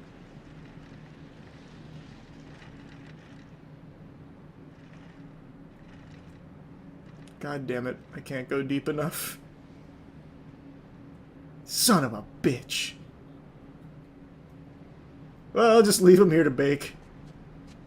I do not feel like walking. Well, I guess I can bring my car over to him. That's so majestic. Man, it went from a bike accident to a vacation, am I right, sir? Well, I'm off the clock. I'm gonna go punch out. Viking funeral, yeah. Damn! I thought maybe it would let me. Well, I'm not going back. We'll never find him again. We lost him. Yeah, we'll try. You know what? We'll do Unknown 9 tonight. Like I said, I'm only going to play it for like an hour. I'm not going to actually get far into the game. I just want to be a piece of history, really. Oh, wait, I got to buy it. I don't own it. Nobody owns it. Give me a second, I got to buy it real quick. Is it still being sold? Let me make sure. It is 50 bucks. What a bargain. How does this game have DLC? Brother, they plan for this to be a massive multimedia empire. So I bet they had DLC stockpiled for years. Only to ever get 200 players. Now it's down to like 3. It's so boring, this game. That's like the thing I'm worried about, is that it's boring bad and it's not fun bad, so we don't even have any fun. But I just want to get my toes in the pool here before this is lost media. I did the same thing with the Culling 2. And Babylon Falls. Wow, I can't believe this. The Twitch category for Unknown 9. 200 followers and no streamers have ever streamed it from what I can see. Where did it go so wrong? Who could have seen this coming? Let's get in there. It's time to awaken the Unknown 9. I feel like I'd be doing myself a disservice if I didn't play it on Awakened. I'll do it.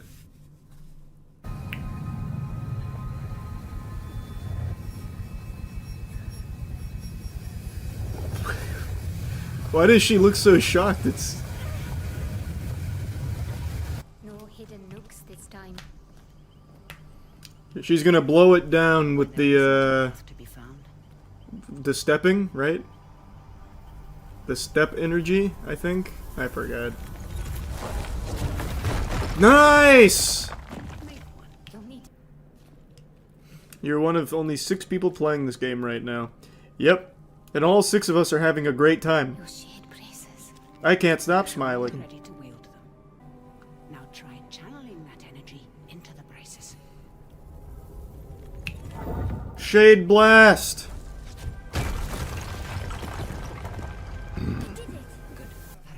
Stay low. Who are they? They used to be part of a group of free thinkers and explorers. You mean the Leap Year Society? Once. Perhaps. Now they simply follow Vincent. What? They're dangerous. The Leap Year Society? Huh? Is that as stupid as I think it is? Oh, jeepers! Jinkies!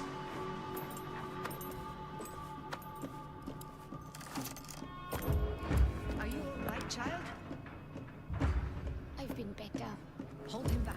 I will find Oh, god damn it, it's a Leap Year Society member! Yeah!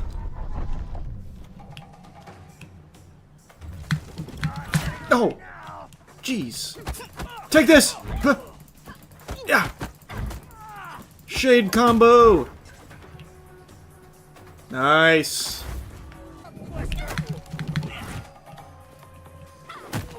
Take that!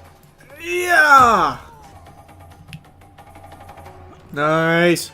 No! Damn! Oh, that's not where I meant to dodge. Awakened difficulty is no joke.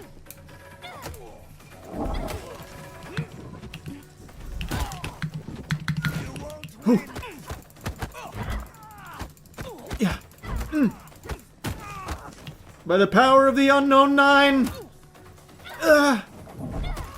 Yes. Oh. I can think of worse traits. Can you now? But I don't know why the voices are so low, brother. What do you want me to do about it? I wasn't the audio engineer on the title. It's just quiet. It is what it is. You're not missing anything. I don't believe in stealth. What's my stealth takedown button? I'm just kind of sniffing his ass. Fuck. Hey, how do I stealth take down this guy? Damn it! I couldn't find the button! I clicked every key on the keyboard. Ouch!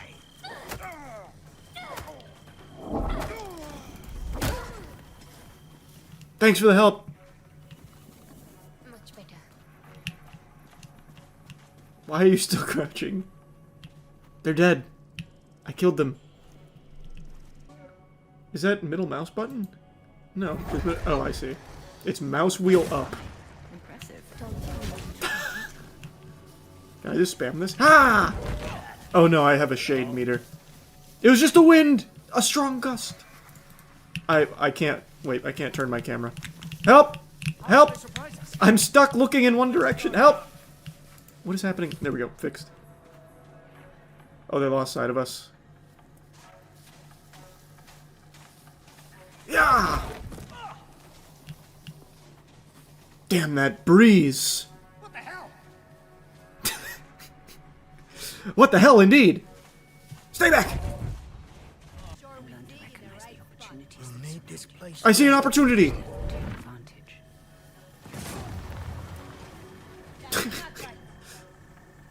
What a terrible workplace accident that's just unfolded here. We at the Leap Year Society will be investigating this thoroughly. I am stuck once again just looking in this direction. Why is my mentor just hiding in the grass? I'm on awakened difficulty. This is no joke. I'm stuck. There we go. We're good. Oof. Close shave. There's another one. Oh, there's two. They're on top of each other. I think it's better just to spam light attack. Because eventually they just drop their guard and let me kill them. I think I've got it. I've mastered it now. Crush! And then crush! Oh, what the fuck, man. Is this a sequel to another game? No. It's the start of the... a gun! Quickly go. Why? That's cheating! There's just the two of us. We're lost. Looking for shelter from the incoming squall. Yeah, and I'm just... Oh! Just hit him with the brown note. Stay still, whoever. He just pooped himself. Nice. Ah, she stepped.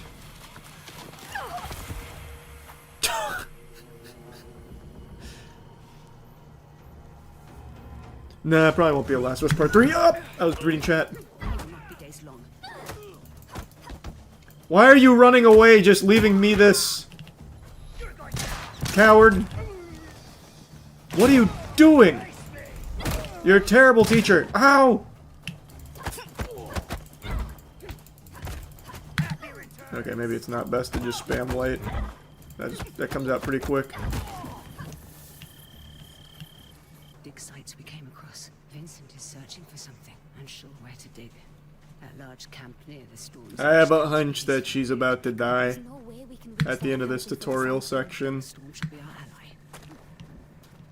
We'll see, though. What's even the point of the gate at this... Like, you don't even accomplish anything with the gate. And can you stop whispering at me? Just speak. He's not gonna hear us. I've stepped!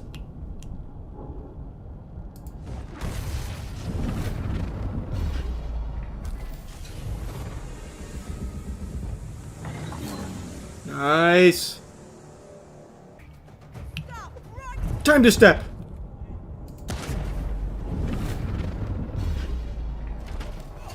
Nice. Oh, god damn it, I didn't mean to dodge. I'm stepping again. Wait, I'm out of stepping tokens. I need one. Not today. Get stepped.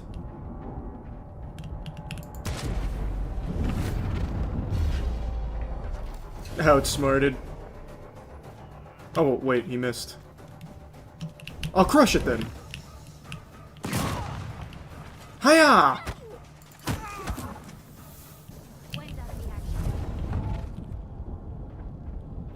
I'll hit this one.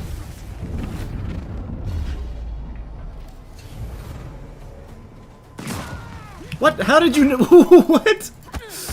Wait, she's shade sensitive. She saw me step?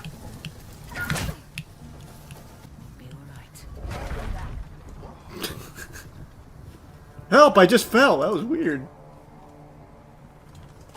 Now they're surrounding him to make fun of him. I don't have a step token. Checking it out. Just the wind. Just the wind, bud. Just the wind. Oh, this is gonna be rough. There's a ton here.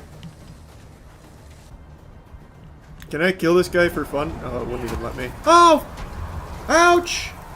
Help! Oh, nice. Way to steal her shade. Man, this is boring. It's not even like outrageously bad, it's just really boring and stale. It's like the perfect middle-of-the-pack game from 2008. Like, this would be a game you'd find at GameStop for like 40 bucks pre-owned. And you'd play it for like 3 hours and be like, I didn't really get my money's worth, what a shame. Let's go, child. Sorry, I needed a sleep token. Or a step token, whatever. Can I make you walk off a cliff? Or maybe I have him shoot her. I'm stuck! Oh, there's an invisible wall.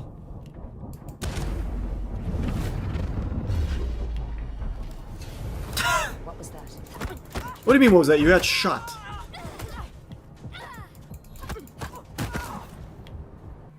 This is where she dies, I bet. Do you remember what that Oh, she definitely dies. Do you remember? You said buy low, sell high. I'm always here. No. No. Why are you talking like that? No. No. Ah! No. No. No. Reka. So nice of you to join us. What are you doing, Vincent? Has the What a society cool looking finally character. given in to you? Haven't you heard? The Leap Year Society is dead. No, that's impossible. We? Oh, God. Then you know why I've come.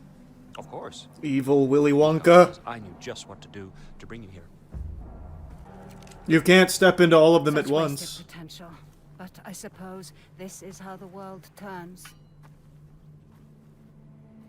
All right, then. Oh, my God.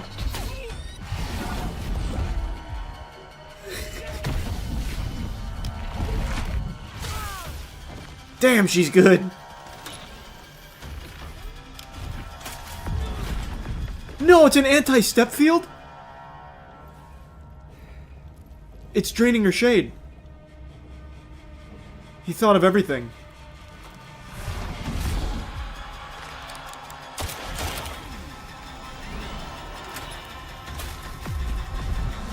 Hey, far be it from me to question your methods here. If you're just going to step into people with gun, to shoot gun, why not just bring one of your own?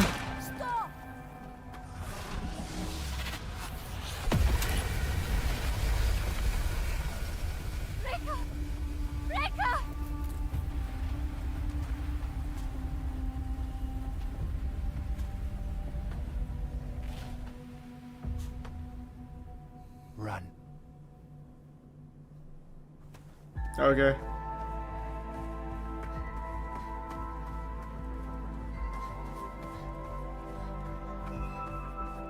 We didn't even try it. Okay. I mean, he was real good. He was too strong.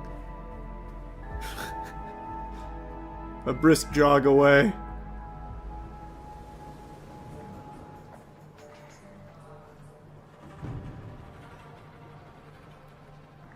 Why wouldn't they just kill her immediately once she starts stepping? So that's what I'm also wondering. Because when she steps, she just goes catatonic.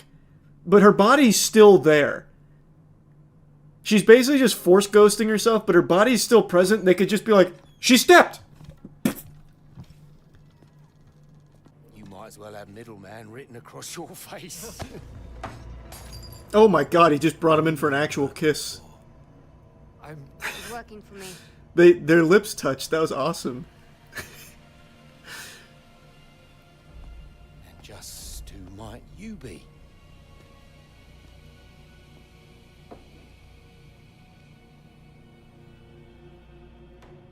I asked you a question.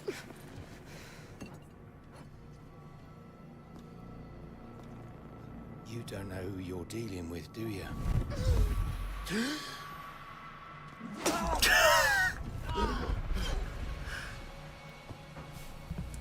What happened? Why? What the fuck is up with the dodging? Why can't I dodge? Alright, now how can I make you kill yourself?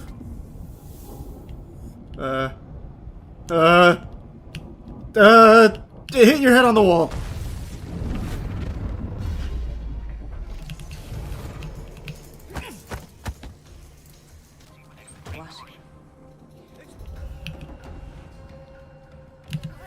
Yeah.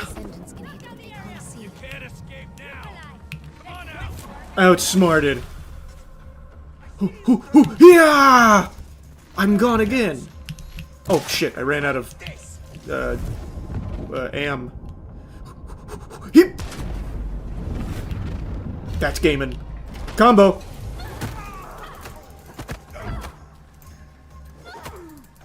Yep. I do that now. A level up point. Yeah! Oh! Unlucky. Ah! Ah! Watch this. Watch this. They don't know I can crush it. Oh, fuck. Ah, it only hit me! They didn't fall. Ah! Ah! Same plan, different outcome. Shit! That's it, I'm stepping.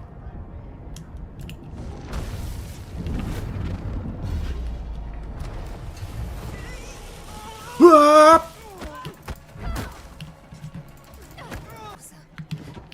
Oh, watch this step. Ah! I can't just drop off. That's so crazy.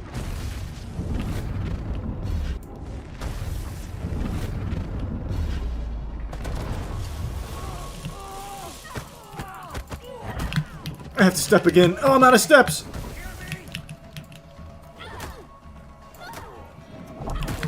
I gotta step back. Huge. Vortex strike!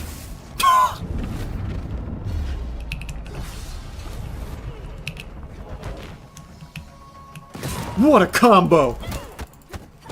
That's going on the Unknown 9 socials later.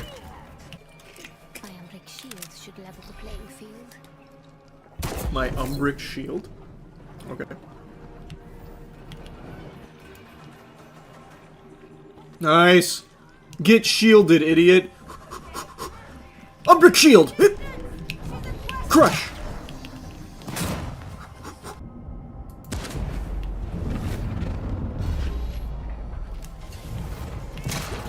Man, my combos are incredible. I actually might be the best player in all of Unknown 9. Oh my god, look at me go! Look at me go! I'm so smooth with it. And then I step. How does he do it? How does he do it? Who is this guy? And then bang? Okay.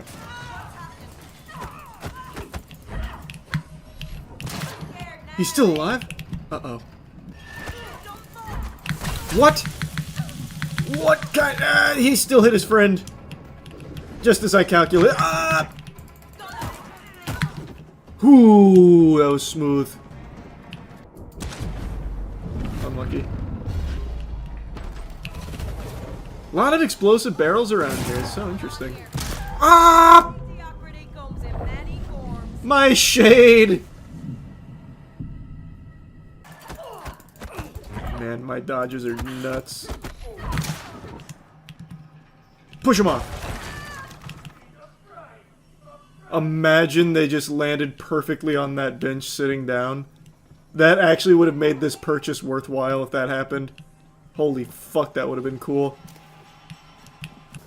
I think we're getting to that point where it's been more than enough of Unknown 9. Yeah, and I'm gone. Where'd I go?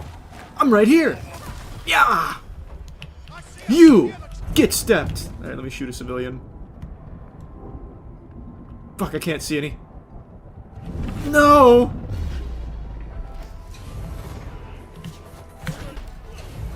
Fuck yeah. Ah! What happened? Damn it! They outsmarted me. Alright. I think that's enough Unknown 9. There's one thing more valuable than money, and it's not gold. It's something that I feel if the world really did end and we ended up in some kind of post-apocalyptic Fallout world, instead of using bottle caps for currency, we would use Stanley cups. Now you can probably tell just by looking at me, I don't own a Stanley cup. I don't have that sparkle in my eye that hasn't fixed that hole in my soul like it has for so many others. And I don't really get it. Not gonna lie to you, it seems like just a pretty standard receptacle for liquid. But people go ballistic for Stanley cups. And one woman not only stole $2,500 worth of Stanley cups, she then went on a high-speed police chase in order to try and keep her treasure. That was the one piece, and the cops weren't letting her get away with it. High-speed chases are always intense, but this one from Ohio had a twist. A woman led officers on a 115-mile-per-hour pursuit along I-75 after stealing thousands of dollars worth of merchandise, including everyone's favorite trend, the iconic Stanley cups. 115 miles per hour, that's no joke. That is certified zooming. This lady was tearing up the roads like she was Dominic Toretto looking to steal DVD players and VCRs.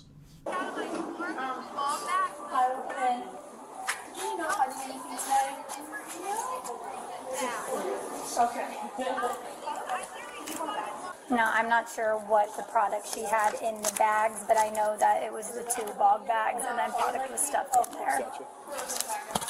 What is your first name? Melissa. I'm going to send you a link. Can you send me that video? Absolutely. We just did this on Monday. Melissa here mentions that she doesn't know exactly what was stolen, but knows that there was a lot of product in 2 bog bags. I once again showing how out of touch I am. I don't even know what the fuck a bog bag is. To me that sounds like something from Star Wars that you'd leave the cantina with. But Melissa went out and filmed this lady who had shoplifted from them and then gave that video to the police when they arrived. And she just looks exhausted. The police get there and ask if she can send the video and she goes, "Yep, we did this on Monday." Like it's just part of the routine here. Like, the way she's acting about this is the same way I act when someone insta-locks Black Widow in my Marvel Rivals lobby. I just let out a huge sigh. After receiving a statement from the manager, officers had a full description of the suspect. It was time to search for the thief. Moments later, officers spotted the vehicle, and a high-speed chase ensued as they attempted to apprehend the suspect.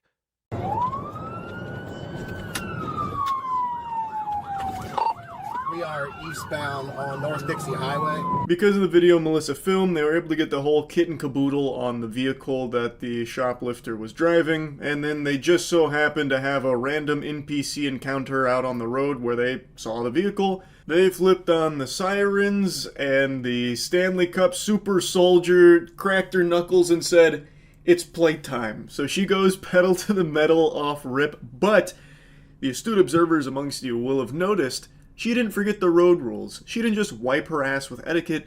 She used her turn signal in order to start the pursuit. So she turns right and then steps on it. If someone can communicate to this Perrysburg Township unit behind me to come take the one position, I'll give it up. Ran the red light at Fort Meigs Boulevard, westbound.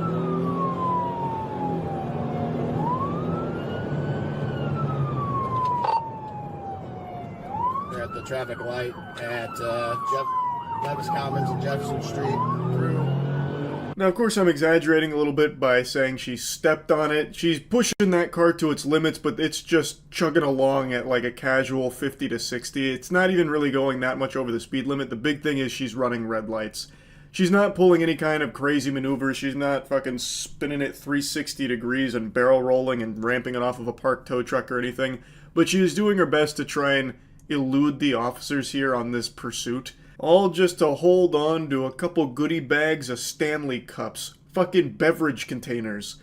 Now, of course, they are worth a couple $1,000s, but even still, the charges she would be facing for that theft were significantly smaller than what she's going to be facing for this pursuit. That intersection, we're coming up to the Virgin Diamond here at 75, 475 split. Get back on 475 southbound. Out on 25. Pit. She just took a pit on her.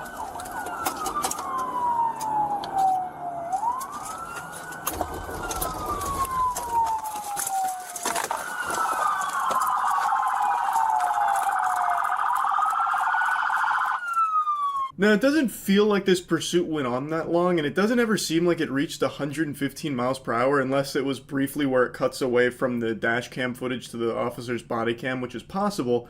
But then, like, 4 other cop cars spawn in and one of them pit maneuvers her. How did they even get there so quick? Were there just like 4 other officers lurking like sharks in the water waiting for a pursuit to pop off? They heard the call and they're like, poof, like just go hog wild towards it? Or maybe the perception of time is a little skewed here because maybe we don't see the entire chase, which I think is the more likely explanation. Because there's just no way that many officers would have been able to reach this point that quickly. Because it feels like the chase only went on for like a minute and a half at most.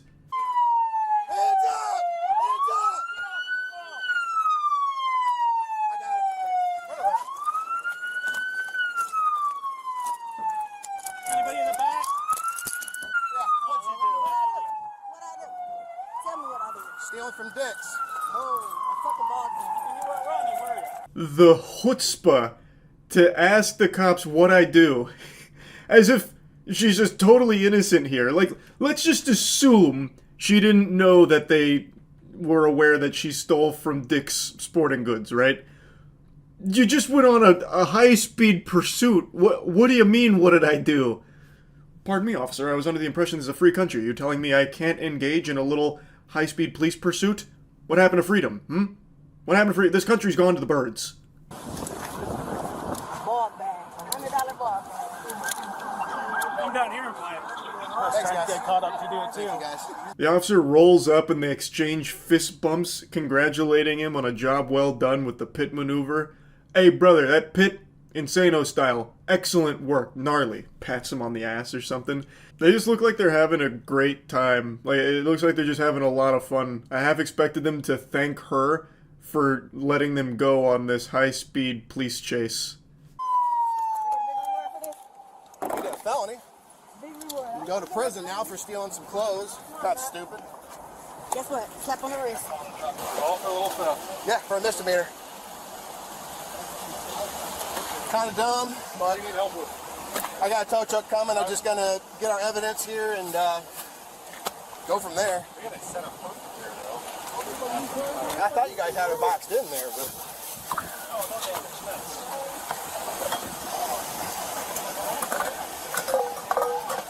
Look at all that loot in the trunk there. Those Stanley cups popping out like uniques in Path of Exile here. Holy. Like one of the officers mentioned, it was a misdemeanor and then all this hoopla has turned it into a felony.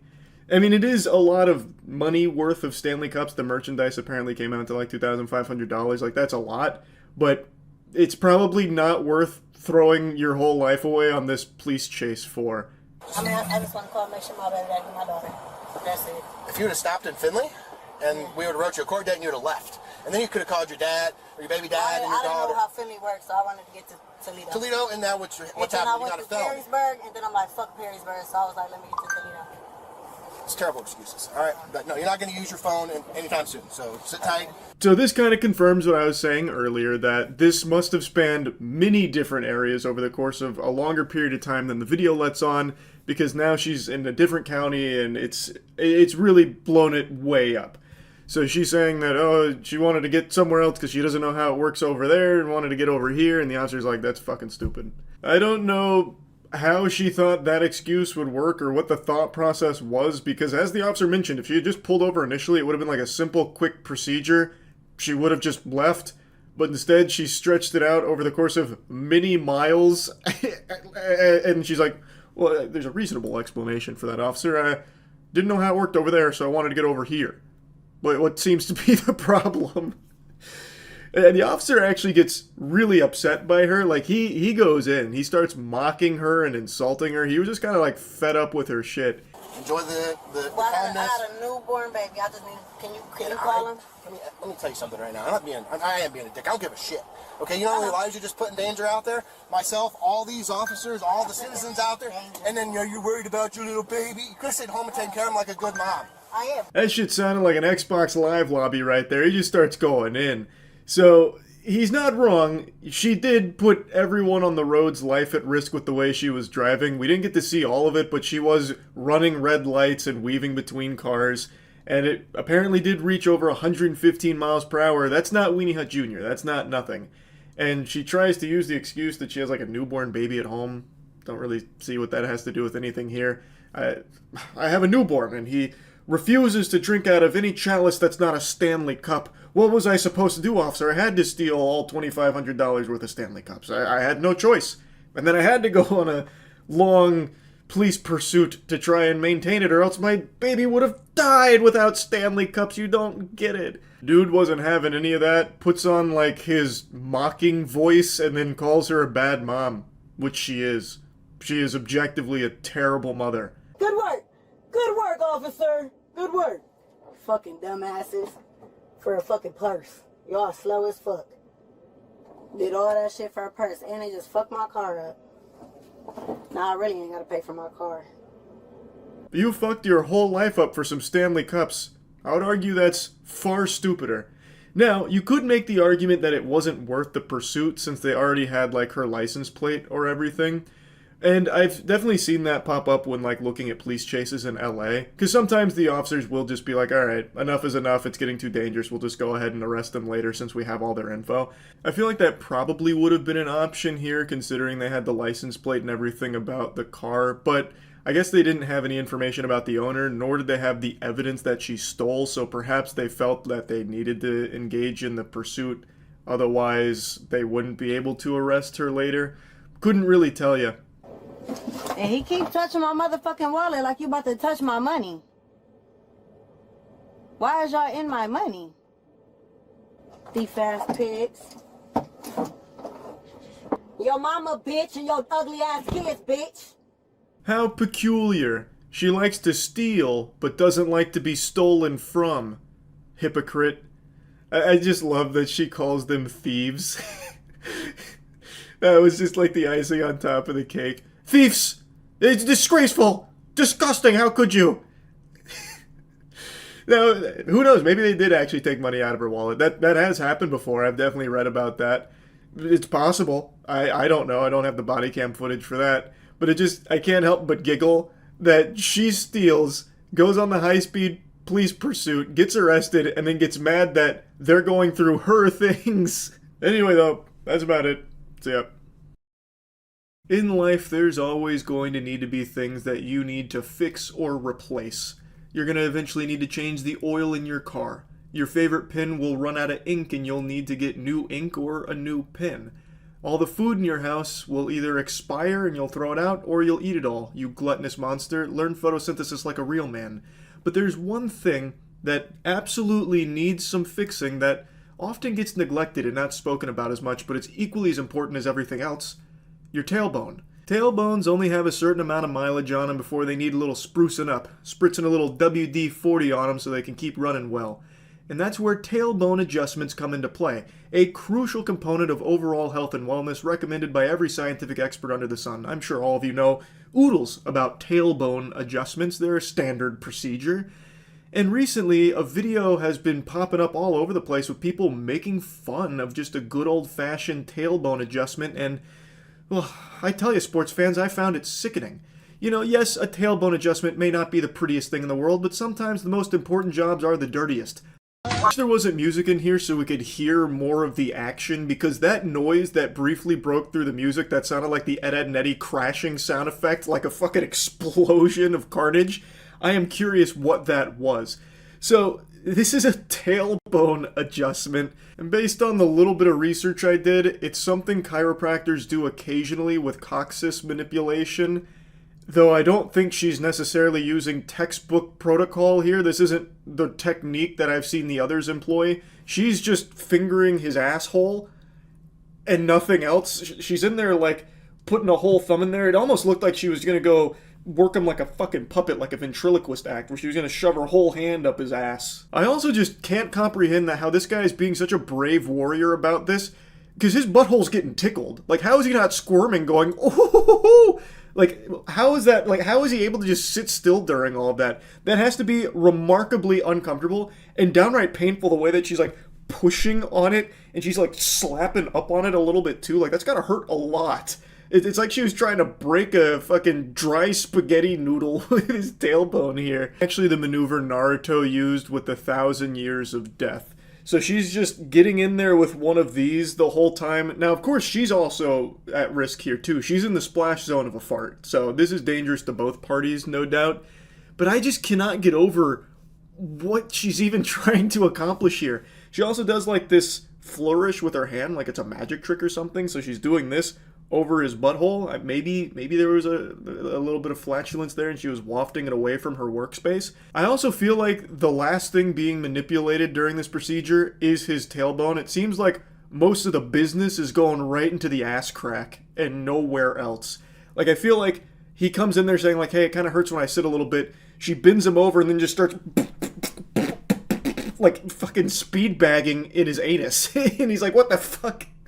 How is this helping my sitting problem? All it's doing is shoving my pants and boxers into my colon. I can sense his relief from here. Nothing quite like getting your tailbone cranked on. Man was taking some brutal back shots to the spine there. That was rough. It doesn't seem to be a super common thing chiropractors will offer, because I've only seen a handful of videos with it. And I'd like to share a couple of them with you because they're very interesting.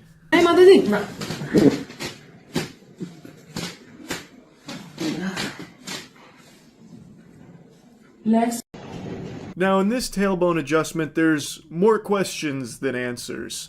Why is there a towel draped over the patient's tuchus this time around? Is this a tool they use if the patient is at high risk for shitting? Were they a potential poop hazard, so they threw the towel down for an extra layer of security?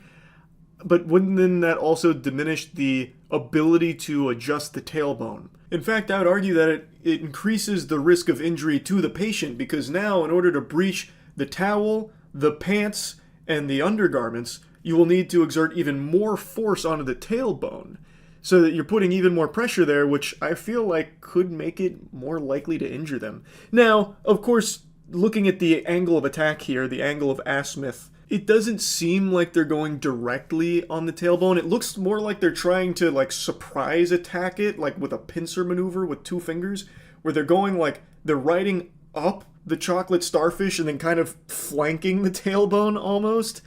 So I guess maybe if they're just putting more pressure on that, it wouldn't be as painful or, like, risk injury. I don't know. There's so many things I don't quite understand about the elaborate art of tailbone adjustments.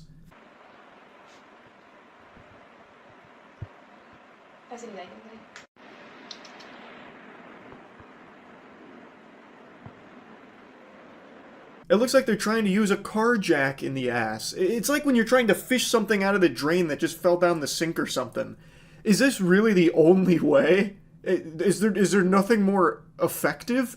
Also, this patient's nearly bare ass. They're in their boxers here. So what dictates what clothes will be appropriate when getting into the butt tickling? You know what I mean? Why is this patient in their boxers, but the first patient was in just pants, and the second patient in pants plus a towel on top? So, like, what really drives that decision?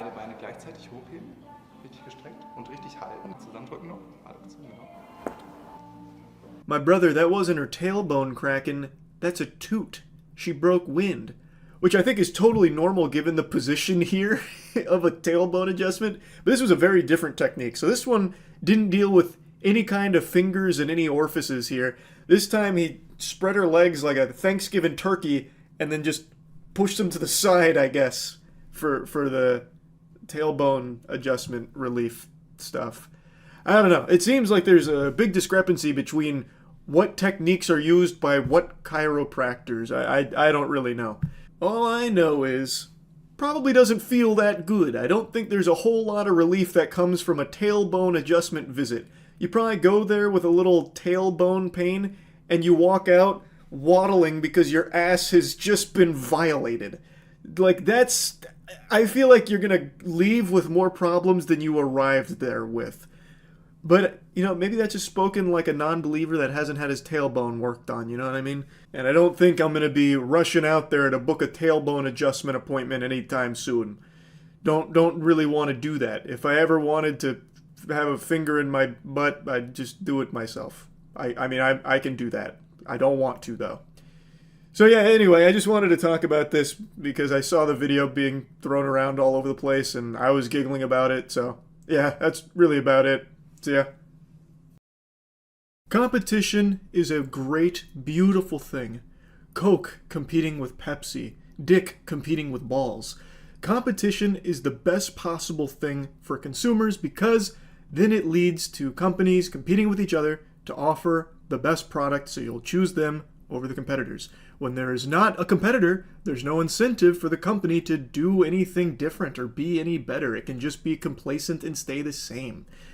That is the story of Overwatch for the longest time. A game that's existed in this pitiful, stagnant lull, this holding pattern, this autopilot mode, staying idle, where it doesn't do anything because it doesn't need to do anything, because anyone that wants a hero shooter is going to play it because all of the competitors wither and die pretty quickly, like Concord, for example. So Overwatch didn't need to be better. But they did do a big push with that whole scam, Overwatch 2, that load of baloney, where all they did was just put a 2 in the name and then not follow through on a single promise they ever made. Still no PvE ever coming to the game. None of the promises being fulfilled. We don't need to go down this road. I've made fun of them plenty of times. I've thrown my fair share of tomatoes for that. But recently, there has been something that threatened the ecosystem a bit here of Overwatch. Marvel Rivals. And this is a very good thing for both Overwatch and Rivals. If you are the biggest fan of Marvel Rivals, you want Overwatch to get better, because Overwatch getting better means it's going to force Rivals to get better in order to stay competitive in the market. And if you're a huge Overwatch fan, God rest your soul, good heavens, Lord have mercy, if you're the biggest Overwatch fan, you want Rivals to continue to do extraordinarily well, because Rivals doing well is finally getting some actual tender love and care put into your game, making your game better to stay competitive in the market. Overwatch is finally doing something. You see, Overwatch is not good. In fact, it might be the worst thing possible. The only thing worse than Overwatch is death, and even that's pretty close. I don't like the game. I used to love the game. I have close to like 600 hours in it for the first 3 seasons. I loved it. And then it just started getting stale, and it never got better. And it's been stale ever since. There was a little spark, like a little ignition in me that got me back in Overwatch for a bit with Overwatch 2 going to 5v5. I was like, oh, this is new and different. And even that wore off. And now, Overwatch 2 is basically just Overwatch 1 again, where they're slowly reintroducing everything from Overwatch 1. 6v6. They just made a huge hoopla yesterday about bringing loot boxes back. You know your goose is cooked. You know you are desperate when you are celebrating the return of loot boxes. Now, speaking of desperate, maybe you're desperate for love and Valentine's Day is right around the corner. Well, maybe the reason you don't have a Valentine is because you don't smell good. I'm just gonna hit you with cold water. You want to know how you fix that? You use Cheeky soap. Start smelling better. Our soap company, baby, it's the best in the world. And also, for Valentine's Day, we're doing 10% off for the whole weekend. So starting today, everything's 10% off. Go to usecheeky.com, click the link in the description, 10% off. You're going to feel the best you've ever felt after a shower. You're going to smell the best you've ever felt, and you're going to find love. I guarantee it. Now, as I mentioned, Overwatch is, at least to me, in a panicked state, trying to figure out what they can do to claw back some players, or keep whatever players they have left in their game instead of going to Rivals, which right now has all of the hype and all of the momentum. And their plan is basically just, hey, let's just dial everything back. Let's turn the clock back to when you guys liked Overwatch. You remember that? We're gonna do all of that again. Just ignore the 2 in the name. It's taking you back to the past to play a shitty game that sucks ass. It's just going from Overwatch 2 to Overwatch 1 again, but with more heroes now. And also, they did make a huge announcement with a large multitude of changes that are coming to the game. Some of them seem pretty big, like the introduction of perks and a third-person mode, as well as a slew of other changes, but they're pretty big, like more substantial than Overwatch is used to having, because they haven't needed to make any big changes, because it's been the only bully on the block in the hero shooter genre until Marvel Rivals, which has absolutely exploded. The game is huge.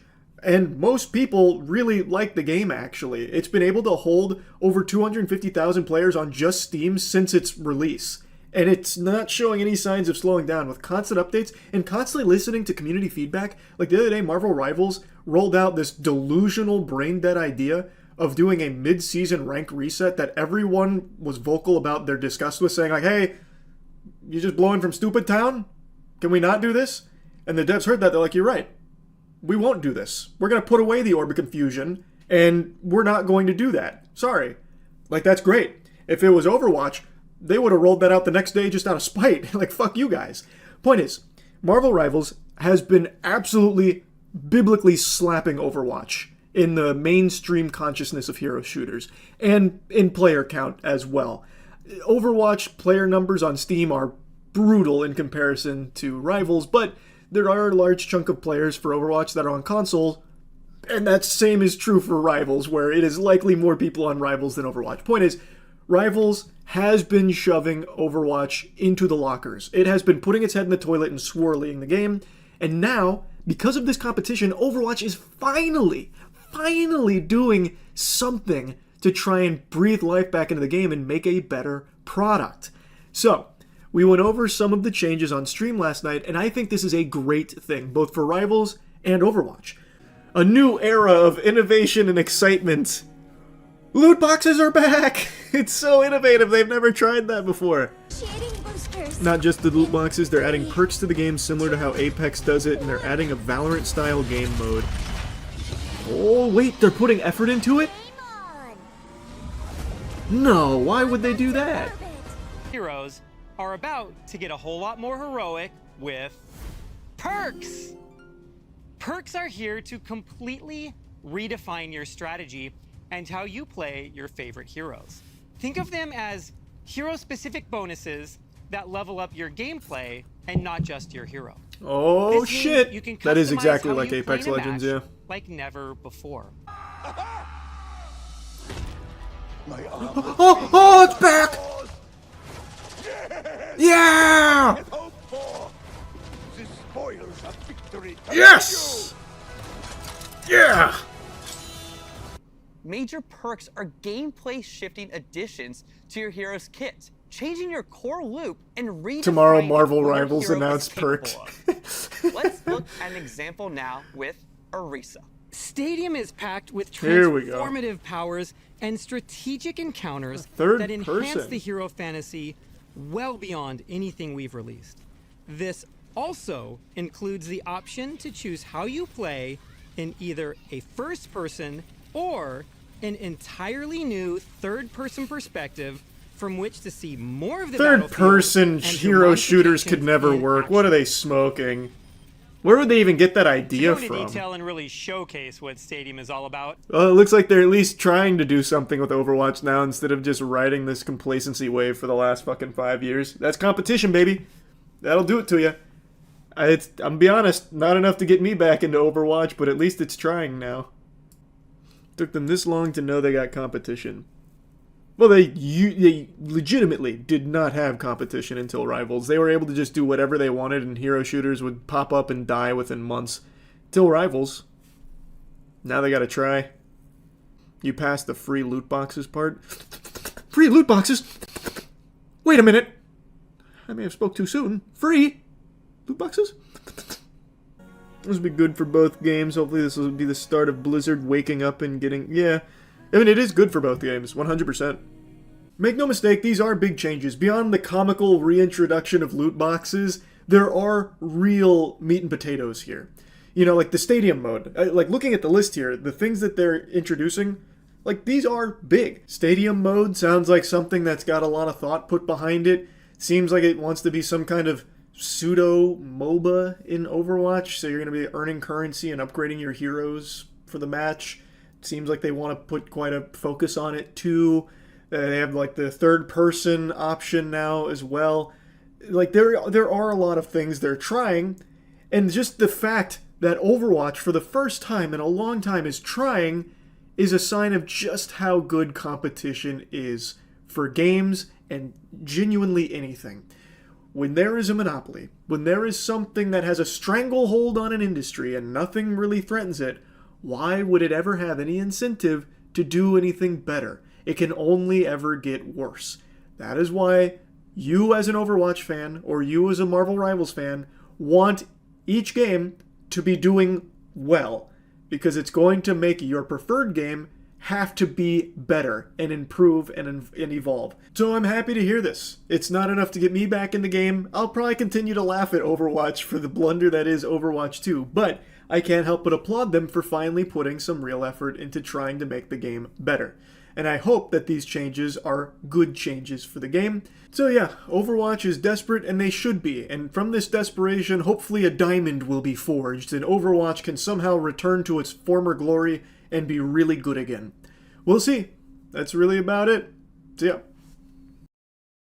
Have you started to notice a lot of AI slop popping off in YouTube's algorithm?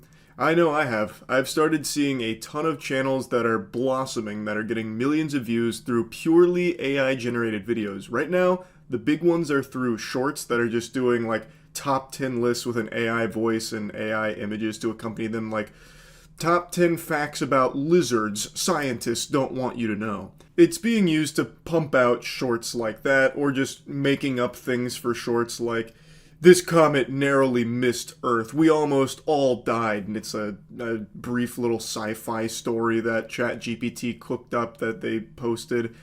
It's just made to be a content factory with videos coming every hour, hoping that some will get picked up in the algorithm that people doom scroll through so they'll get tons of views and make money from it. But even outside of just throwaway shorts, AI is now being utilized for long-form content, and it is doing exceptionally well, especially in true crime. We talked about this on stream like 2 weeks ago, but AI is making true crime channels, and they are getting oodles of views, making a substantial amount of money, I would imagine, through the AdSense. And it's not just AI regurgitating other true crime works, you know, it's not them going over the Zodiac Killer with AI voices and AI images. It's just making up things so it can post a true crime video every day, just blatantly fraudulent stories, just fanfic, in order to try and capitalize off people's curiosity in the true crime community, because they've all heard the big boys. They're all familiar with the, you know, more popular true crime subjects. So right now they're using AI to cook up make-believe ones. So like, the dark and twisted mind of Serge Orphanheim, the Slytherin that took things too far. And you're like, what the fuck is that? I don't know this story. So people are clicking on it and it's getting hundreds of thousands of views. Or something like the Three-Armed Massacre, the man with 5 arms that killed an entire town using nothing more than a handful of sand. It's just all horseradish. It's not real, but people don't know that. And then they'll click on it, and then some people don't realize that it's all AI slop and just not real at all. It's super sad. Because, again, AI is still pretty primitive in this regard, and it's only going to get more sophisticated to the point where people really won't have any clue. Right now, if you got your thinking caps on and you aren't just mindlessly watching shit with your brain turned off, like you got the orb of confusion in your pocket, you should be able to recognize that a channel like this is all fake stories and AI videos, but some people don't, and it's doing really well. Every video is almost exactly the same, AI narrator telling a story that just didn't happen, and the stories are almost identical every time, too. And there's tons of channels doing this. This one happens to be getting a lot of traction over the last few months, but there's many others in the AI true crime community. But what I want to talk about is one that I just stumbled upon today, where AI is now being used for like old viral videos. So things like an America's Got Talent breakout superstar that gets 20 million views on YouTube. Well, people have taken notice that those videos get very popular, and now they're using AI to make up their own America's Got Talent videos, and those videos are getting millions of views. I went over a few of them on stream last night. It is so fucking peculiar. And there are tons of channels. There is a new one of these generated every hour, and some channels are getting like 5-10 million views on some of the videos that they make, and it's all completely AI generated. It's not real. I saw this earlier today, and I only watched one video. But this seems to be a huge AI trend right now, where they take just blatantly false things like the America's Got Talent show contestants and give them a sob story, and they are getting millions of views. It's so weird. So like, I haven't seen this one, but heart-wrenching. 5-year-old stuns talent with emotional song for parents lost in the war. And it's just AI. It's not actually a segment from the show, but if you go to the comments, people are like, God bless his heart. Such a brave boy. See, like clockwork. We're already reaching a point where they can't tell blatantly AI dog shit from real stuff anymore. I'll watch that in a minute, Toto. Thanks for membership, Samuel. Like, it's not even edited well. Hello, my name is Issa. I'm 5 years old and I'm from Senegal. My parents loved me so much, but I lost them in the war when we were trying to escape from Ukraine. Now I have expected like the lonely, "aw" sound effect or something there. for them, to tell them how much I miss them and how much I love them. Even though they're not with me anymore, I know they're still watching over me from heaven. This song is for them, so they know they will always be in my heart. Man, this 5-year-old is really able to articulate his thoughts well. My parents gave me, and to understand that even though there's pain, love never goes away. Powerful message, powerful message. Share it on Facebook ASAP. I lost my mom, I lost my dad when the world shattered into pieces. Inspired lyrics. Noise of bombs and fire, I'm left alone in this lonely silence. We crossed mountains, we crossed the sea, looking for a place where dreams could be. But the sky turned dark so suddenly, and they never woke up again. Oh. Get your lighters out. What the fuck was that? What happened there? Even though the war took them away from me, I'll never forget the love is in my skin. Even as the world falls, I'll hold it deep within. That embrace. So it's not satire. I see a lot of people saying that it's satire. It's not. So it's designed to be algorithmically successful because all of those Got Talent things with like, shocking. A former fry cook learns to flip Krabby Patties the old-fashioned way, gets golden buzzer at AGT 2023 with like 20 million views. Like, it's designed for that crowd that will just like mindlessly click on those. At least it's not 30 minutes long. Yeah, but there's so many channels that are doing this now. Like, so many. The two biggest I saw are these. Future Earth Insights. Your ultimate destination for exploring the mysteries of our planet and the cosmic forces shaping its future. Here we dive into predictions, scientific phenomena, and visionary insights about Earth's destiny. It's all just AI, America's Got Talent nonsense. So I'm guessing whoever owns this channel bought this from whatever this used to be for the subscriber count. And now they just pump out these videos. It's all like kind of the same thing. Jesus Christ appears on Got Talent America. The world stopped in shock at his powerful message. This one's 30 minutes.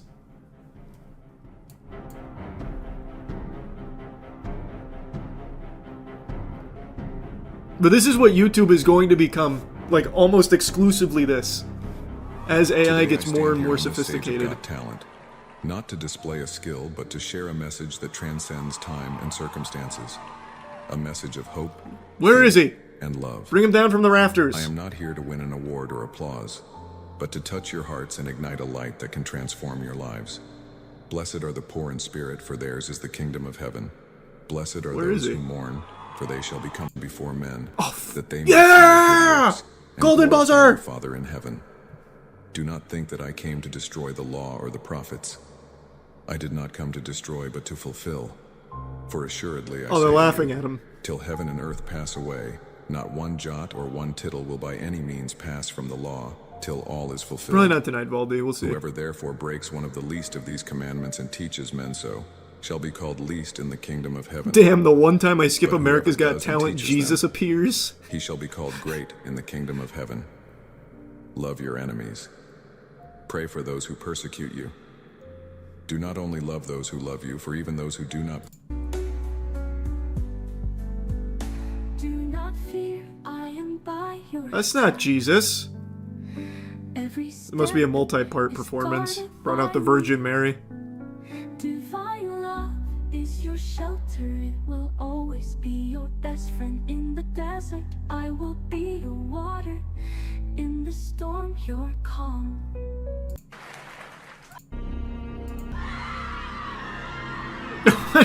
Oh my god, what happened? They kill him? Oh, this must be the crucifixion. Oh my god. What does this have to do with Jesus? They've got her in there with the Crocs! And breastfeeding a baby on a unicycle. Oh god, don't do it! Ah! Ah! And it does really well. Millions of views for a lot of these. The comments are bots, Charlie. Nah, that's cope. That's what you want to convince yourself. Go on Facebook and look at like the 50-year-olds and the shit they share. It's almost all AI now. Brother, did you forget that only 2 years ago, every Facebook grandma in America was sending my picture around thinking that it was a photo of Jesus, like a painting? And the meme was, our society has fallen so far from the grace of God, most people won't stop to just leave a like to Jesus. So I have no doubt there are definitely bots in the comments of a lot of these, but mixed in with the bots are absolutely people like those very out-of-touch octogenarians on Facebook as well that just believe absolutely anything that floats across their screen. Divine being performs goodness of God, AGT, judges can't believe it. What is this thumbnail? My mom always told me that God is good, even when we can't understand the Damn, things Simon's already happening tearing around up. It's us. powerful. She used to tell me that his goodness around always reminds me that God created all of us with a purpose. Man, stop yapping. What's the goodness of God? There was a time Do when a Kamehameha wave. came to our village. My mom always told me that those people practice things What the fuck is that, could man? hurt others, and she Who asked interrupted me him? not to go near them. Strange happened, and since then, I started feeling that something was different inside of me. I don't know how to explain it, but there are moments when I feel like I'm not the same boy I used to be. My mom would Jesus sing to me Christ, I every don't care night about the a lore. song about What's the God's goodness of God? goodness, and she would say that he always Oh, it's just another song. Lame. They're very Jesus and God centered. Yeah, because like that is the easiest one to play to. That is absolutely the layup that you can just make AI content for and people will spread around. A tattoo of himself on himself is such a Chad move. Oh yeah, the Jesus with the Jesus tattoo is pretty hard. How many grandparents do you think actually believe these? I don't know, it's hard to say, but probably quite a bit. These channels made the rounds on Reddit and Twitter a couple months ago. I'd say 90% watched the videos ironically. I don't know about that. 90% wouldn't account for 3 million views, or this channel with 4, 2, 1, 1, 1. That's millions of views to be watching ironically. But they pump these out like every hour. Or, I guess every day on this channel. Trash. Garbage. Rubbish. Waste. All words that can accurately describe Warner Bros. Yes, I've thrown many tomatoes at them, I know, but they just keep making it so easy. They're a spitball magnet. And it can really, a large part of it, be traced back to one decision, a patient zero, David Zaslav. Since he took over 4 years ago now, actually, it has just been so bad for that company. All he does really is cancel projects that are pretty close to finished, or just get rid of things that they already have. And I know Warner Bros. Was in a bad spot before. It was in a dark place before David Zaslav came in there with the, knight in shining armor, with radiant sunbeams shining on him, potentially being their savior. But this would be like trying to cure alcoholism with heroin. Now, I have no doubt there are some shareholders that do view him as the cure to the disease of money loss that Warner Bros. Was afflicted with. Through his innovative strategy, his remarkable genius scheme of just getting rid of everything, just cutting everything Warner Bros. Has to squeeze some doubloons on the bottom line for the shareholders, it has worked for them, I suppose, at least based on what I can see. But on the grand scheme of things, his strategy has basically just been, hey, you're excited for that? Well, there's a good chance we're just going to can it right before it comes out. Or, hey, we finished this thing that you were excited for, but we decided not to release it because we're just going to go for a tax break on it instead. It's a fucking terrible strategy if you're anyone that likes content. David Zaslav is the opposite of King Midas. He's fucking King ripe ass, because everything he touches turns to ass instead of gold. He's got the cheese touch. and it has infected every part of this company. They are struck with the orb of confusion and can't break out. They just made the baffling decision to shut down Monolith Productions. You know, the studio behind beloved titles like Shadow of War and Shadow of Mordor, with a highly anticipated Wonder Woman game still in the pipeline that, from my understanding, was pretty far along in development. They have now just come out and axed that company. Not just Monolith, they also shut down Player First Games as well as Warner Bros. San Diego. But Monolith is the most surprising one because everyone loves those games. And there's a lot of faith in Monolith as a company. So there was a lot of hype around this game that's been in development for a long time, and now will never see the light of day. Much like a lot of other things Warner Bros. Has done. I've already talked about this a lot. There's no reason to regurgitate it, but I will briefly mention them just refusing to release Coyote vs. Acme even though it's completed. I hate this fucking company, man. It's crazy. But in this case, they didn't complete the project yet. It was still actively in development, and now it won't see the light of day unless it leaks somehow. But what this also means is they're burying the Nemesis system in the coffin with Monolith here.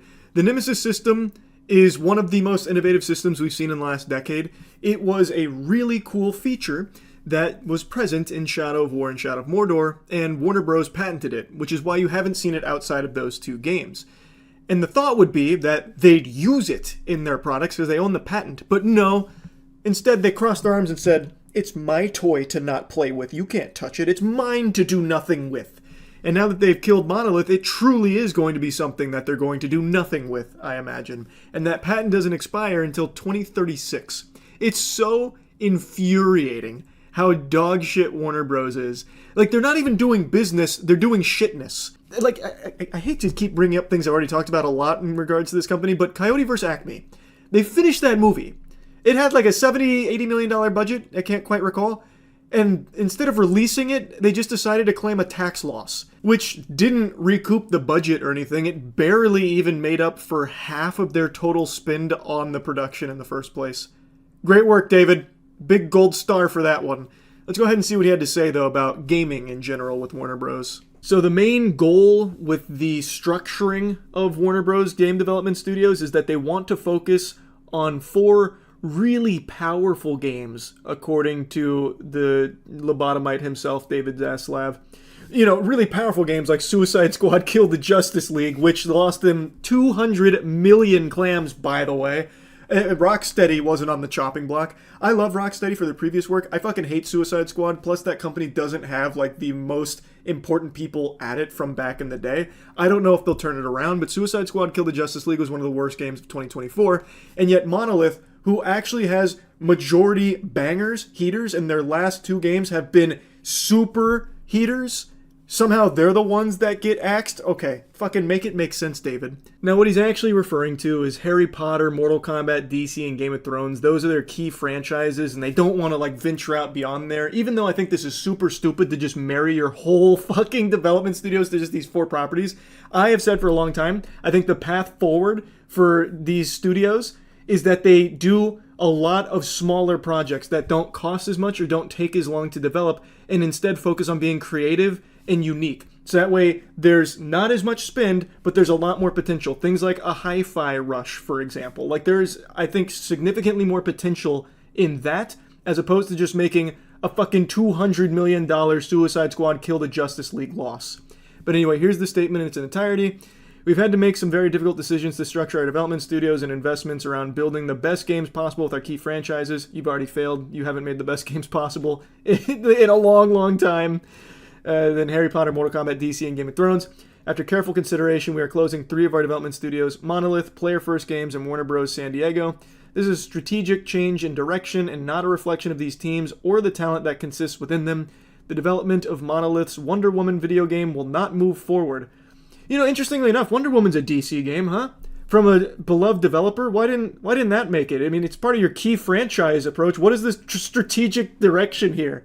To only put these properties in the hands of the worst developers? Like, I don't really know. I'm a little confused, to be honest with you. Monolith was extremely talented with a lot of faith in their brand, and you gave them a DC property, which you're saying is your key franchise. So why would you take them off of that in order to instead have Rocksteady work on another super stinker? Like, it's not like Monolith was working on something obscure no one knows, you know, like Dino Custodians, Janitors in Space, Prehistoric Plowing. Like, it's a well-known IP with an extremely well-known developer that people love. It just doesn't make sense. Our hope was to give players and fans the highest quality experience possible for the iconic character, and unfortunately this is no longer possible within our strategic priorities. And I think this is all code for not live service enough. We couldn't nickel and dime our community enough, so we had to let them go. We couldn't find ways of monetizing Wonder Woman to the same inefficient level as Suicide Squad Kill the Justice League. This is another tough decision, as we recognize Monolith's storied history of delivering epic fan experiences through amazing games. We greatly admire the passion of the three teams and thank every employee for their contributions. As difficult as today is, we remain focused on and excited about getting back to producing high-quality games for our passionate fans and developed by our world-class studios and getting our games business back to profitability and growth in 2025 and beyond. You imbecile. David Zaslav's brain is so fascinating because it really feels like it's been wired incorrectly. Like there were some screws loose and then it got put back together and the neural pathways were all cattywampus. Because it seems he lacks a fundamental understanding of what growth means in gaming here. Typically, you wouldn't want to cut your most talented developer working on a huge IP before it releases. That doesn't seem smart. Now you've just eaten a huge loss for the 8 years of development, and that product will never see the light of day, so you can't even begin to recoup it. It just seems like a stupid decision, especially when your key strategic plan is to focus on one of the IPs that your most talented developer was working on. So now you're going to take that same IP and just give it to a most likely worse developer. How are you growing? You've downsized, sure. You've effectively downsized, and now you'll stop spending money on the salary of all the developers that you just fired, but you didn't grow. You stayed in the same spot, just squeezed a couple extra pennies out by firing so many people, and now you don't even have a game to show for it for all this loss that you've just eaten. Show me where the growth is on that, because I must be missing it.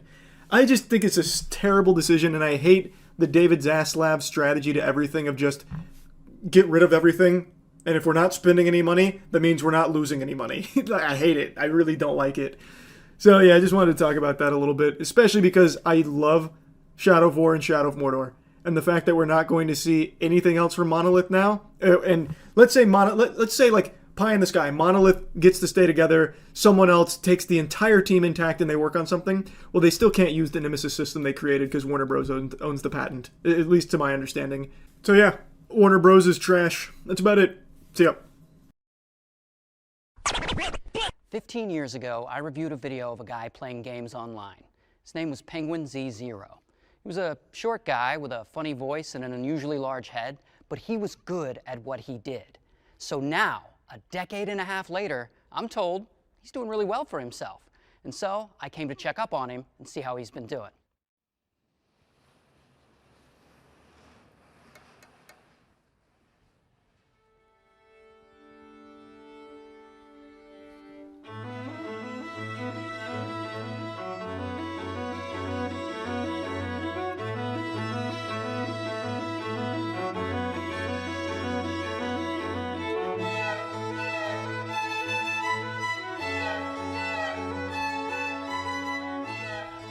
"18 years ago, I began this journey on YouTube.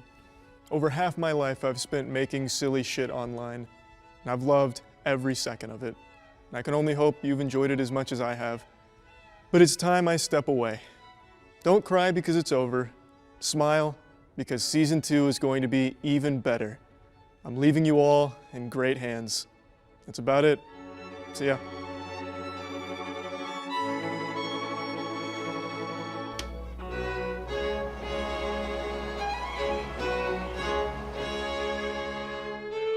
What's up everybody, it's Critikal, and this is a video for the most difficult game I've ever played in my life. It's called Q-Wop. What it is you are an Olympic runner by some incredible feat, but apparently this guy has no bones or cartilage, and you must somehow control this weird ass to a 100-meter finish line. Oh, I was gonna kick this shit off the hinges. What is this? Oh my gosh, what's he doing? What's he doing? Oh, good, he stopped. He probably tore a hamstring. He was hauling ass. Thought he was gonna grab my wiener.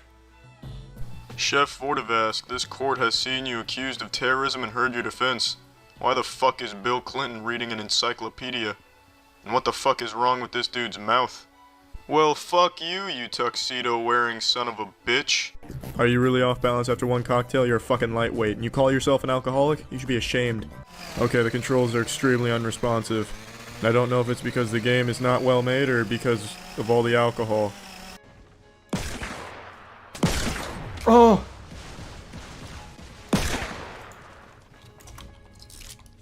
Oh, he rifted. That little bitch.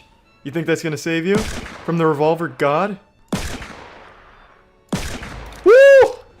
Hey there, I'm Bo Riles, Glory Hole Virtuoso. If you're trying to shut down operations on a glory hole, look no further than the liquid drywall. Just spray our whipped cream on there and bingo bango bongo vanishes in seconds. The portal to the dick dimension may be closed, but those cherished memories of sucked wieners will live on within you forever. Our shaving cream requires no extra tools, no mess, no repairmen. Fuck this repair guy in particular. Give me that wall, bitch.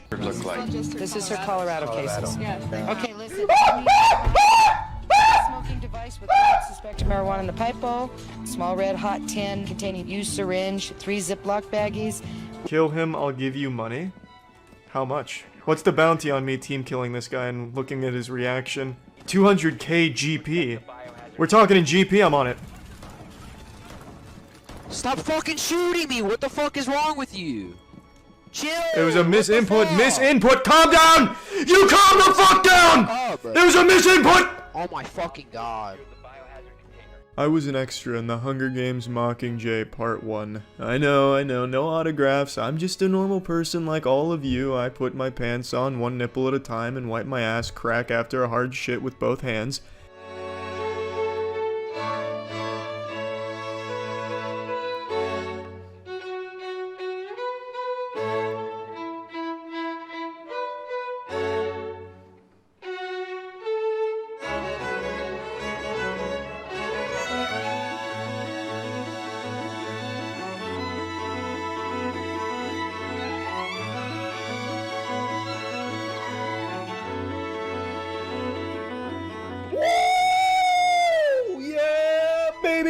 That's what I've been waiting for. That's what it's all about. Woo! We're making a unicorn take a shit. Woo! It's the Scotch Open. It's the Scotch Open. Fuck, this is exciting. Fuck, this is exciting. This is exactly what we practiced for. I can't believe it. I can't fucking believe it. He just lost. Yes! Yes! Yes! Yes! Exactly what we practiced for. Yes! Bang! Oh my fucking god, yes! Woo! Yeah! Oh, fuck yeah!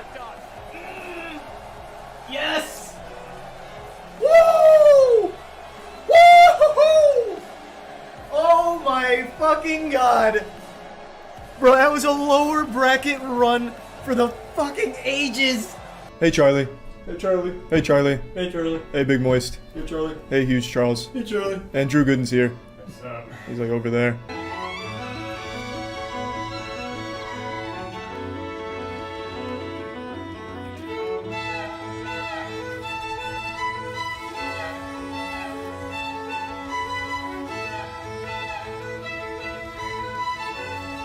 He's got his own rules. We're just following them. Oh! All right, boys. I want a good, clean fight. He was in disguise! He was in disguise! How did he get out of Guantanamo? What the fuck? Oh! Is this allowed? He was in Guantanamo for years. He's supposed to be in prison? Supposed to be there now for white-collar crimes like inside trading. No. Okay.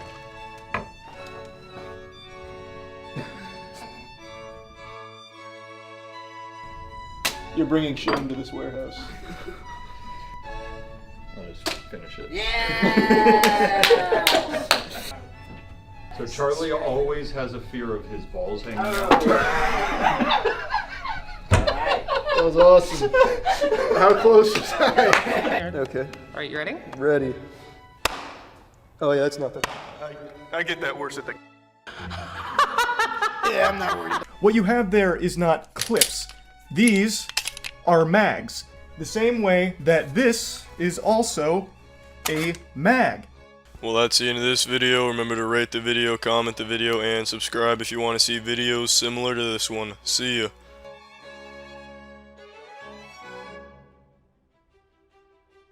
Thank you, Charlie. You will be missed. But now, let's meet our cast for Season 2.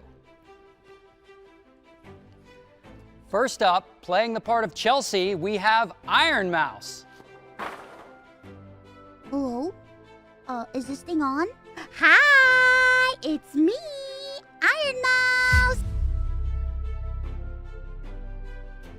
I'm gonna be taking over the role of Chelsea, and I'm really excited to be here. Thank you so much for having me. This has been a huge dream come true for me. I can't believe I've been given such an amazing, incredible opportunity, so thank you so much! Awesome. Next, playing the part of Matt, we have an aspiring Blue Man Group member.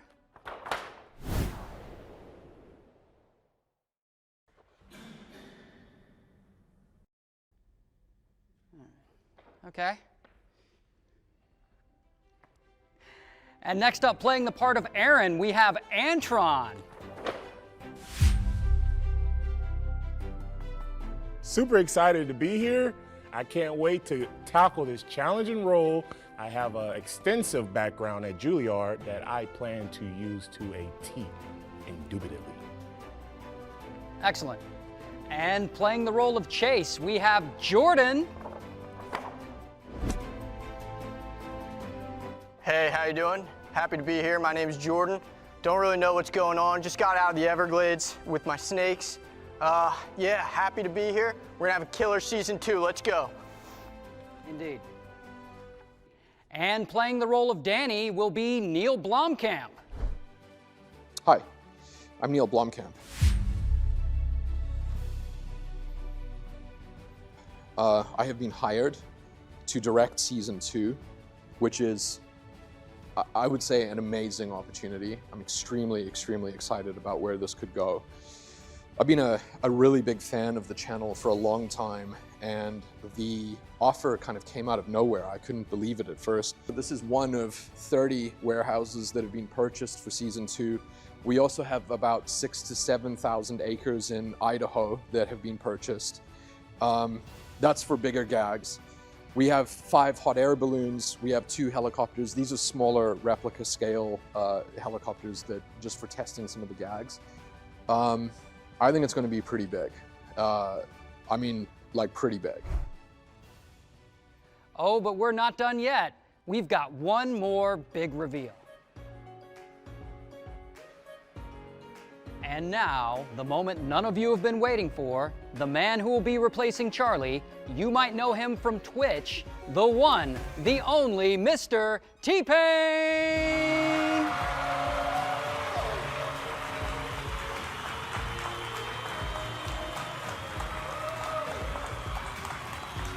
What's up, everybody? It's Critikal.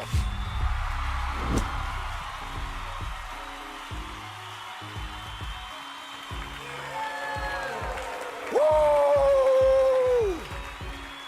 I'm a 40-year-old Libra, and my blood type is Ozempic. Who's ready for Season 2?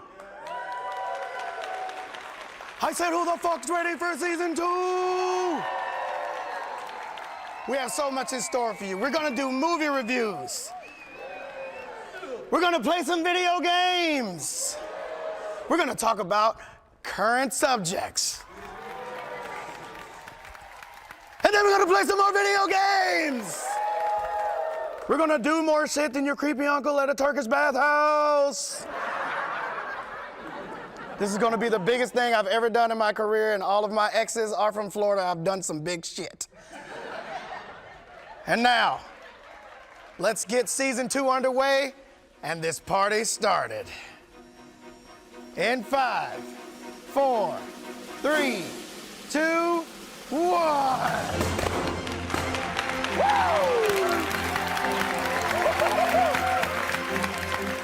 That's about it. See ya.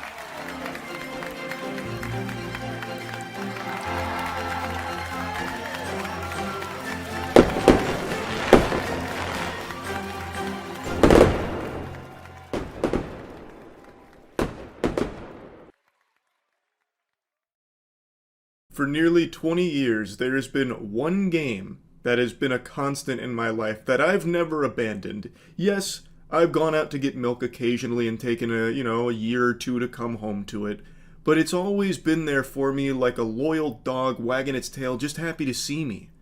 RuneScape. Old school RuneScape. Started playing around 2005, and 2 years ago I actually maxed one of my accounts for the first time ever. It's the game that I've put the most hours of my life into. I have like 4,000 hours on just my Turbo Wet account, which is the one I maxed. And across this almost 20-year journey, I've had multiple other accounts.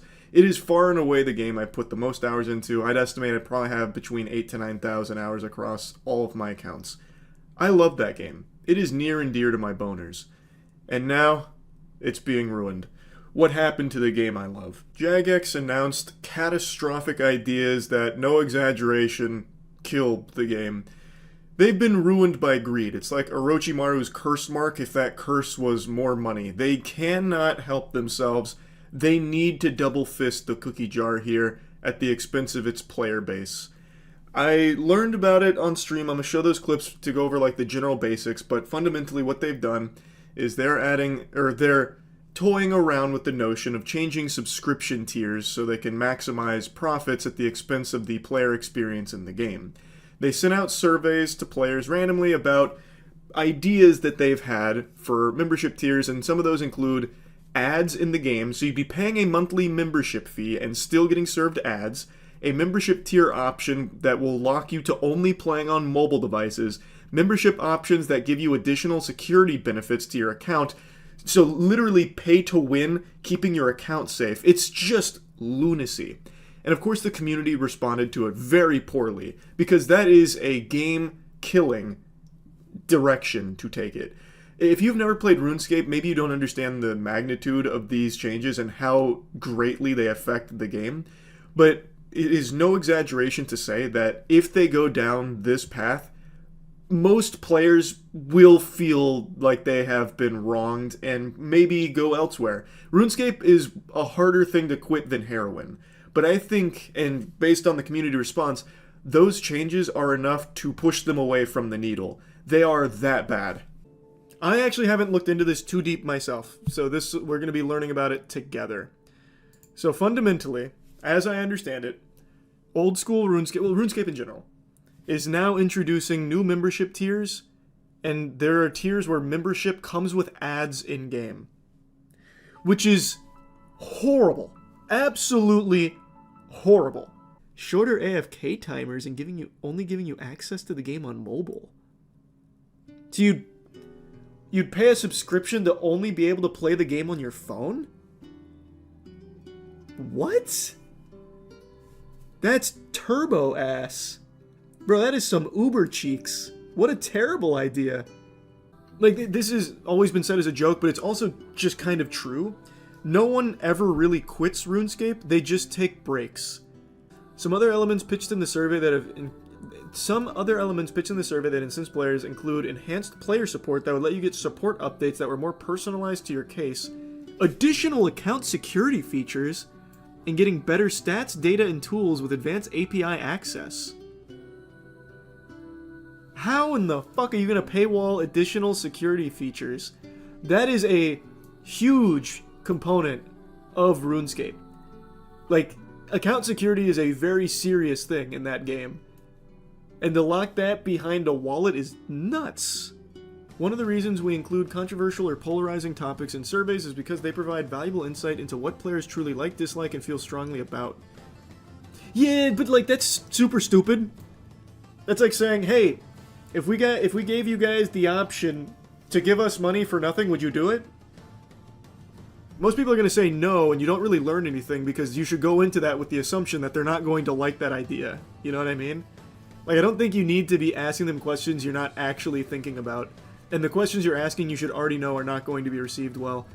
I think it's more of a line of, how bad would it be?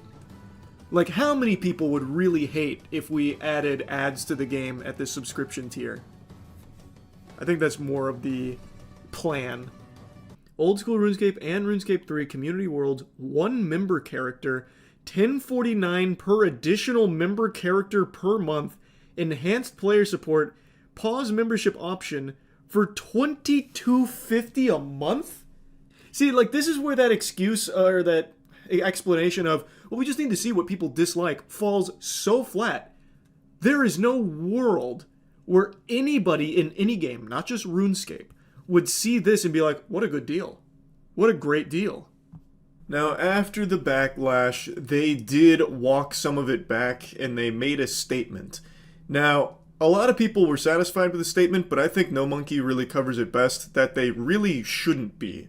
It comes from Mod Pips, and there are parts that sound kinda genuine, but even during this statement, they make it clear that they still want to find ways to squeeze even more clams out of this product at the expense of the player experience. Personally, I feel like a lot of the words are hollow because there's never really a justification for why you'd ask questions like these if you were never seriously considering the ideas. Like, what's the point in asking your players, hey, would you guys mind if we put our cock in your mouth? No? Okay, hey, we were just checking. We were just checking, that's all. We're not actually gonna do it or anything. Like, we were just wondering. Like, these are questions you're asking because you want to know what you can get away with. Can we put ads in the game with players being upset about it but still sticking around? Can we start doing all of these paywalled things like additional account security benefits without people making a huge hoopla? Or maybe we can tinker around with the AFK timers for paid membership. Like, these are things that you are asking because you want to know, will people leave in a meaningful quantity that would hurt the bottom line, or can we get away with charging for these things to make more money off of them? Like, are they so addicted that they'll be upset but stick? Like, that's what I feel. There's nothing to learn from it because they knew going into this that these would be received very, very poorly.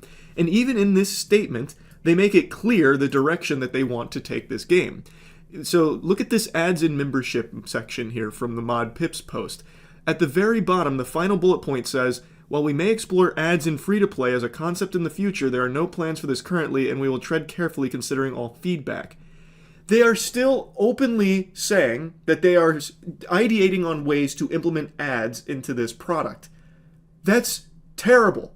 Nobody wants ads in their game. You remember when 2K got bent over for it because 2K slid ads into their game?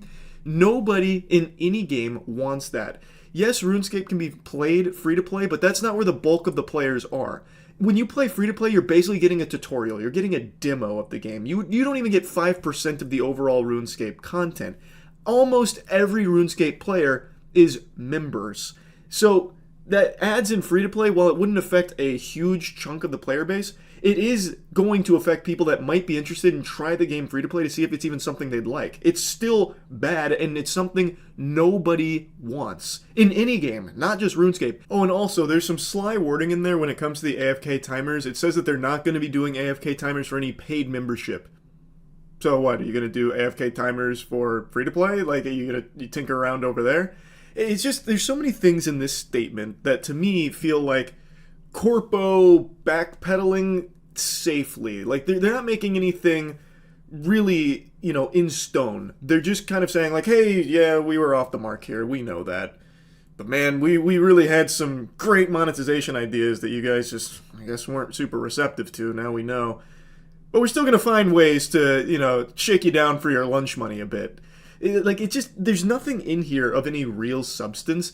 They just saw that people understandably were very upset with these ideas, and now they're like, okay, so I guess we won't do those ideas, at least not exactly that way. And a big point they keep reiterating is that they're not gonna, move forward on any of these ideas. They don't have any plans to implement them at the moment, but they still might try and find other ways around these things that people have poo-pooed, because it seems like the focus right now from Jagex isn't necessarily on the game itself, it's on how to make the most money off taking pieces of the game away from players and kind of ruining the experience around the game and get a little extra money for it.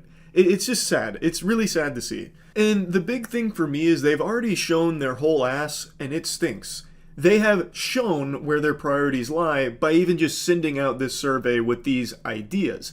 Like, there's not a whole lot they can say to change my perspective on their philosophy internally at Jagex anymore. It shows me that it's all just kind of about money and not delivering like the best possible RuneScape product they can. It just sucks to see, and not super happy about that. Most people aren't, and I'm not going to be mad at people that do accept this apology and feel like it's all water under the bridge now and everything's, you know, sunshine all of a sudden. That's fine to have that perspective, but me personally, I think they have revealed so much here about themselves when it comes to this game and what they want from it, and it's money, not necessarily the best game it can be. And I just think that sucks. But yeah, just wanted to talk about this a little bit. Also, many of you might remember, about 4 months ago, finally got my first quiver. I spent about 2 weeks learning the Coliseum, banging my fucking head against the wall, and finally beat Soul. Twice to get my first quiver, because the first time I beat Soul, I died. If you haven't finished the Coliseum in old school RuneScape, when you kill the final boss of the Coliseum, Soul, you have to go loot to get your quiver, and you can still die after killing him thanks to a little something called volatility, and that shit spanked me, and I was so mad. I was livid. I actually thought I was going to quit RuneScape right then and there, but I persevered, I pushed through, and I did kill him again, and I got my quiver, and it felt amazing. And I still haven't gotten my Infernal Cape, because I actually hate running the Inferno. I wanted to go from quiver right into the Inferno, but I actually just hate it because it's so many waves, it is so tedious and time-consuming. I hate it. So, I have been on a bit of a RuneScape break since getting quiver, but I always plan on coming back. Everyone really does. You don't actually quit RuneScape. Eventually I will just bang out the Inferno and get the cape, but it's still just not right now. I hate how long how long the waves go.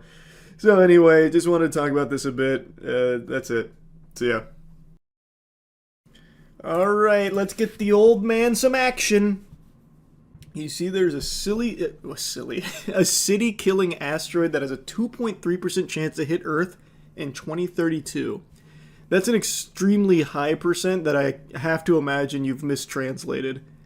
Like, 2.3 in general isn't high, but for a city-killing asteroid, that's an extremely high chance. Yeah, we'll look it up in a minute. Right now, I gotta get Grandpa some pussy. Are you still up to it? Do you think I am a little bitch like you? I like that voice. That's very calming. That's like a Disney Pixar voice right there. That feels good. Yeah, we'll play that. Alright, let's get it. Chapter 1.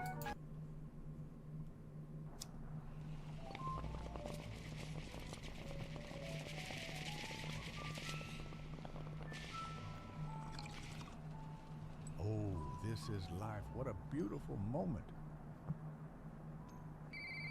Fat bong rips. Good work, old timer. Please don't tell me I'm the woman you keep staring during the whole DUI meeting. Oh, I can't help myself when I see a gorgeous woman. Yeah, cut the bullshit. The Riz. Because I need your help. In the meeting, Holy. you told that you used to Prohibition era Riz. Not only in the military, I was a ranger, and that always attract women. Am I right? Oh, Jesus Christ. I need a favor from you, but please Yeah, it is kind of quiet. I'll turn it up in a Wait, sec. Give me a second. I'm sorry, lady, but I'm not doing shit. I will have sex with you. Wait, what? If you do this for me, I will sleep with you. What's the color of the van again? Purple. The van is purple. What a deal. Okay, Grandpa. Man, it is really quiet. Grandpa is fucking tonight. Amen. Alright. Now that's a noble mission. Hello? Wait. Hello? Oh, there we go. It wasn't letting me move the camera. Hey, not a whole lot of options here.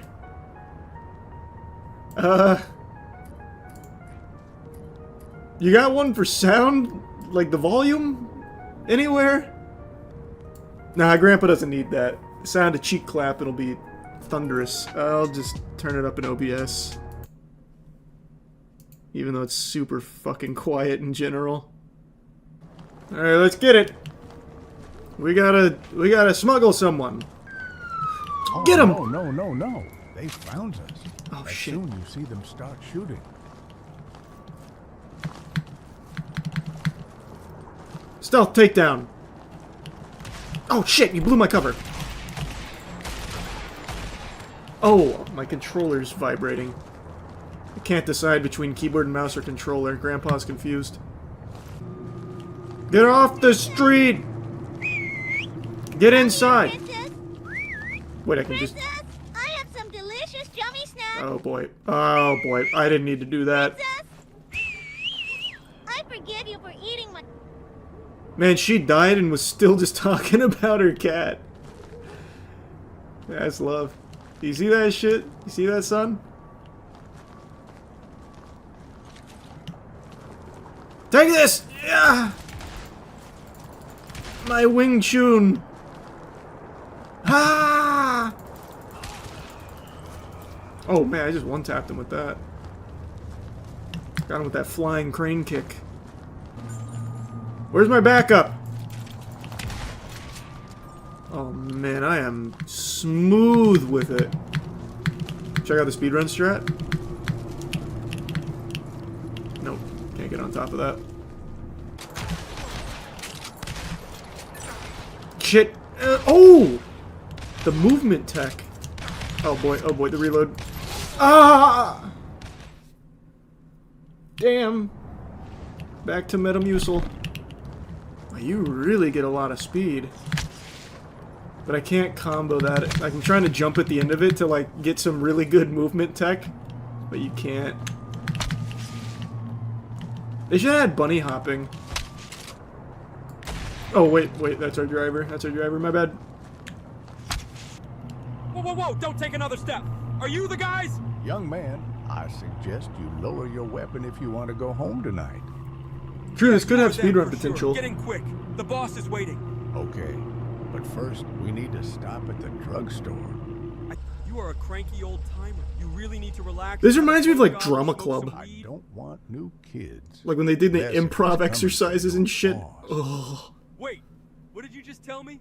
Are you been awarded with the privilege to fuck my boss? Yeah. Yes, I am. That is awesome. Her breast was sculpted by God itself, and the best part is that she has smooth curves to ride.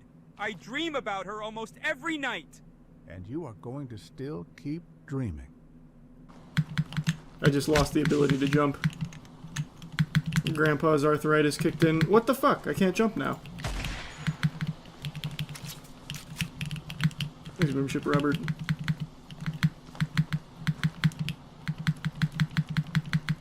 Okay, I'm gonna have to restart. Okay, big restart. Sent Grandpa straight to heaven. Let's try that again. Let's see, I wonder. Okay, nope, nope, that's not gonna work. Oh, fuck. They don't miss shots. It's actually aimbot. Oh, God. Oh, God. Ah, oh, God.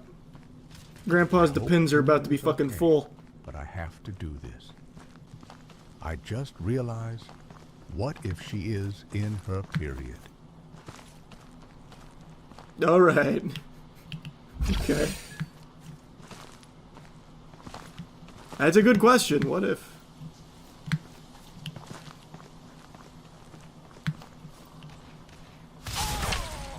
Oh, there's fall damage. No! Damn it, his old knees. He couldn't hang. How do you throw grenades, man? Oh, it's middle mouse button. What a grenade. Wow, that was clean.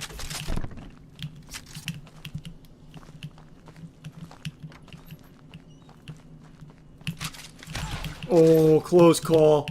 He really thought. He thought he had me. You never had me. You never had your car.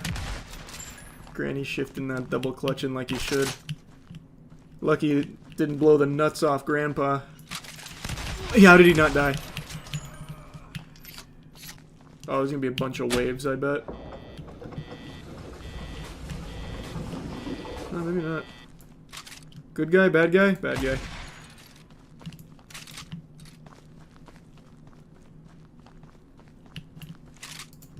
Oh man, look at me go. Holy shit.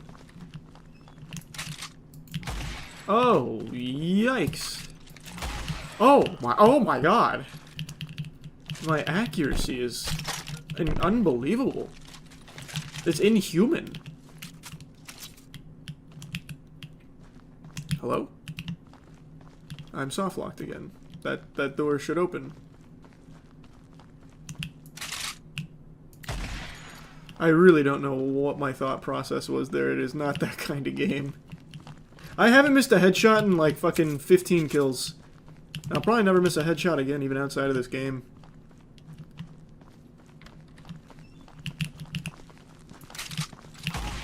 He thought... I know everyone thought I was going to miss that one. And that one. You guys are fools to think I'm going to hit all of these. This is so dirty what I'm doing to him right now. Oh, the flinch. It just fucked me. Wow. Those reflexes? Holy shit, this is better than Kovacs. It really is. This is just the best aim trainer.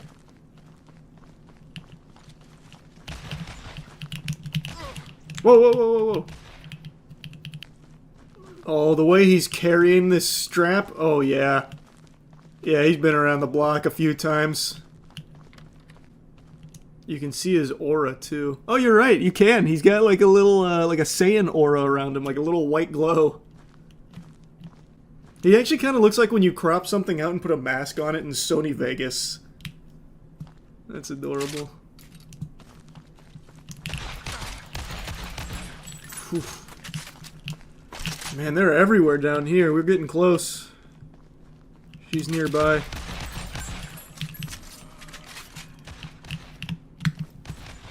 Where's that coming from? Where's that coming from? What the fuck? I'm pretty sure our bullets collided in midair.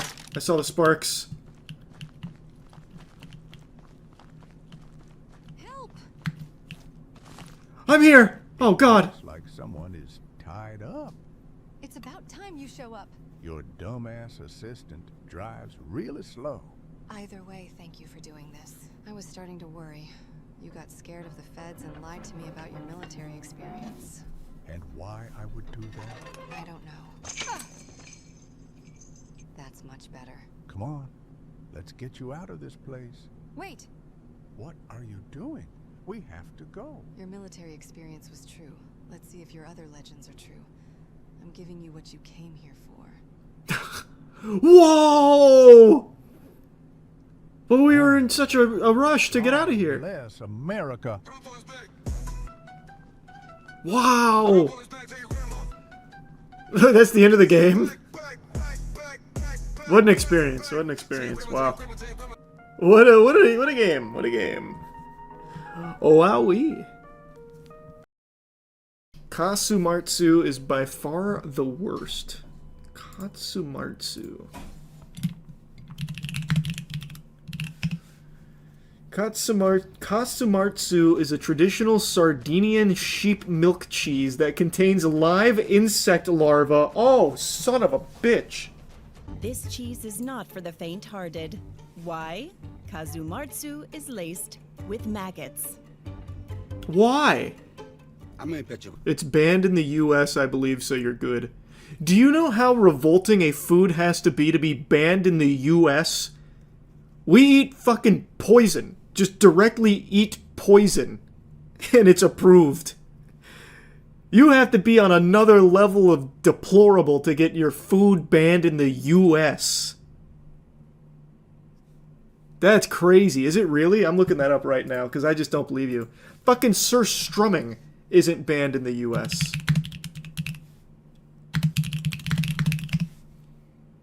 Yep.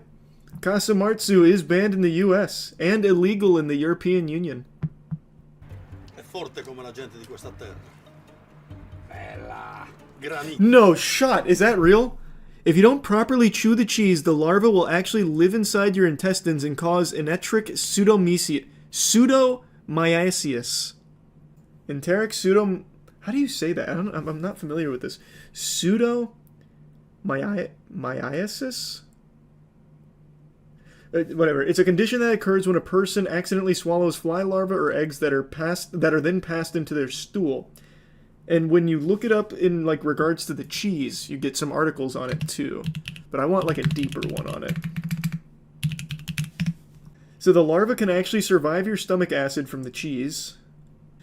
Made with a process that goes far beyond typical fermentation, katsumatsu is formed into a solid wheel before the top is cut off and it is left open for cheese flies to lay their eggs on the soft inside.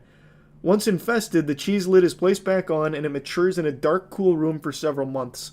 During this time, the fly eggs will hatch and the larvae begin to consume the cheese, which takes a unique flavor and a soft, spreadable texture.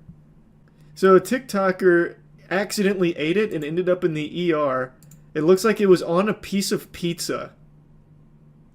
I want to know what else is banned in the US for food products. Like international food products. I know there's certain ingredients and shit that are banned, but I want to know like full-blown food products. We're going to do that right after I learn more about this goddamn devil cheese. Non c'ha niente di pericoloso.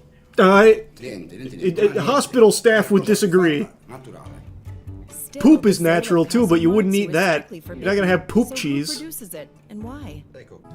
Then rennet is added, which provides the enzymes needed to turn milk into cheese. The cheese making process is so interesting. We did something similar making butter once at the warehouse. But I would honestly eat our fucking Lowe's bucket butter before I'd ever touch this cheese. This is what the pecorino looks like after maturing. But how does it become kazumatsu? C'è una mosca proprio del formaggio, c'è un moscerino, non è una mosca tipo quella che vediamo. It almost just sounds like a made-up creature like the Tooth Fairy. You see, this cheese is made by a small fly. You won't find it around your house. It comes in at the middle of the night, and the cheese fly comes in and it turns this beautiful block of cheese into a revolting larva-infested nightmare. Per caso oppure in giro, era proprio una mosca del formaggio. Basta una piccola creppa che fa il formaggio, entra dentro, mette le uova e piano piano diventa kazumatsu. Ce ne accorgiamo perché ci sono I vermi dentro. Literally, kazumatsu means spoiled cheese, which was once thrown away. And should have stayed that way. Delicacy. It's not a delicacy. It's just not. What? Già morti questi. Però per vedere se è fatto lo dobbiamo per forza aprire. Nope, not enough maggots and shit in there. Not ready yet. Ecco. Questo non è proprio completo, ma già vediamo. Notiamo che questo è già. Questo è già formaggio maggio, non è? Oh the God. Hard work digesting has made the cheese Jesus. creamier and changed its consistency. Allora, si mangia così, col pane carasau. Si prende un po' di casu. Don't do it. E va spalmato così. Don't do it. E poi si mangia. Good Lord, it's a maggot genocide now in his mouth. Oh boy. Buonissimo. Questo yummy. Un gusto Scrumptious. piccante. Spicy. But what's it like if you're not from Sardinia? Our reporter dared to find out. Brother, this woman needs a raise. She just risked her whole intestines for this. She just instantly fucking dies. She collapses. Tranquilla. Don't do it, ma'am. Oh, God. È forte, molto, un gusto molto piccante. Ugh. Yeah, you know what else has a strong taste? If I went head first into the dumpster outside of a Piggly Wiggly and just started eating the maggots out of the bottom. But I wouldn't sell them. Like, I wouldn't call it a delicacy. I'd call that trash, is what I would call it. Like a very, very strong one? Yeah, because it was cheese at one point until the mythical fucking cheese fly came in and turned it to poop and maggots. So yeah, there's probably still some cheese in there, but you're mainly eating larva. Marzu is a must-try, if you get the chance. You're just gonna get people killed. Un prodotto inimitabile, perché penso che ci sia soltanto in Sardegna ed è un prodotto che chi lo vuole viene in Sardegna. Because it's outlawed in other parts of the world. Like, the process seems so simple though. How can you stop, like, how do you stop me from making this in my toilet? Like, what do you, like, I can do this. Or do the cheese flies not exist here? Do the cheese flies only exist there? All the cheese flies in the US were arrested. That's real, so the cheese flies only exist there. I'm gonna look that up right now. I'm gonna look up this goddamn cheese fly. Okay, so here's a picture of that dirty bastard. That criminal. Rather, I guess that artist. The gourmet. Nope. The cheese fly, or cheese skipper, is a sparkling dark fly found all throughout the world. Is it in Florida? I'll make my own I already forgot. Katsumartsu. Holy shit, I have so many tabs open. I just closed the one that I was researching the cheese fly on. God damn it. Yep, they're found in Florida. Are they found in Tampa? Can I summon one? Just like, I don't know how I'd summon one. I guess maybe with the cheese it'd float in like a cartoon character going after some apple pie. So, like, again, how do you stop Katsumartsu? Are you actually going to try to make this be for real? No, I'm just wondering, like, since it's banned here and they're saying you can only have it in Sardinia, or Sardinia, I already forgot. Is it it's probably not Sardinia, right? Sardina? Pretty sure it's Sardinia. No, it's Sardinia. He's saying, like, you can only have it there? I just don't believe that. Because it seems so easy to make. It's literal trash. Why would anyone make it, though?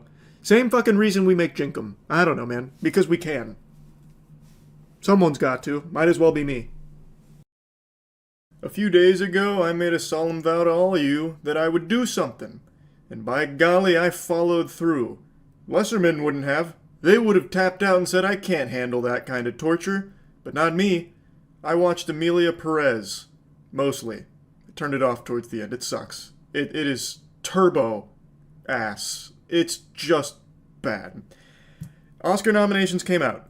Emilia Perez stuns the world, getting 13 nominations. That puts it on equal footing with Lord of the Rings: Return of the King. Let that sink in. Let that marinate. This movie, that I had not heard a single compliment from a living, breathing, sentient soul, outside, of course, the zombies, the fart-huffing homunculi in Hollywood, these pretentious weirdos that were singing its praises, constantly patting him on the back for a job well done with this artistic masterpiece, fucking pinky up type shit. Anyone with a functioning frontal lobe that witnessed this disaster all had the same things to say about it. That it's trash. And so, I decided to check it out because I said I would. With all of these nominations, maybe there was something there that only my keen peepers could pick up on. There wasn't. There wasn't at all, actually. Now, I'm going to just talk about the movie, itself. I'm going to refrain from talking about the circus that surrounded it with the director and pretty much everyone involved in the movie making a fucking fool of themselves. Like the director saying he didn't need to study Mexican culture, he knew all he needed to know. Also them saying that the reason they didn't hire any, Mexican leads for this movie is because they couldn't find people talented enough in Mexico, which is crazy statements across the board from the entire staff here. But go ahead and lock those in the toy chest. I'm not going to play with them today here. People have talked about that a lot. I'm just going to focus on the movie itself. If you can even call this a movie. It's more of like a social experiment on the human patience. Like, how much can you stomach before you just say enough is enough and turn it off? That is the one compliment I can give this movie, is that since it went to Netflix, you didn't have to pay for a ticket and go to a theater to see it. You just pay for the ever-increasing price for Netflix subscriptions, and you get nuggets like this delivered to you, little fucking turd nuggets on a plate. So at least you have the option of easily turning it off. That's good. As far as I'm concerned, the best ending to Emilia Perez is the one I got, where I stopped it early. That's optimal. So you may have heard it been said by others that Emilia Perez is a musical made by people who have never heard music. That's very true. Now, before seeing this film, I did see a couple of very cringe clips. One of them being the very well-known clip now of the Sex Change Operation song. I don't know if I can play a clip from it here. I don't know Netflix's rules on that. So I'll just acapella it for you. Hello, very nice to meet you. I'd like to know about sex change operation. I see. From man to woman, woman to man, man to woman, penis to vagina. Is it for you? I mean, if that doesn't get your finger wiggling, I don't know what will. That musical number goes on for quite some time. It feels like a joke someone would make to insult musicals as a whole. That's how every musical sequence in this movie feels, honestly. Also, I did look it up. There are YouTubers that have put pieces of that musical number in there, so I'm going to do the same here so you can grade my performance a cappella versus the official. I'm going to say, I think I got him beat. Hello, very nice to meet you. I'd like to know about sex change operation. I see. Men to woman, or woman to men. Man to woman. From penis to vagina. Is it for you? This is just one of many stinkers. There isn't a single good tune in the entire film. There's not even the semblance of something decent. Like, the DNA of music is not even there. It really does feel like this is made by people who have never even heard a song. Maybe, like, Happy Birthday at some point in their life, but beyond that, nothing. Every single musical number comes out of nowhere, too. Like a fucking groin shot, Johnny Cage style. You'll be watching the movie, not entertained, obviously, and then it's going to get even worse because in the middle of this conversation, out of nowhere, it breaks into, like, a pseudo-musical where they introduce maybe, like, one light instrument in the back, and then the character starts whispering melodically. It's stupid. I just fucking either do, like, a whole musical number or just don't bother, because that's just weird and silly and annoying. But also, to the team that made this, just don't do musicals ever again because you're bad at it. A lot of these musicals, honestly, like, it doesn't even sound like you're listening to instruments sometimes. It really does feel like they just went in and winged it with whatever they found on set that day, like starting, banging on the catering table or slamming two plates together to get, like, the sound of shattering plates going. And then the characters don't really even sing most of the time. They're mainly just speaking weirdly. So, like, a conversation with Rita and another doctor. She's like, change the soul, change society, change the soul society. The soul society is at risk because Ichigo is no longer a Shinigami. It goes in all these weird directions where they're not singing and they're not talking. They exist in the dimension in between. They're tap dancing on the line of insanity, and it is miserable to listen to. It's like another conversation, we'll stick with the same one. In that same conversation with the doctor, which is like a musical the entire time, it really loosey-goosey nomenclature here, calling it a musical. But Goober sounds like he's, about to pass out from Xanax or something. Like, the way he's delivered, it's like they tried to reinvent singing, and they couldn't do it because you can't reinvent that. Like, there's notes you should be hitting, and there's ways that singing is that you just can't really change the foundations of, but they certainly challenged it. So Goober just starts breaking out into it. Lady, I only fix the body, I don't fix the soul. You're Mr. Mystery, better change his mind, change his ID. And then she'll come in and, like, try and duet with it, but they don't mesh, and they also don't, like, conflict well, so, like, the battle doesn't work, so she comes in, you better change your mind, you better change your mind. It sucks. Like, nothing about the musicals work.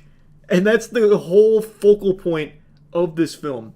And every statement it tries to make on, like, hot button issues just falls so fucking flat. It's very clear that this is a film that had one target demographic, and that's out-of-touch Hollywood weirdos that love to jerk each other off about how in touch they are and how refined their palate is. It is the textbook definition of Oscar bait, and I can really see why so many people hate this movie. It's also extremely shallow. It doesn't make any strong statements on anything at all, and I really do get why, in Mexico in particular, people hate this movie. Because it boils down their entire culture to just being drug cartel. That's it. It is laser focused on trying to tap into the degenerate evil brain of the Hollywood elite. And it successfully has done it, clearly. 13 Oscar nominations. It is truly just for that weirdo groups that love to shake each other's hands and put each other up on pedestals because they like irredeemable dog shit that they think is deep when it's not. And I have no doubt that they think that by enjoying this film, they're in touch and socially conscious of things. I can already just picture it now. Oh, yes, Amelia Perez, one of the finest films ever directed. A lot of Philistines couldn't appreciate the genius of Jacques Audiard. Not like I could. I found a new appreciation for Mexican culture thanks to Amelia Perez. I even had my private chef whip up tamales last night to celebrate. Even been learning the language. Spanish is beautiful. ¿Dónde está la biblioteca? Buenos noches. Impressive, I know. Gracias. Like, it's just the people that have nominated this pile of doo-doo, this fucking winky. I'm fucking malfunctioning trying to find other ways of insulting this movie. But the fact it's nominated for 13 Oscars blows my fucking mind. Like, it tries to tackle a lot of, like, hot button topics, but it doesn't tackle them. It doesn't tackle anything except your patience as a viewer. It doesn't make statements on anything. It's not deep. It's beyond shallow. The director and everyone who worked on this movie had absolutely not a single moment of reflection when making it where they thought, hey, maybe we should, like, actually try and do something here. The only goal in mind is, how can we try and tick all of the boxes to get Oscar nominations? That's the only thing they did. The movie is a failure on all possible fronts. It's a bad movie. It's a bad story. The characters are bad. The music is really bad, and there's a lot of music. Like, everything about the movie is a catastrophe. It is no surprise to me now why everybody who has seen this movie does not like it. Just point blank, they do not like it. Like, I haven't even really got into, like, the story at all. I've been just talking about, like, in broad strokes here. The story is super fucking stupid. I don't even know if it's worth diving into. I feel like I've already ranted about this enough. There is not anything about this movie that I think is, like, good or worth watching. I will say, like, if I had to really scrap, like pick at morsels for something nice to say about it, there's a couple of set pieces during, like, a dance or two where I was like, oh, that's kind of cool, I guess. Like, a couple of shots where it, like, almost worked if the music wasn't so shitty. But other than that, there's just nothing here. Like, and that's really scraping the bottom of the barrel for a compliment. It's, not only should this not have been nominated for 13 Oscars, it shouldn't have been nominated for anything more than a Razzie. It's a bad movie. Like, it's just not good. It's not like a average movie somehow makes a miracle run at the Oscars for 13 nominations. No, like, there is just no real explanation for why this film is nominated at all, let alone this many times. And it also, like, did extremely well at the Golden Globes, inexplicably. It's probably going to do really well at the Oscars, even though it shouldn't even be there. I don't get it. And now that I've watched it and then turned it off, I can say that it's just not very good. That's about it. See ya. What? Did I read that right? Weighted cast iron? How would that be comfortable at all, huh? Is this has to be like some kind of joke. Why would you want to trap your wiener in the brazen bull? Where's the pleasure in that? Get your pump on with Tinga workout gear. Oh, I see. It's a multi-purpose tool, like a Swiss Army knife. For fucking and for lifting.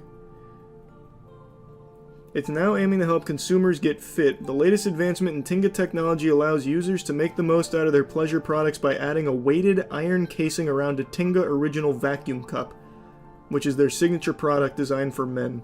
Simply dubbed Tinga workout gear, this 4-kilogram stainless steel weight is designed to give users the ultimate arm workout during their special private time to promote better health. The workout gear fits snugly around the vacuum cup, and it is then sealed into place by 2 firm iron clasps for added stabilization. Tinga's inspiring message, "Go beyond your limits," motivates users to take the ultimate challenge of the cast iron Tinga. And here's a video. This is risky, but I'll bring it up. Surely they're not going to show someone fucking it. That'd be absurd.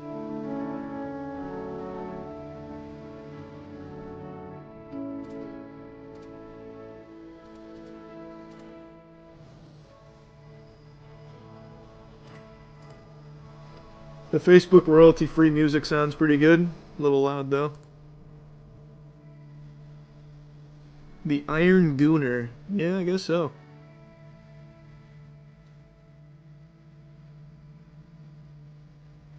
This is a pretty laborious process. Good luck AI trying to replicate this.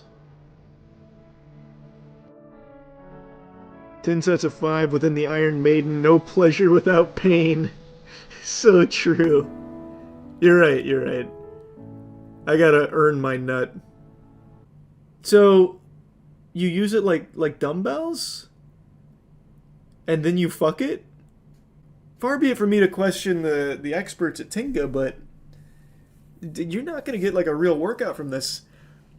Like, what can it possibly, like, how can this possibly be better than just getting a couple dumbbells? But you can't put your cock in a dumbbell.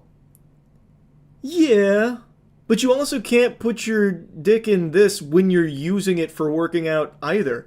Like, think about this. If I wanted to get pleasure and a pump, I could get 2 dumbbells and then an auto blow.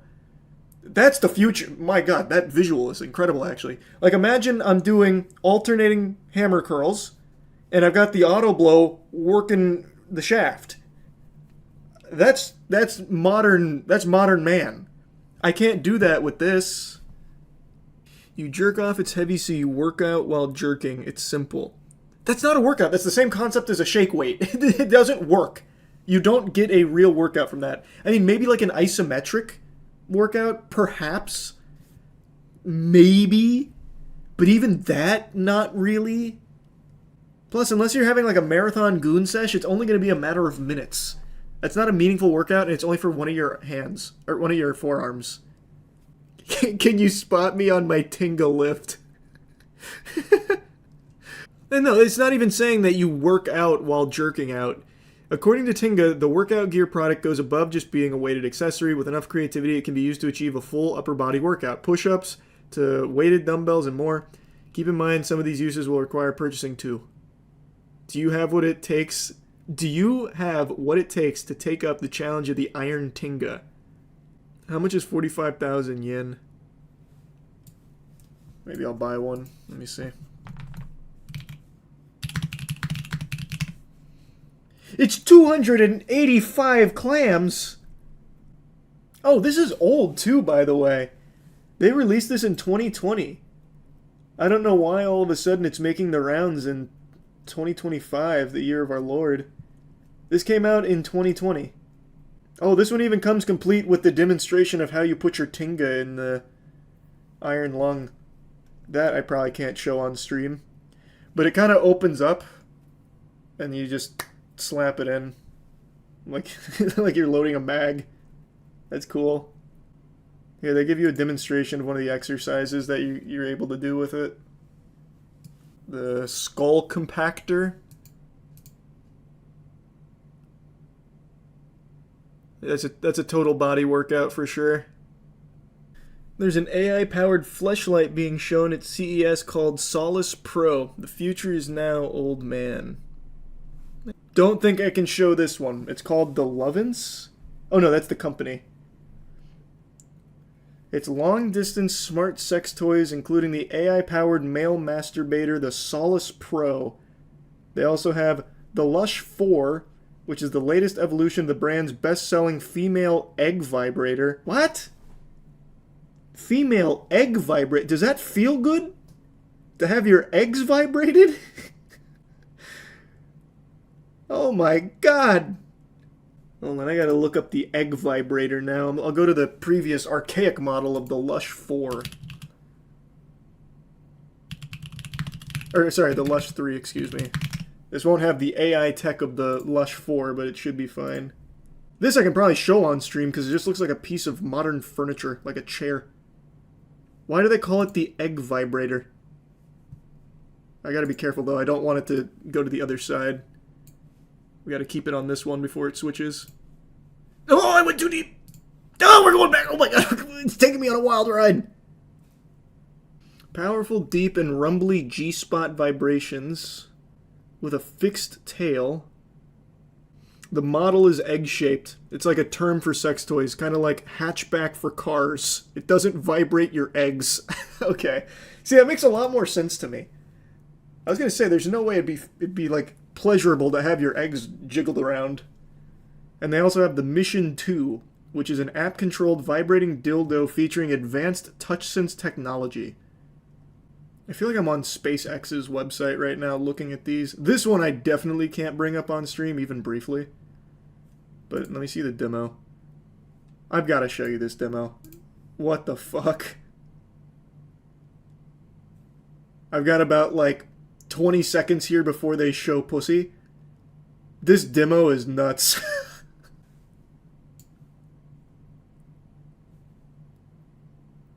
That's all the time I got on that.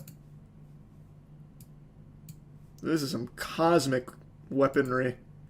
So it's an automatic hands-free male stroker. That's nothing new. What's the AI used for? Jarvis, increased thrusting power. More PSI on my penis, please. Jarvis, maximum thrust boosting. Oh my god, oh my god, what? It comes with live streaming capabilities. Holy.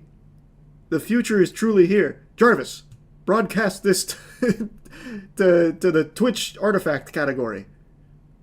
Built-in live streaming. Oh my.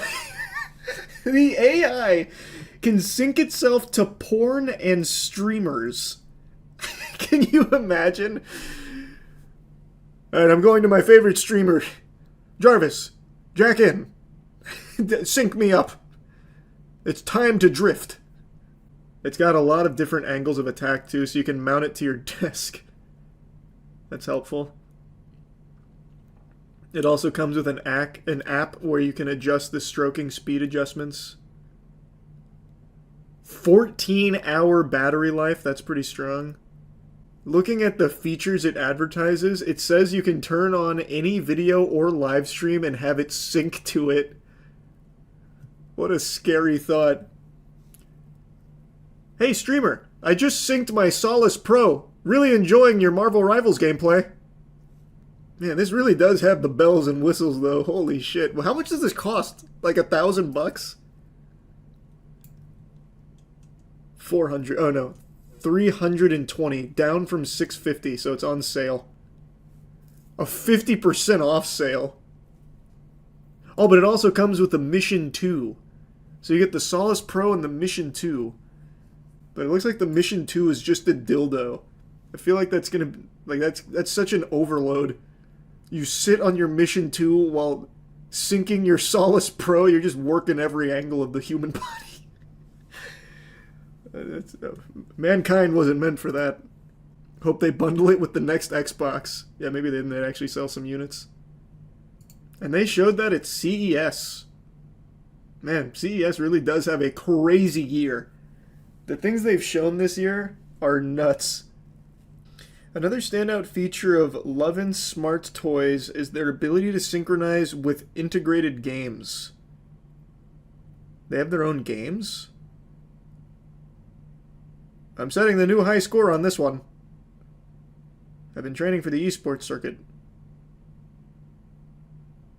They've partnered with 30 different games, including open-world RPGs and VR. Imagine PUBG's got one with them. PUBG just announced the partnership for the AI companions. Next, they announced the Solace Pro partnership. Is the Solace Pro. It's an AI-powered remote control male masturbator, and it is not waterproof, but it is water resistant, so don't take it in the hot tub with you. The top is made of silicone, and as you can see, there's a hole for, you can guess. One of the most interesting features about this product is that... What's very interesting isn't even the features, it's just the fact that this fucking thing is going ballistic in the middle of the CES tech space. So you'll pass like the Nintendo Switch 2 booth that they accidentally leaked. Not Nintendo, but like the accessory company just leaked the entire Nintendo Switch 2. You'll go right past that, you'll be like, wow, that was really interesting. And then bang! Solace Pro. Fucking jerking and jacking all over the table. Did you keep watching the video? It uses AI to track the hands, faces, etc. Yep. I saw that. That's how it syncs. So it feels like it doesn't even need to be partnered games. I feel like it can work for any game, right? Since it's just using AI to track like key features, you could probably sync that to actually anything. I'll start my Souls marathon next in, what, 2 years? No, next year. my next Souls Marathon run through, and I'll just sync my Solace Pro. That'll be the way I go through it. Every death is 10 seconds in the Solace Pro.